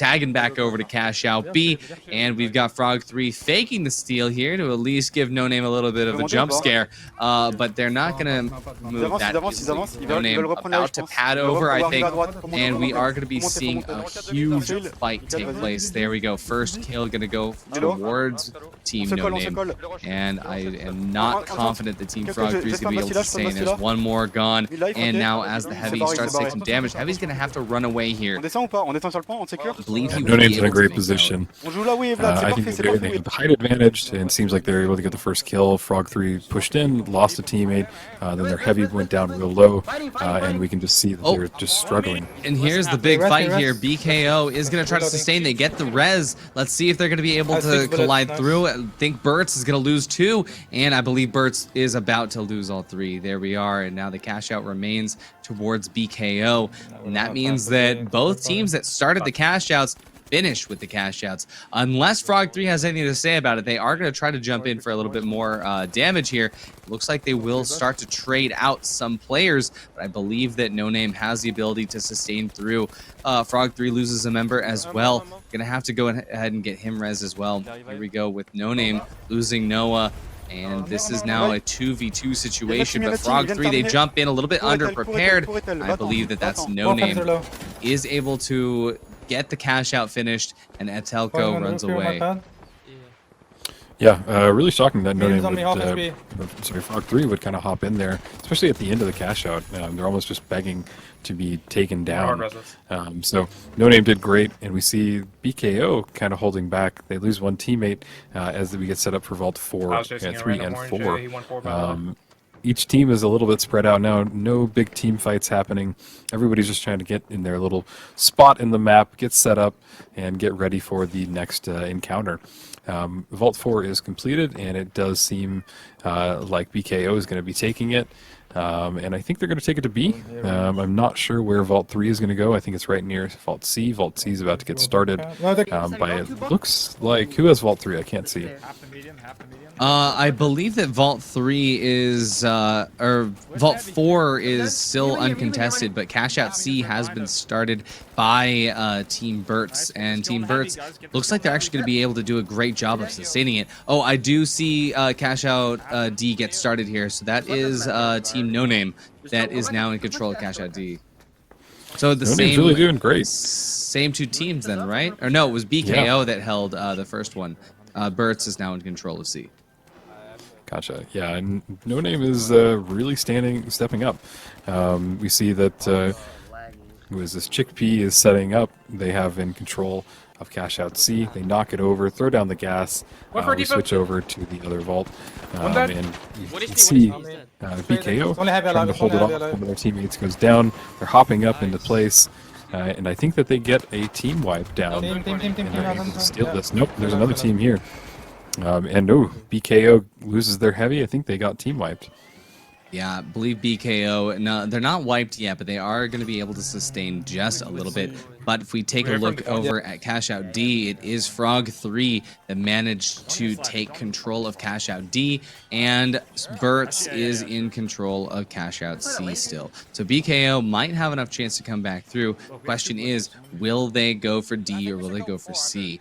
I think the Burt's maintaining control on C is the most likely option, and BKO might be aggressing towards D, but I don't think there's anyone contesting C right now. So Burt's is going to be able to get away with this for free, as No Name and BKO actually do their best to try and take D away from Frog 3. But this is Frog 3 we're talking about. They're anchored hard onto the site, and I think that any fights that come their way, it's going to be a hard-earned battle. You can see there Gremlin trying to make his way in, going to be able to hit a mine here, and BKO does their best to try and maintain some sort of strategy, but they drop it through, and unfortunately you're going to lose the dome to the APS. Gets one kill on No Name, but now, of course, because of the third party, it's going to be very, very difficult to even think about the steal. So the steal is going to go second to the kills that come out first, especially as that cash out gets finished.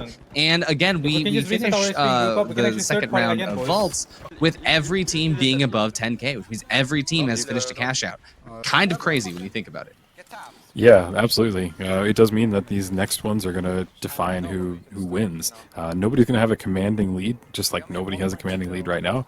I'm pretty shocked that second and third place are a difference of $520. So it really can be anybody at this point.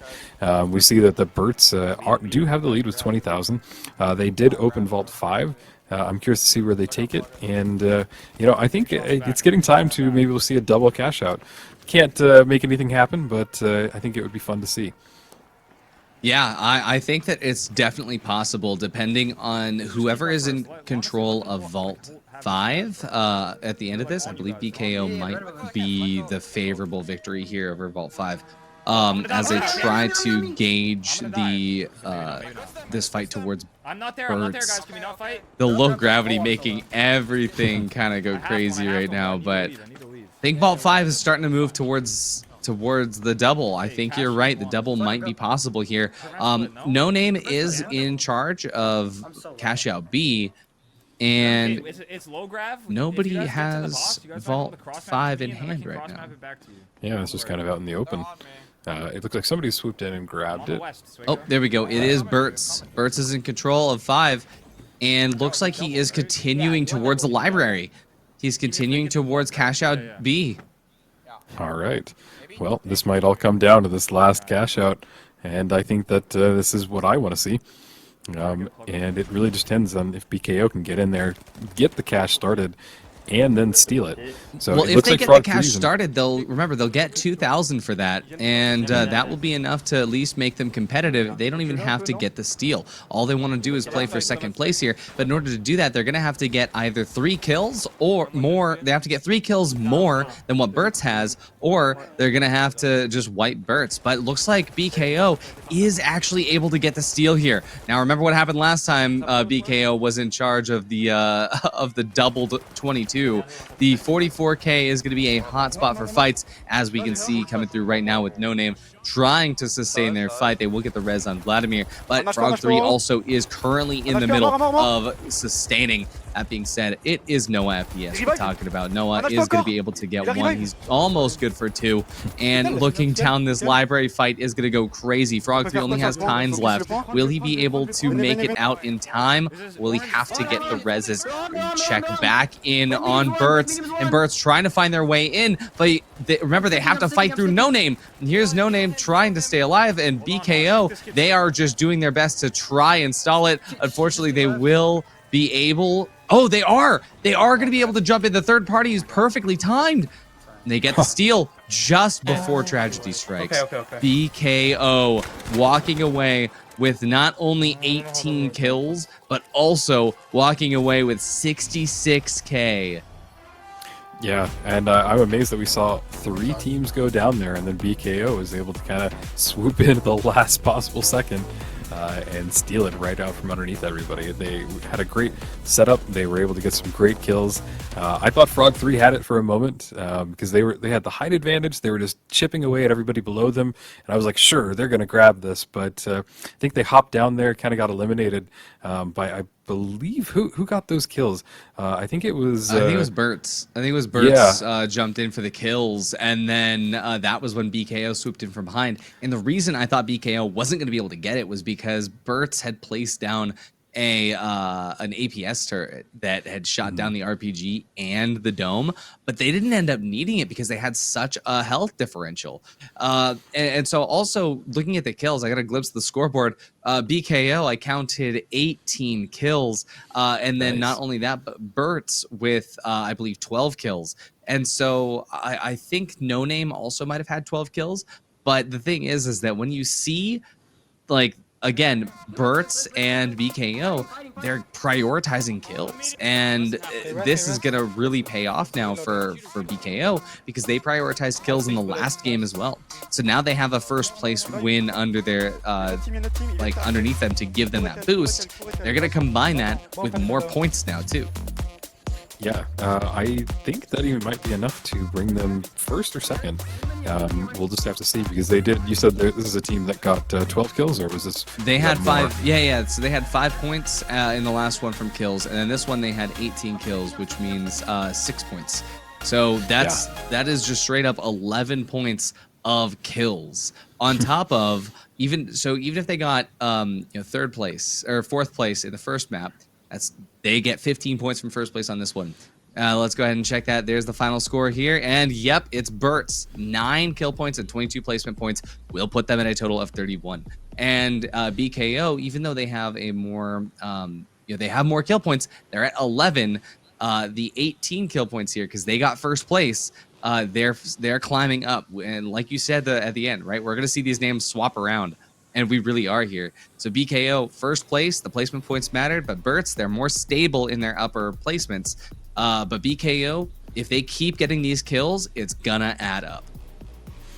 Yeah, I think that was a really great performance from BKO. It's what we saw at the beginning of the day, that they just kind of came in there, they got the kills, they were able to steal at the right time, and really kind of the team that I'm watching the most because they have, in my opinion, the most to prove, just from still the domination that I saw this morning.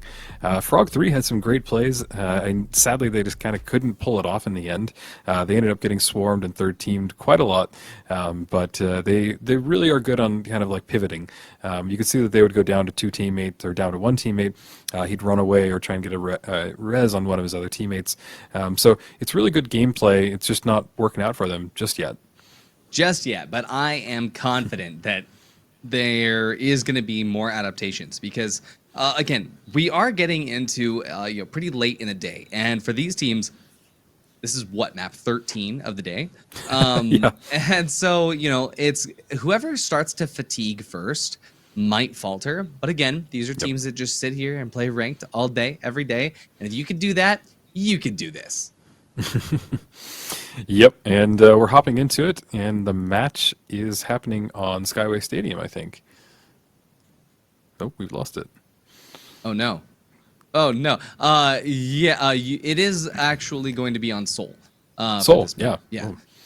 So starting out on Seoul, we'll go ahead and see the first team fight opening up really, really early on with No Name up against Team BKO. And BKO gets the first frag here. They have a little bit of sustain, and I believe BKO does retain the upper hand here as Team No Name gets wiped out.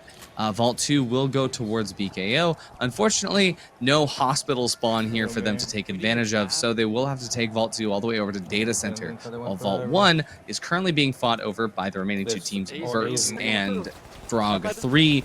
And whoever is the victor of this team fight here, which does look like Frog 3 might have an upper hand in, I believe that is going to be going to the cash out that is on the moving platform. Ooh, moving platform. I don't know if we've seen this in this series, at least not on Stream A. Boy, I love the moving platform because it becomes such a challenge to take it back. Usually the team that starts it, if they have a good play style, they're able to hold on to it. It's just the fact that you're moving, and if your team gets wiped, you start in such a weird location. So I'd love to see it. I'm excited, and I think, yeah, Frog 3 is going to get this started off on the moving platform. So the main thing is that when it comes to the moving platforms, every team has a different thought process behind it. And we can see that actually BKO will be trying to go for the moving platform, and they're going to drop it off of the platform, which you can do by throwing goo on that green bridge. Looking over, however, at what's on screen right now with Cash Out B, it is quarter way through the start here in favor of Frog 3. And Frog 3 doing a good job sustaining, but as Bertz starts to swarm in again, the big question is going to be, will Bertz be able to overcome the odds? Looks like they are, as they take out 2 members of Frog 3. Frog 3 gonna be losing their last member. That's a team wipe here, and that's gonna mean that Bertz has a good chance at the steal. And No Name, I believe, is aggressing towards A. Yeah, Bertz did great with the heals there. The teammates were able to kind of stay in a nice little pocket, and they were able to bring everybody back up to health when they went low. I think there was a team res in there, so really great to see. And we do start to see Cash Out A getting in progress. Vault Cash Out B looks like it's about more than halfway through, and A is just really out in the open. See the BKO are in such a high vantage point that this is what makes it hard to retake. It's just out in the open. Yeah, it's fine. Yeah, I'm gonna put it right here. We will have to fed on. How many mines can I put at max? Does anyone It's a know? good Like, what's time max? to try and figure out how Cash B is going to get focused in on. Frog 3 trying to maintain a steal through the wall here. The dome, unfortunately for them, though, it's not going to work out because of the fact that we've got No Name coming in for this third party. Burt's is going to be struggling a little bit to stay alive, but at the very least, they do have a good height control here. They've got C4s they can drop on, but it will get eaten by the APS. They just have to out-damage. They find the stealer. They are going to be able to stop the steal just in time.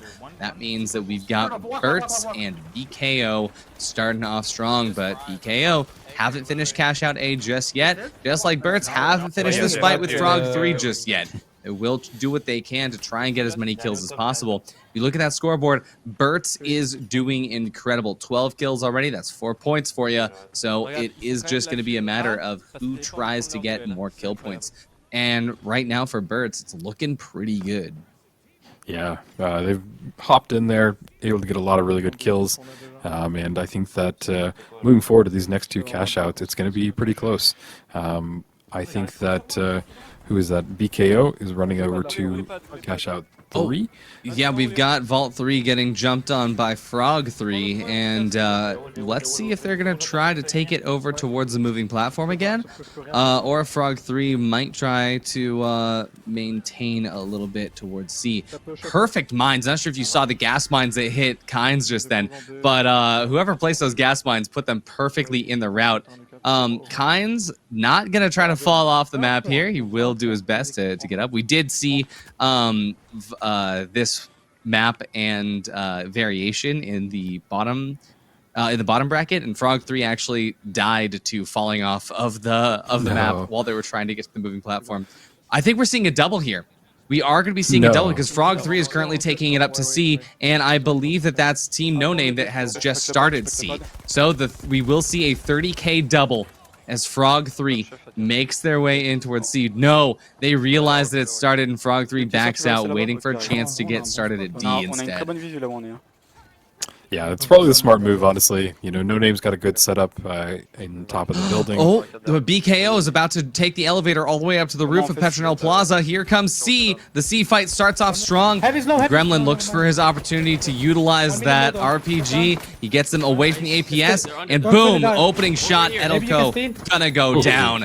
And we're gonna be seeing him drop on. One player remaining from Team No Name. Will they be able to find him? But you gotta remember, there are other teams here, because I believe that's Burt's coming in, taking a kill onto one, doing some more damage onto Gremlin. Will be healed through. Main thing, though, is the positioning, and right now, Burt's is in control of Cash Out C. Maybe like even walk up on the roof, like from the front side. Yeah, what an amazing fight. 3 teams all going after it, and the other cash out looks pretty uncontested at this moment.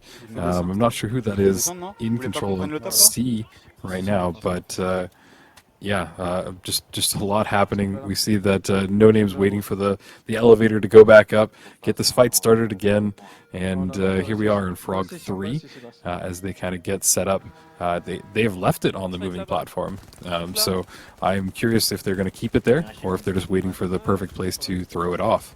Yeah, I think that Burt's is sitting absolutely pretty right now if they can just maintain for a little bit longer, but it is going to be difficult if No Name does decide to go for C. I think that No Name realizes they don't have time for C, so they will instead go for D. That's the exact same idea that BKO had. Frog 3, unfortunately, not able to set up in a very decent spot. We will lose one from Frog 3, and it looks like for BKO, they are going to go down low, but they will have the ability to res back up. If one more member of Frog 3 falls, it's going to be very difficult for the remaining member to give up to stay alive, but we know that he won't give up. So, question is, who's going to maintain control? No Name still has D. BKO tries to get the push in. Gremlin in a terrible position, going to get caught off. And looks like as Frog 3 is also going to be wiped here, it is Team No Name that can secure D. This will give, however, Burt's a very good opportunity to come in and get kills. Even if they won't be able to get the steal, they do want to come in and try to maintain their kill points.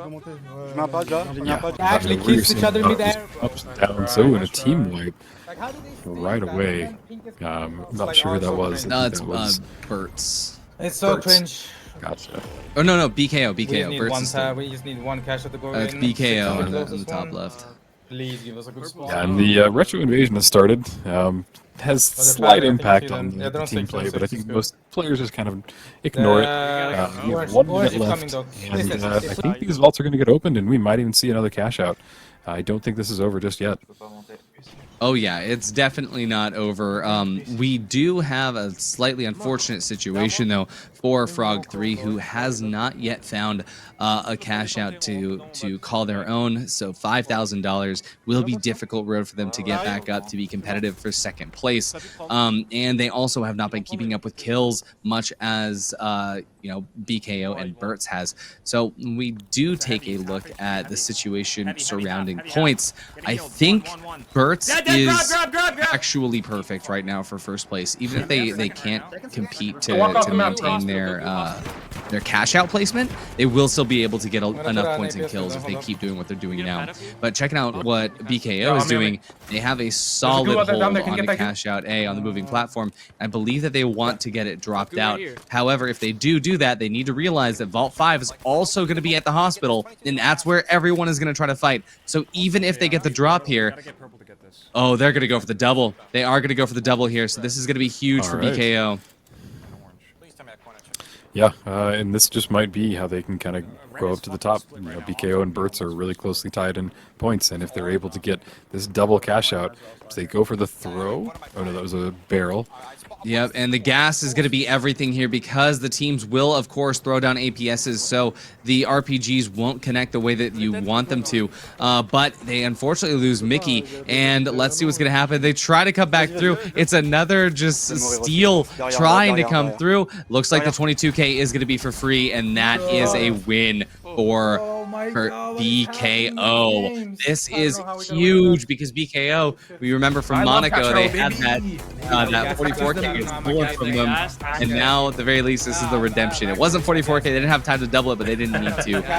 Mickey with 6 kills, Gremlin and Op with 5 each. That is 16 kill points on the board. Huge ups there. But every team also doing a great job, but No Name struggling to keep up with the kills. Yeah, great performance from BKO. Frog 3, kind of a little bit of a rocky start, but they couldn't get a single cash out from what I'm aware of. Yeah, they finished with just $3,000. It's a pretty far gap from the second and third place teams. So shame to be Frog 3 right now. I think that they can still pull it back a little bit, but they do have an uphill battle ahead of them. No Name did great, and Burt's and BKO, they're kind of the two to watch because they are neck and neck. And yeah, we're going to be having updated scores here soon. It'll be interesting to see the impact that the kills had, the impact that the cash outs had, as we hop into a replay reel. Oh yeah, huge ups here. I mean, look at the absolute damage being traded between these teams. And the other thing as well is there isn't just one team that is running away with the top scoreline every time. It always comes down to those last second plays, the teams that can remain competitive, and just as well. The only difference I'm seeing between all 4 of these teams is BKO and Burt's are consistently ending with more kills than Frog 3 and No Name. And again, this time around, No Name did have quite a few kills to their name, but not more than BKO and Burt's. And that's where the issues, I believe, will start to trickle down later in the line, because we had BKO and Burt's ending with such high cash out values this time around, and also very high number of kills to follow suit. So when it really comes down to that last match, 3 maps from now? 2 maps from now? We have 2 maps remaining. Yep. It's really going to come down to the wire. And here we go. Look at that. 14 kill points total for Burt's, 13 for BKO. And with placement points at 33 each, this is getting harder and harder to come back from. Because No Name and Frog 3, if they don't get at least 1 first place placement and more kill points, it's going to be over. Because again, it's about consistency. Frog 3 averaging only 3 kill points per map, while Burt's is averaging way more than that, almost 5. It's not enough. Yeah, and I mean, you can really see from the cash differences as well that Frog 3 has been a little bit struggling. Just 23,000 in cash over 4 or 3 maps so far. That's not anything. And where the largest lead is BKO, and they're just barely trailing in kill points as well from Bertz. So it is really these two powerhouses, Bertz and BKO. They both can get kills, they both can get the cash out, and it's really just kind of exciting to see these two teams be so neck and neck with a difference of 1 point between them. And it's a far step from Frog 3 or No Name. So if you're wanting to root for an underdog, No Name or Frog 3, because they still have 2 more matches to go, so it's very possible for them to climb on out of the bottom. But BKO and Bertz, what amazing performances and what powerhouses that they have right behind them. Absolutely. I also want to say that we're about to jump into another match here, this time on Skyway Stadium, but huge shout out to our production. That is going to be Craze and Stars from Breakout Esports, because if you guys didn't pay attention to the whole sequence that just happened, they just did all of that like literally instantaneously. They just calculated all the scores. They calculated all the points. They put together all those replays right there, and they just gave us the updated scores after doing the math, like building the graphic. Absolutely insane. Absolutely crazy. If you guys have any experience doing this stuff, it is insane the work that Craze and Stars are doing in the background. So huge shout out to them. But now let's go ahead and check in with our teams, because we have another very crazy game coming up, and it's on my second favorite map. That's of course Skyway Stadium. Nice. Yeah, Skyway Stadium is a real fun one to watch. I don't know what variation we have, if any. It does kind of look like maybe the vanilla Skyway Stadium. So this will be a great showcase of all the teams and what they can do. I love the verticality in Skyway Stadium. It's got just a lot of really high areas and a lot of places that you can get a lot of chip damage, and just that traversal between the map is just really exciting. So here we see BKO. It looks like they're opening the first vault, and we hop over to this is Bertz holding on to the second one. It is finished and falls down to the floor. You see Chickpea. Ooh, they get rocketed though. Lose one of their teammates. Chickpea doing everything he can to hold his teammate together. I bet they go for the res. He's bringing him around. Yep. And they bring Sueco back up. And they're just kind of waiting to get either a team wiped or an opportunity to get that cash and bring it out of there. I do see a team wipe goes down. Yeah, that's going to be Frog 3 currently getting... actually, yeah, so Frog 3 and No Name are struggling to stay up at the moment.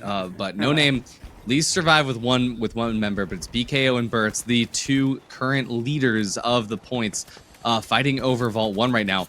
And what's insane to me is that Cash Out A was started by BKO, and BKO has only had a little bit of resistance because of the fact that their whole team was just fighting everyone else before they could even get close. Yeah, really interesting. Wait, but Bertz is about to drop in from the top, and BKO is going to clap back by dropping back in above. But Bertz does actually maintain the steal here. BKO, they actually lose a team member here. And if you look inside of the elevator, things are going to get a little bit tricky. But Bertz, unfortunately, not going to be able to sustain too much. Bertz goes out completely because of a third team coming in. And it's Frog 3 that steals and maintains. Frog 3 currently inside of the elevator, hunkered down. But the cash, wait! What happened to the vault? What happened to the cash out? It's on top!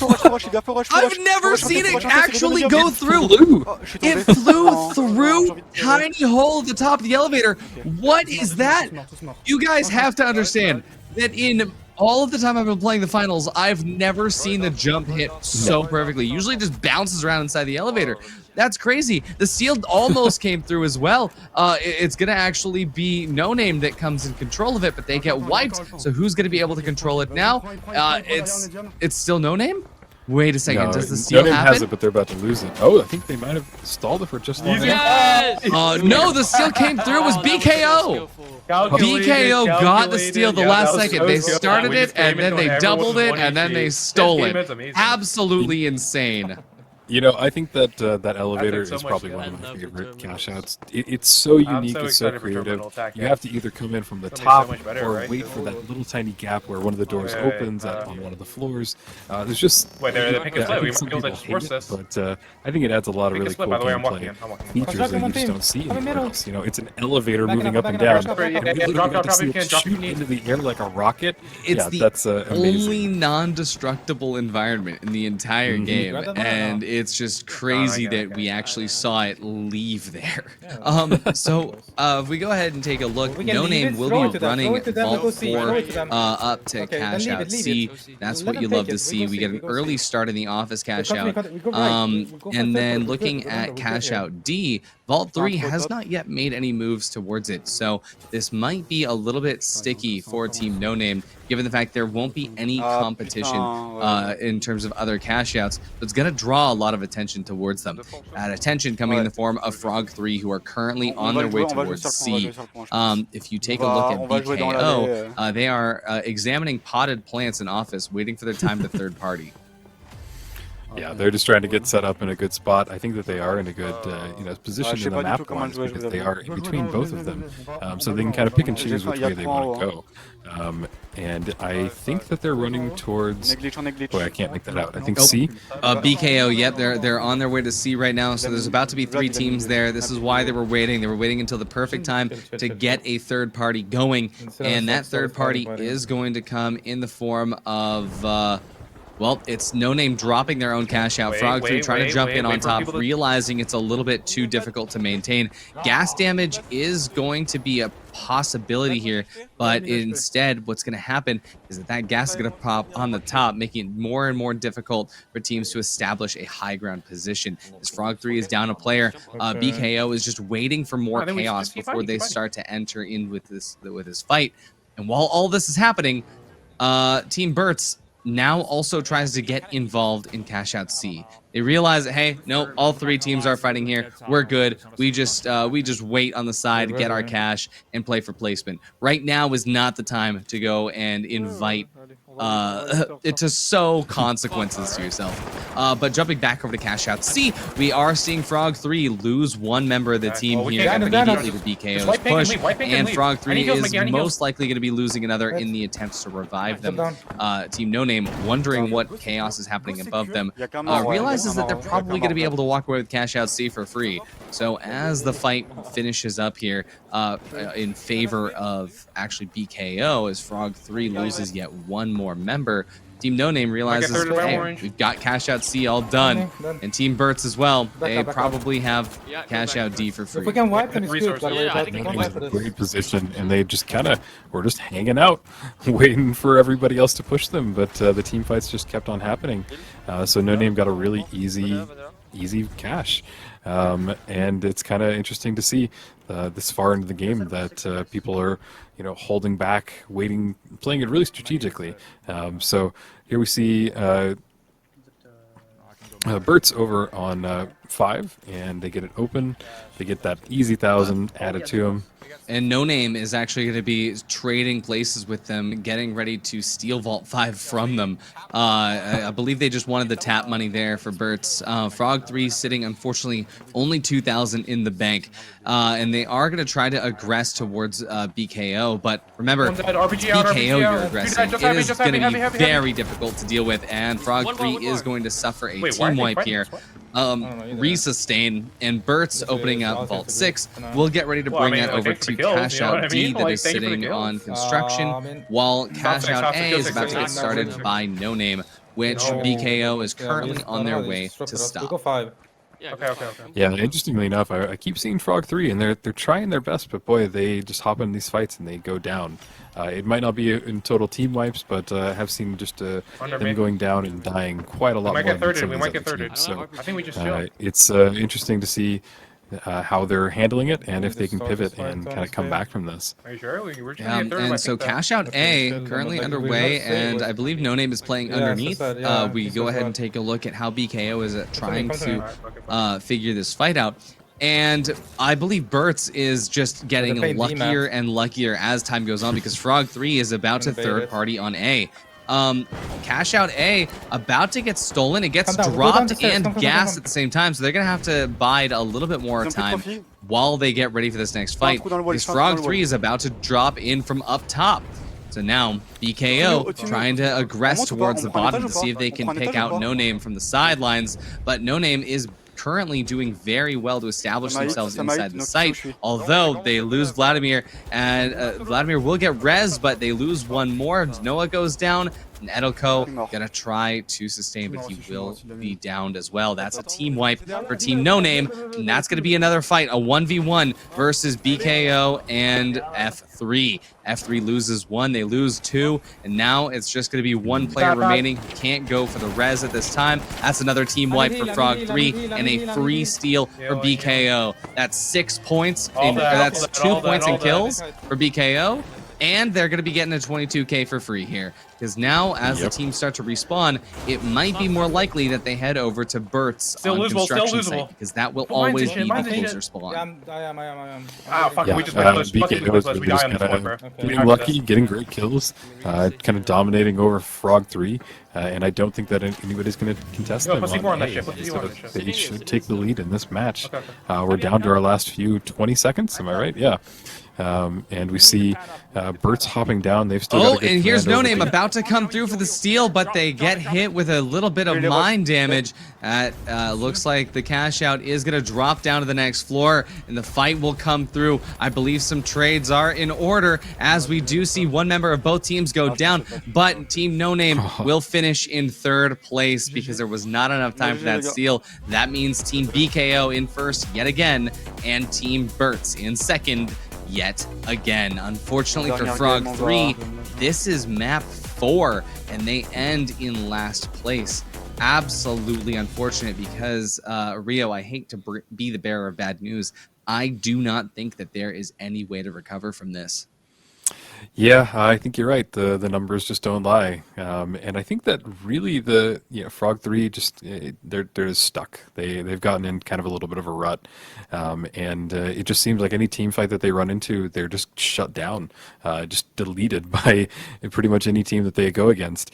I think the team that's maybe just slowly kind of holding in is No Name. Like they're doing great. They're getting in there. Their timings are just a little bit off. Like if they would have gotten in there just a few more seconds in this last cash out, I think they could have made themselves into second place. So it's interesting to see. I'm so excited to watch these replays again. I'm so excited to see cash out A. I want to see if we caught the moment that it gets on here. It sends to the moon. I'm sorry to cut you off, but I was waiting for this for so long. There goes. There it goes. That. Oh my god! It shouldn't. Was low gravity on? Why did it go that high? So there was a jump pad underneath, right? And so the jump pad inside the elevator. But then somebody put another jump pad on the top. So it clips through the jump pad that's sitting on top of the opening.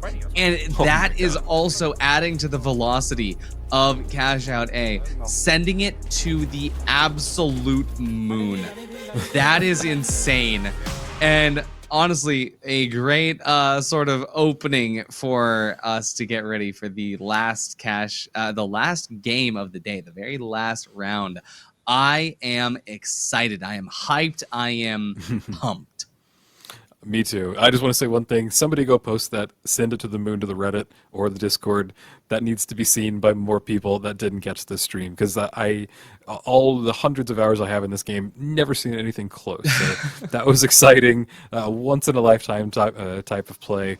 And we are going to be moving into our final match. Yeah, but let's take a look at the scores here real quick. We've got No Name and Frog 3 sitting at 46 and 32 points.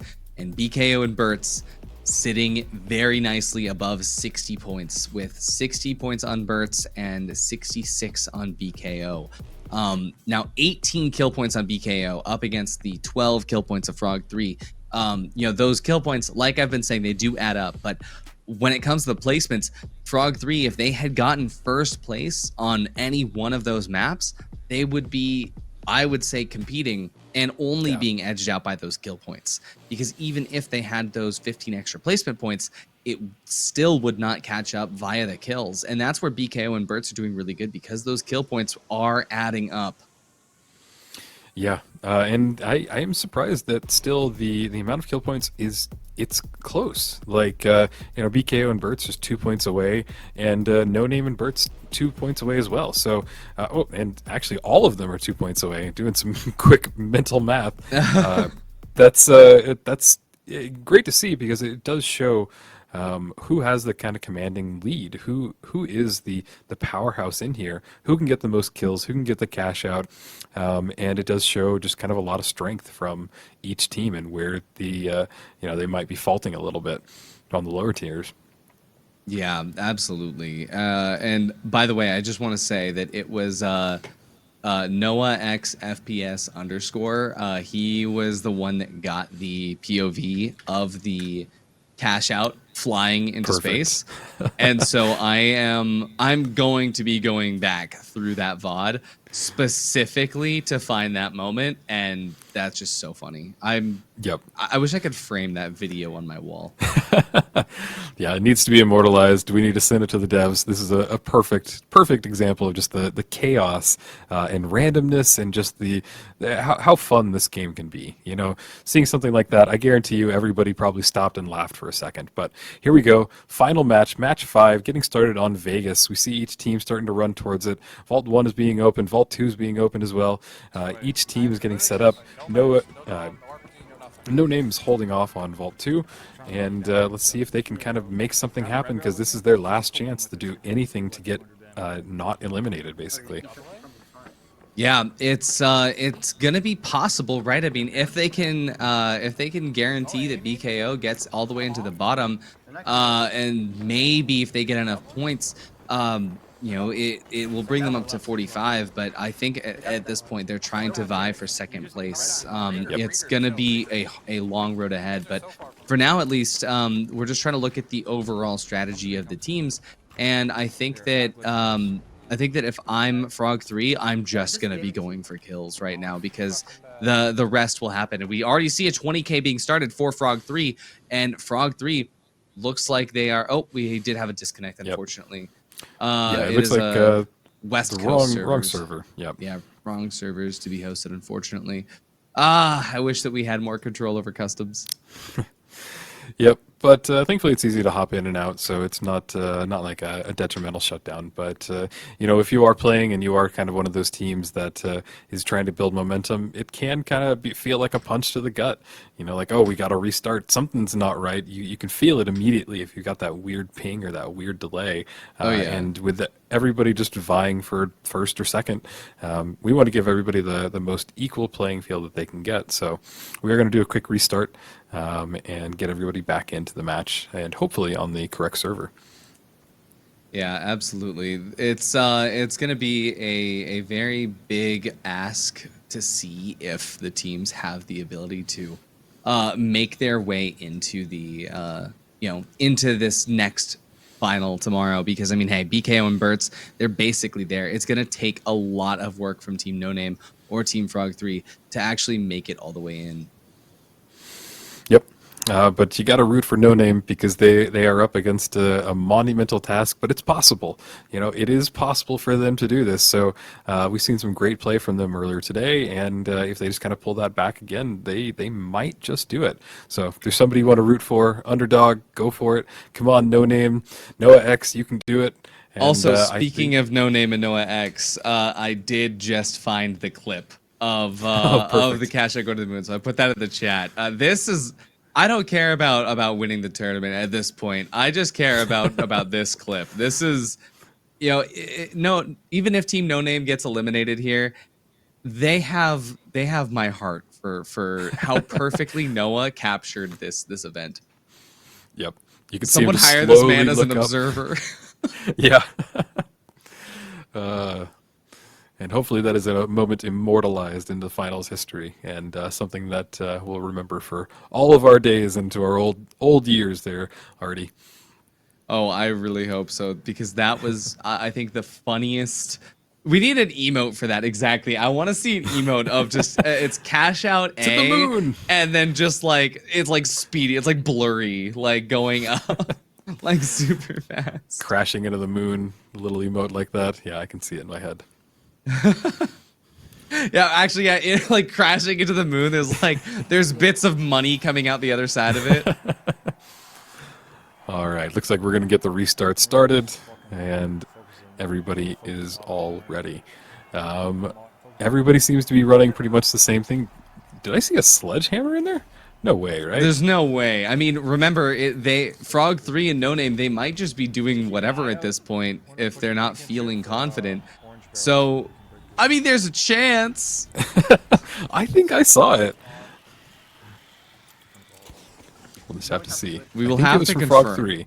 We will have to confirm. But we see the first team fight starting, and it looks like BKO is holding it up top. Nobody's opened Vault 1 just yet. Vault 2 is being opened, not sure by who. Ooh, big explosion there. I think a rocket hit somebody. Noah FPX gets revived. They're still holding the point. No Name really is the one to hold on for, because if they're able to pull this off, man, they can kind of upset Burt's or even BKO. So they get Vault 2. I think they're going to take it to A. I think that's the closest one for them, but they're kind of holding off here because I think they're about to be pushed. So they're wanting to get a few extra kills before they make their treacherous move all the way down there, and they've actually just kind of left. I'm not sure what their strategy is, but I'm sure they have something cooking for us. Oh, absolutely. And I mean, just checking out the current fight happening here in Vegas, it is going to be a bloody battle as Frog 3 makes their way over towards the fight that they can hear on the horizon. A third party is on the way, and BKO is about to get caught out. Team No Name coming in to take a little bit of a fight here. Oppenheimer will go down, and I believe that is a team wipe for BKO. And Frog 3 is going to do their best to try and get the sustain here. They are going to have a lot of combat to deal with. But again, somehow, Burt's uncontested on cash out A. Yeah, they have gotten very lucky this entire series just by getting the easy cash outs. Will it stay? There's still quite a lot of time. We see that No Name is running in, and they're going to get the steal pretty easily. Nobody contested them just yet, so they're going to get set up. They're running quite a bit of ways from it. I'm always interested when they leave so much space, because it just gives other teams the opportunity to slide in there. But yeah, here they go, and they've come back. Maybe they were just looking for that red barrel or just a little bit of an advantage. Heavy half, heavy one, heavy dead. Yeah, I'm really curious to see if Frog 3 is able to just make a big impact here, or if they're just gonna try to maybe grief. I see flashbangs as well. Like Frog 3 is pulling out everything that's not meta right now. It's kind of funny to watch. But as we get closer to like the finish of Cash Out A, like we saw BKO get ready to try and contest, but then they realized, hey, it doesn't matter. Let's just go fight, and we're gonna go take out B. But remember, this one does matter, right? Because if BKO just decides, oh, we don't want to play anymore, well, what if Team No Name gets enough points, right? What if? So they really do still have to try and get first place, try and do their best here. But remember, this is 15 games deep right now, and Team No Name is about to finish up with the cash out, but Team No Name loses too. They are going to be able to get the cash out, I believe, here as they get the sustain fully, and BKO goes down to just one player remaining. That's a team wipe. And yeah, you're right. Frog 3 is using a sledgehammer. Absolutely yes, insane. I love it. Love to see it. Go crazy, destroy some buildings, get that right click on somebody. I like that they're just having fun. At the end of the day, this is still a game, and Frog 3 might not be able to make it, but I think they're just going to have fun doing it. So all kudos to them. And wow, we have 3 teams down right now. A lot of action just happened, and it seems like these teams are really just going at it right back and forth. So watching now as Vault 3 gets opened up by Team... I actually don't know who opened that, but Burt's is opening up Vault 4, and Team No Name is about to set on it. I don't think Burt's has realized that that Team No Name is actually on their vault right now. I think Burt's is waiting until the vault's about to open and they jump in, but look at that. Team No Name about to get it for free. They run out. Yeah. Are you dead or? They just ran in there and grabbed it. I mean, I have all three. Yeah, and then BKO here's has the other BKO one. on 3. They're currently fighting Frog 3. Oh, There's God. a sledgehammer, and the sledge is doing work. Not Sledgehammer's enough great work. at close distance, but yeah. It's just no challenge to that shotgun. The shotgun just tears through them. If you create just a little bit of gap, a little bit of space, you're pretty much helpless with that sledgehammer. Fun to play, but realistically, not the best choice. I might look for double stack. Mine C4. We see BKO getting set up. They start off the cash out. Ooh. And who is that? Is that Bertz that went down? Yeah, because we can get first, right? Yeah, I believe that no, it was No Name. No Name got taken out. Bert's still up. We're looking at Swaco right now. Swaco, Z, and Chickpea as they take the 15K all the way over to cash out D, and it's BKO holding out on C very, very strongly right now. But you know, BKO, if they're able to to sustain and maintain this, they'll be vying for second place because we have a huge lead right now by Team Bertz.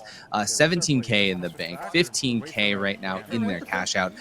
Lots and lots of potential for Bertz to actually walk away as the #1 team here. BKO, they have a very solid hold onto C, and it's actually going to be Team No Name that's fighting Bertz right now, trying to overcome. Frog 3 is trying to figure out where the third party is so they can avoid it. Looks like Frog 3 is making their way over towards D to contest with Team Bertz. But wait a second, Bertz moving all the way over to cash out D as well. They're losing C. Bertz just left their own cash out all the way over, and Frog 3 got it for free. Wow. And Frog 3 drops it as well. Is Frog 3 going to actually get this? I think that they have a good chance. So we see meteorite shower started. Cash out C is being held by Chickpea, and they're able to steal it real quick, and they do get it. So now they just have to hold it for the next like 20 seconds.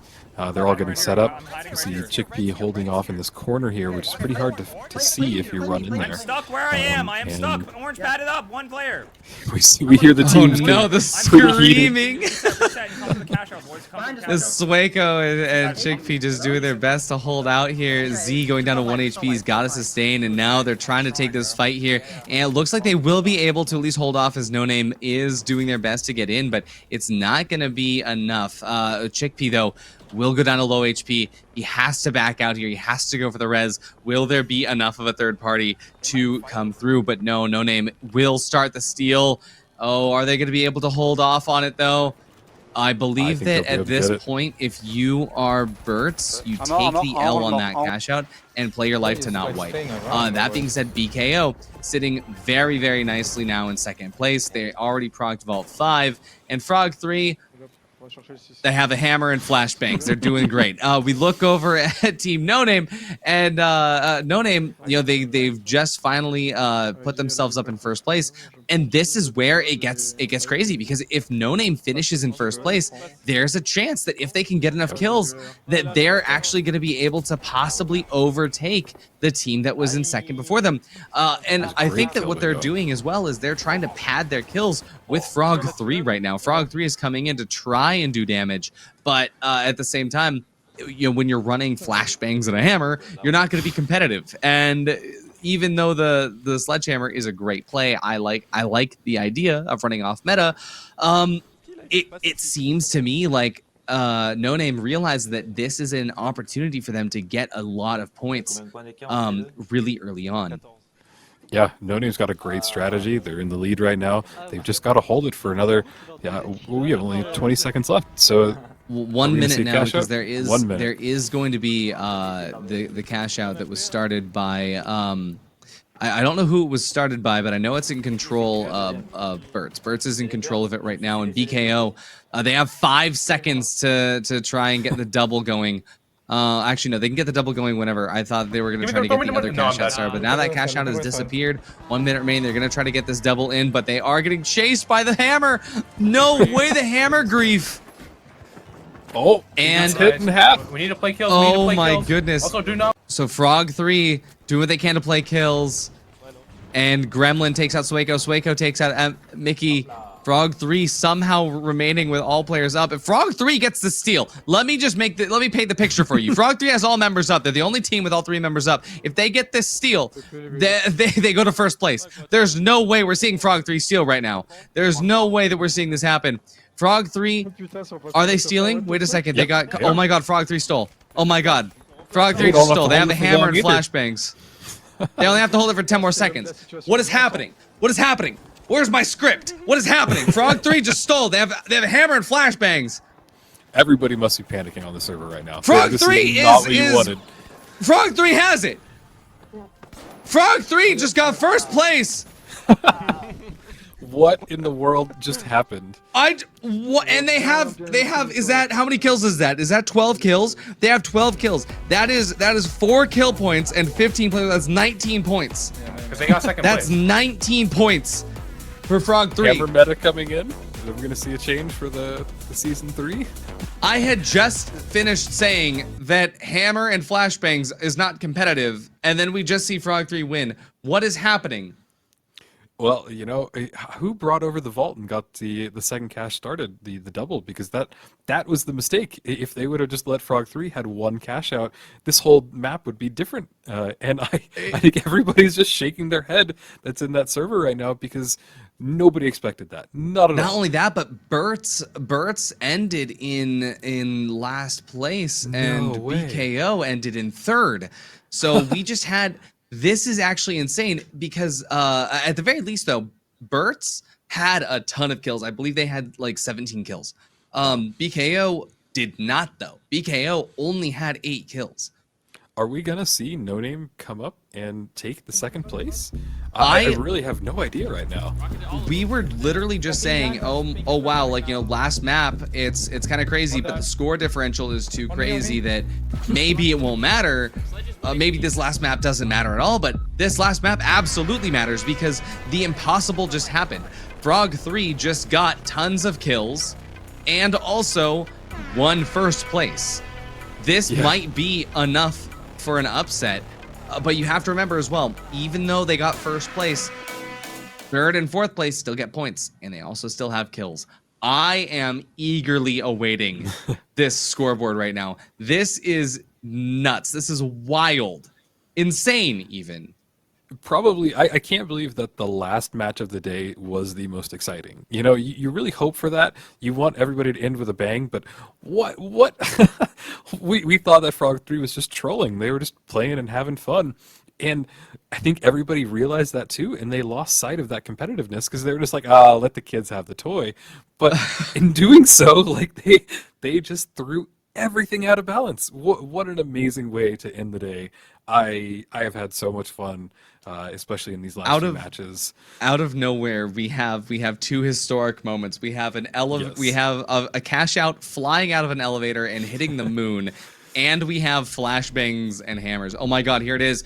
Okay, BKO and Bert's remained in the top, but look at how close it was. Wow. No Name very narrowly taking over, but BKO, it just by maintaining their placement for the first 4 matches, and same with Bert's, by maintaining their placement, they were able to secure first and second place. But No Name was close. No Name was only placement points making the difference between first and second. Between second and third. That is insane. But what an absolutely legendary run from Frog 3. You know, they might have been eliminated from the tournament, but at the very least, you know that you will be seeing Frog 3 in Split 2 because they ended this map by saying, we might be gone today. You won't see us tomorrow, but you'll see us in the Split 2 quals. 100%. Absolutely insane. Yeah, kudos to Frog 3. Thanks for giving us a real funny and fun match to watch. I can't wait to see more of what you guys have. No Name, you guys came so close. I was really rooting for y'all at the end, but y'all just got slightly edged out, and probably thanks to Frog 3. So, you know, maybe you have a new enemy on your horizon, or rival, somebody that you can kind of fight back and forth with. But really, BKO, I'm glad that they came out on top. because they started this tournament with such a crash. There's such a explosive force, and it seems like they were able to kind of bring that back for this last series. And Bertz has just stayed really continuously great across all of the matches. So this was really exciting matches to watch. All day was just full of amazing moments, amazing gameplay, out of meta gameplay, exciting times, and just. I don't know. I couldn't have asked for a better day of watching some really top tier players play the finals at the top tier.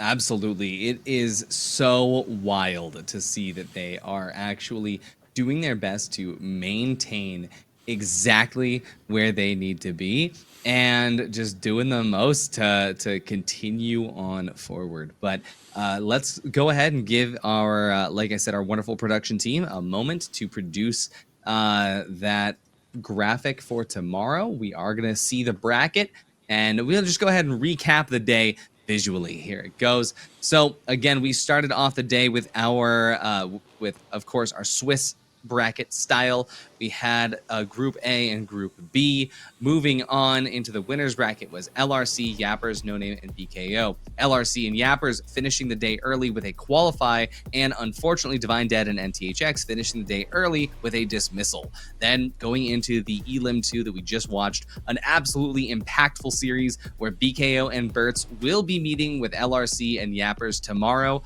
for our final round. And No Name and Frog 3 will be going home, but hey, we know for a fact that we will see those teams again. Just as well, Divine Dead and NTHX, gone but not forgotten. We will see them again later on for Split 2. Yeah, and I mean, looking at the teams that qualified, LRC, Yappers, BHO, and Bertz, I think that they are going to be a real powerhouse. Just all of them showed what they can do, and going into tomorrow, the final matches, like I think that we're going to see a lot of games like what we saw in this final group. Just teams that are just having fun, have a real competitive spirit behind them, and I can't wait for tomorrow. I think that the real good teams kind of made it through, and yeah, please tune in tomorrow because this is not over just yet. Lots more to come. Absolutely. So go ahead and make sure you're following Breakout on Twitter to stay up to date. We'll be live tomorrow at the same time, and you'll see me on the mic. And Rio, thank you for joining me today. I'm happy I got the chance to jump in. And hey, I will see you as well tomorrow in hanging out, and I'll see you for sure during Split 2. But yeah, everybody, thank you so much for stopping by today.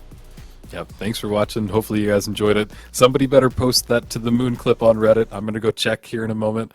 So hopefully you guys had fun. I had a blast. Artie, always great working with you, and hope to work with you again soon. So catch y'all around. Thank you so much. We'll see you tomorrow.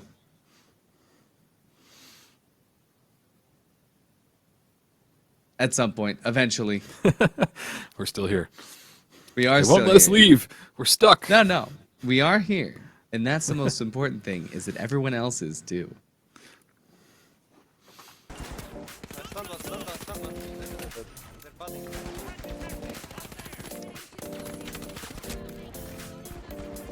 Maybe help.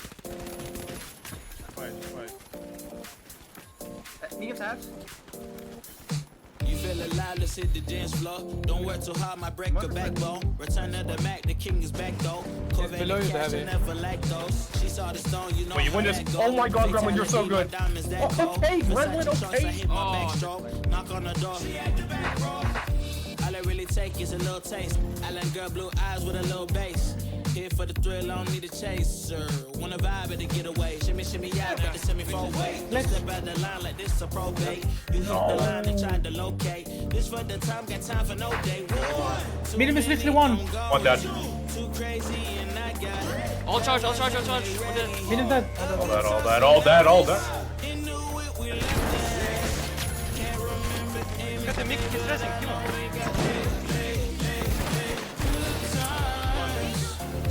Arctic in hand.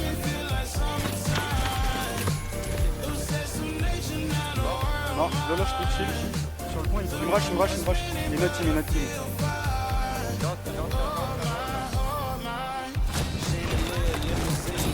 Oh my god. You guys got it. Ça m'a glitch. Je suis obligé de strike, Un mort. Il est mort. On reprend le kill, Mort.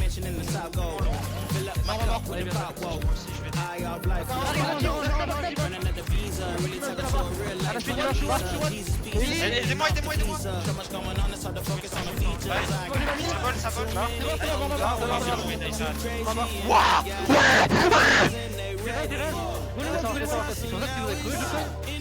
Quand il maintenant Minimum me. 3 boys, hard right off. That's money though, right? Il prend. C'est bon. Fighting. Less than half. Okay, rest. Reloading. Shoot him. I have 6 bullets, nice. Meet him in here, running. Nice, get this kill on the heavy, guys. Get this kill on the heavy. Yep. Every day. Un mort. La dit en moitié HP. Regarde.